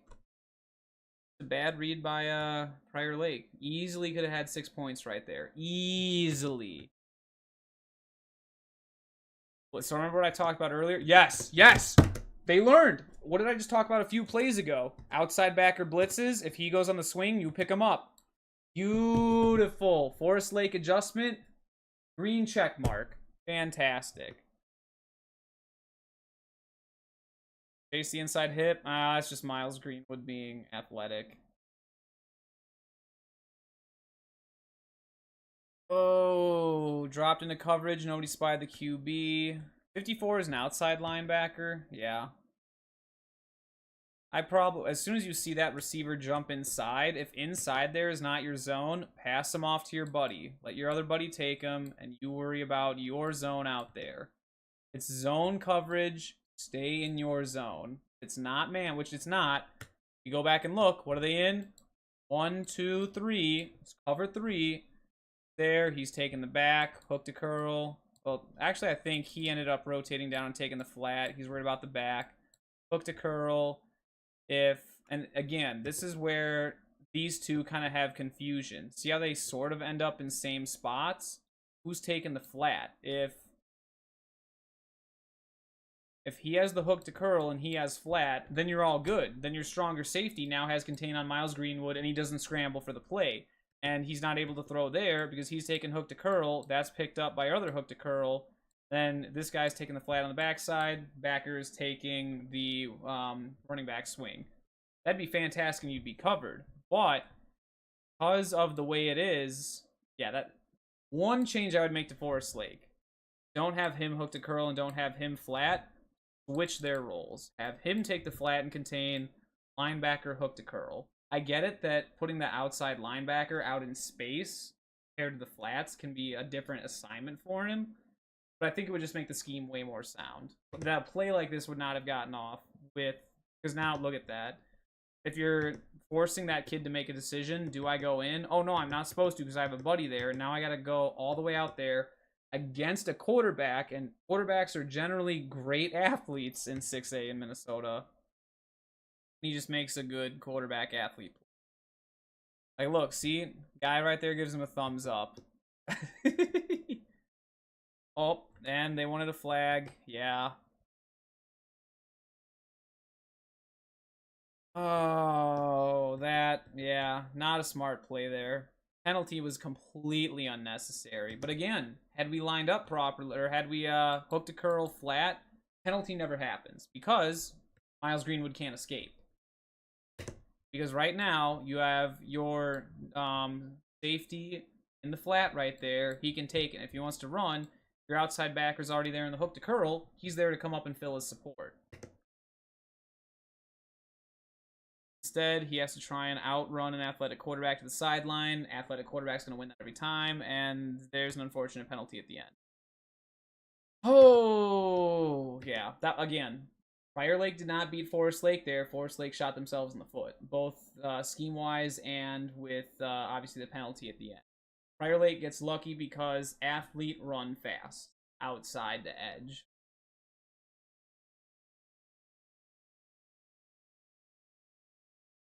Speaking of which, are they going to do the same thing here? Guard pull, yep. Run behind big kid. Bounce outside. Ooh, this time, number 4. Gotta crash him. Played a little bit too wide. Missed the leg. Yeah. Can't be afraid to attack Mr. Eiter. Gotta go up and give him the sauce. Crash down a little bit tighter. Again, you don't go inside of him. You stand as outside. You just slowly flow it down so that he doesn't have a hole to run. Same play, isn't it? Well, power lead. Well, yeah. What's their go-to play? Was that 25 lead out of Wishbone. Anytime they're like, yeah, we want to score. 25 lead short yardage. We need to get a first down on 4th and 1. 25 lead out of Wishbone. It's the hot play. Like I said, hot hand. James Harden's hitting threes. Feed him the ball. Same concept. 25 lead out of Wishbone is our hot play. Go back to it.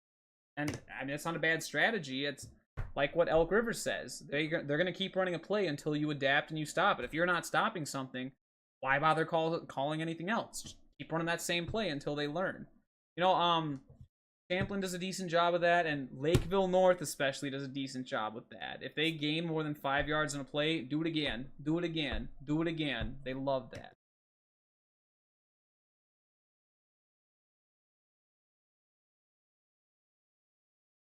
20 to 19. Yeah. See, that's where those extra points come back to haunt you. That says good that they got it. I'm just curious as to what they ran. Boot. Yeah. Oh, he's got so many dudes open. Is he just afraid to pass? Well, I guess there's multiple ways they could have scored. Again, like, I'll give them credit. It is drawn up nice. He could have completed it had he played like maybe a Minnetonka or a Maple Grove. Should have thrown that. But again, Prior Lake just kind of gets bailed out because athlete run fast to edge. They got it. But hey, if it works, why change it? What did I say? There's 166 plays. I don't know if there's any more. Is it just 19 to 22? Was there not more scoring? Decent field position. Okay, what do they do to come? Oh, just see that? Somebody's fingers. Oh, I can't. Someone's fingers up there. That? Oh, whoa, whoa. That finger coming up. Someone's just getting a little bit nervous, shaking a little bit. Hey, I can't say I blame them. You're down 3, 2-minute drill, end of the fourth quarter. Prior Lake just scored to take the lead. Your offense has a chance to go down and win the game. Screen. Oh, tunnel. Yeah, no, that's not. It is tunnel. Yes. So speaking of the Hopkins tunnel, you can only do that if you see how Prior Lake's backers bail out and the rest of the guys are aggressive. This is when you can get away with a tunnel. Because now, because they're so aggressive, look at that. Now I have my blockers, and they've all bailed out already. But when Hopkins was going against Shakopee, first of all, Shakopee was, well, I guess, yeah, Prior Lake finally went into a nickel package, which it makes sense at this point, because it's now the end of the game. But, yeah. Good call, tunnel. Get some. Oh, 2 guys turned around and blocked. If he's gotten there, go get him. If you get him, that's gone. That's gone. If number 2 is blocked by number, was that 52? Who gets that body right there? That's touchdown. Rangers take the lead. Prior Lake is not driving down and scoring with, like, how much time was left? Minute 23. Yeah, if you give Prior Lake the ball back with, like, about a minute-ish left or 80 seconds, it's not happening. It's just not. That's heartbreaking too. That could have been a touchdown play with one more block. And again, why do I talk about downfield blocking? This play happens at the 31. It goes for 14 yards.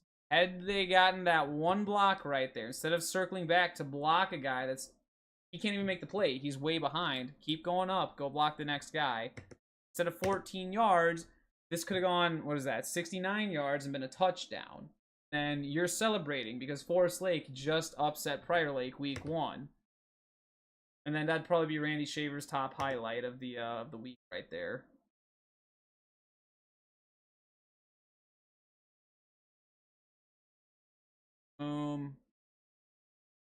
Yeah, you know what's funny? I don't know if I've mentioned RPO yet. So I know when I was talking with Caleb, he was like, "Oh, RPO was super overused." And I know the Forest Lake Rangers, not the Rangers themselves, but the announcers on the YouTube channel that does all the Forest Lake Ranger games, they love to say Forest Lake runs RPOs.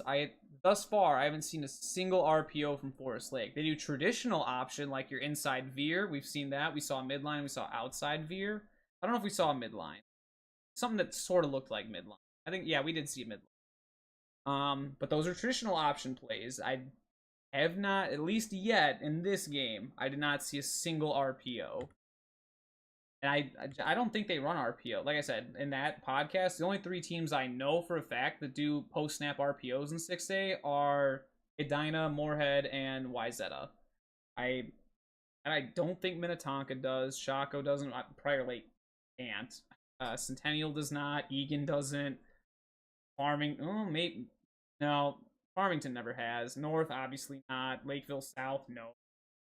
I guess I'd have to think of some of those teams up north or out east, like Stillwater maybe, Woodbury maybe, Eastridge could be. I don't know. Those are a little bit more unknown to me. I don't know. Is Osseo hitting RPOs? I kind of doubt that. Blaine is more run heavy. I don't think they hit as many RPO. Maybe they do. I haven't watched too much. I know they love to do quarterback lead. They love stretch. They do a little bit of GH counter here and there. Anoka, I don't think ever did that against us. They did a lot of screens, but I don't think they were true RPO. It's all called on the line, and that's just because Bo Wasser does such a good job. He doesn't need RPOs. He sees what line you're lined up in, and he calls something that counters it. He does a great job at that.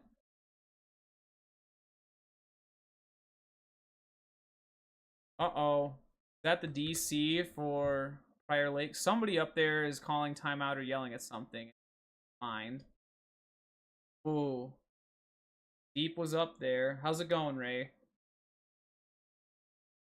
Everything's covered. Oh. Forest Lake wanted a oh, did they give him the flag there? They gave them the flag. They gave them the flag! Good job selling it, too. Oh, well. And you know what's funny? Who's the one that got the penalty? The kid that plays both ways. I mean, think about that. How many of the 160 snaps has he played? He's played all defense. He's played all offense. I don't know how many special teams he's played. Okay, really, we're on play 160. I'm going to go to 161. I just want to count. You're with the... What is HUD? You know what? I don't even want to know what that is. So, look at that. He's been on the field 131 plays this game. When you have a kid that plays both ways like that, that's crazy. And you're still locked in? Hey, we appreciate that. Way to stay locked. Always got to be focused. Eyes on the prize. Go back to play. We'll go off to one. They got the penalty. That's great for Forest Lake. Short field. Only have to go 40 yards to win this game or get close just to kick a field goal. I want to say that it was raining by the end of this, though, because I forget it was that rainy game, so maybe field goal might not be on the table, weather permitting. Green. Oh. Oh, dude. It's there. Again. Great play call. Prior Lake, super aggressive defensive line. They don't know what a screen is. The only problem, they're all 10 feet tall. It is so hard to get a ball over a 10-foot tall defensive end or nose guard. Yeah. I don't know. Anyone ever played Madden 2008? Last great Madden game, first of all. Madden 08 might be the GOAT next to 04 and 05. 06 and 07 have bugs that are weird. 07 randomly freezes at halftime. 06 just... If you try to do your own custom plays, sometimes you auto fumble going to specifically the right side when you have people. But Madden 08, they have like hidden teams that all have super special abilities. Like they got this team called the Tridents. They're at 99 overall. Everyone has max stats. And the niche of them is they're absolutely mammoth-sized people. They're all like 8 feet tall, 9 feet tall, and it's just the funniest looking thing when you play the game. That's basically what Prior Lake is. Not the 99 overall part, but at least the and maybe not the 99 overall for the players either, but definitely the size part they got locked.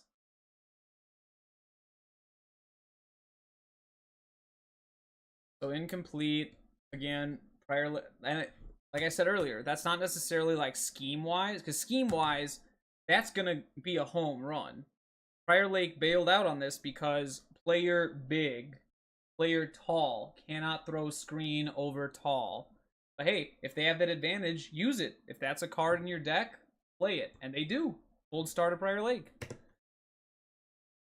But schematically speaking, this screen is there. Look at all these blockers. You get block there, block there, block there. They've got good receiver blocking going on down here. Now you got all your big boys.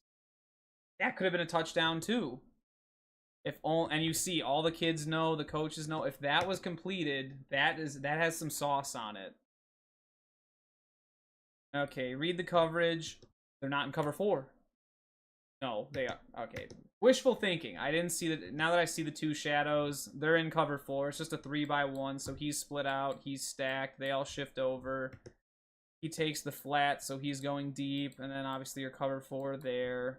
He's probably taking the flat, hook to curl, hook to curl. Let's see if coverage plays out that way. If it does.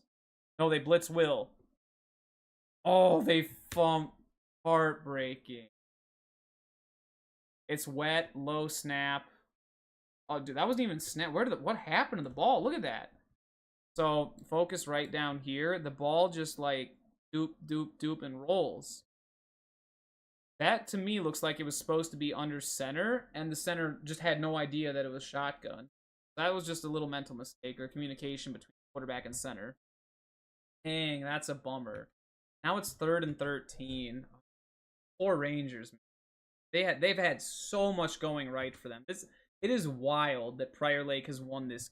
Like I said, if you like 130 out of the 166 plays, like have been Forest Lake doing the right stuff and Prior Lake not. Prior Lake's won like 30 out of the plays, but that's all it took, and they ended up winning the game. That's pretty impressive. Throwing up the prayer. I'm surprised that they just went for the home run right away. It's 2 down territory. You can get like half the yardage here and then get the other half on 4th down. You don't need to just take your shot here, because now if you want to stay in the game, it's 4th and 13. Nope, Coach. Yep, there's Coach Gegenheimer. Like we said, he's got the hoodie with no sleeves. He wants the timeout. Did the color just change? Look at that. Where'd this green tint come from? Like, no, it's not green. That's like blue. Does anyone notice that? Regular? Now it's blue. Regular, blue. Regular, blue. Regular, blue.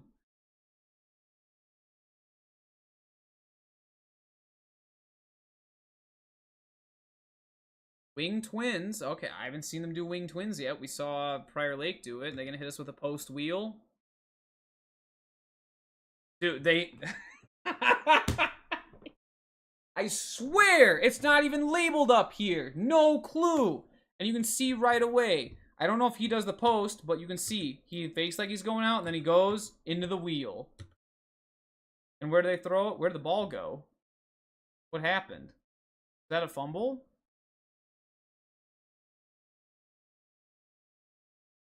Oh, he got hit. Nose guard. No, nose guard wasn't there yet.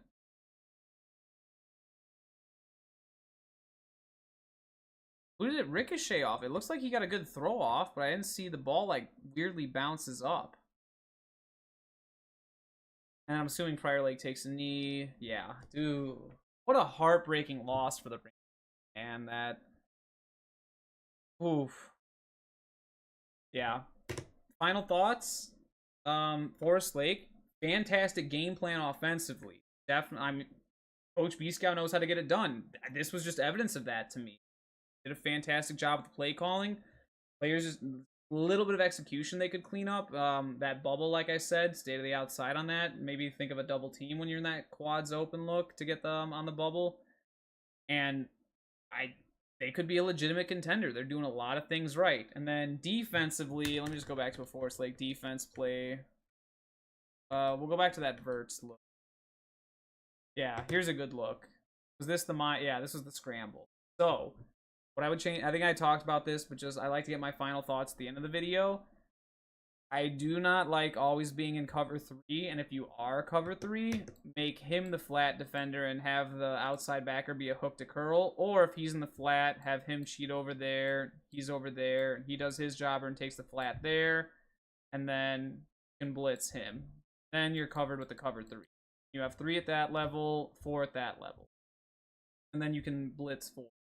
Perfect. But as is...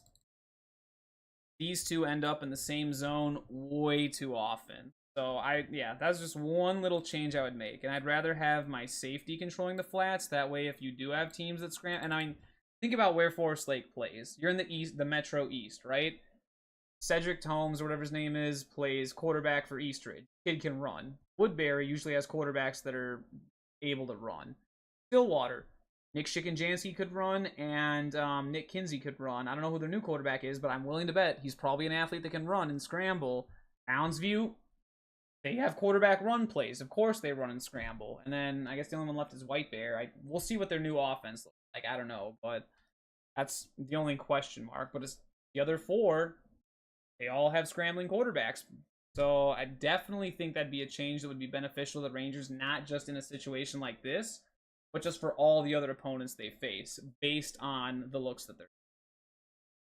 Not that we would have to do something like that at Lakeville South. We just don't see spread offenses or quarterbacks that can run. Like Riley Grossman at Lakeville North. Fantastic passer. He does great with their I formation and everything, but I'm not worried about Riley Grossman running quarterback GH counter like a Caleb Francois would, or whatever Mounds View's quarterback was last year.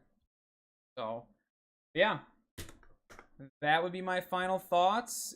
And if there's a game you would like to see, feel free to comment on my Insta. If you want to shoot me a DM on my Insta, be a great way to get in touch. Let me know what you'd like to see.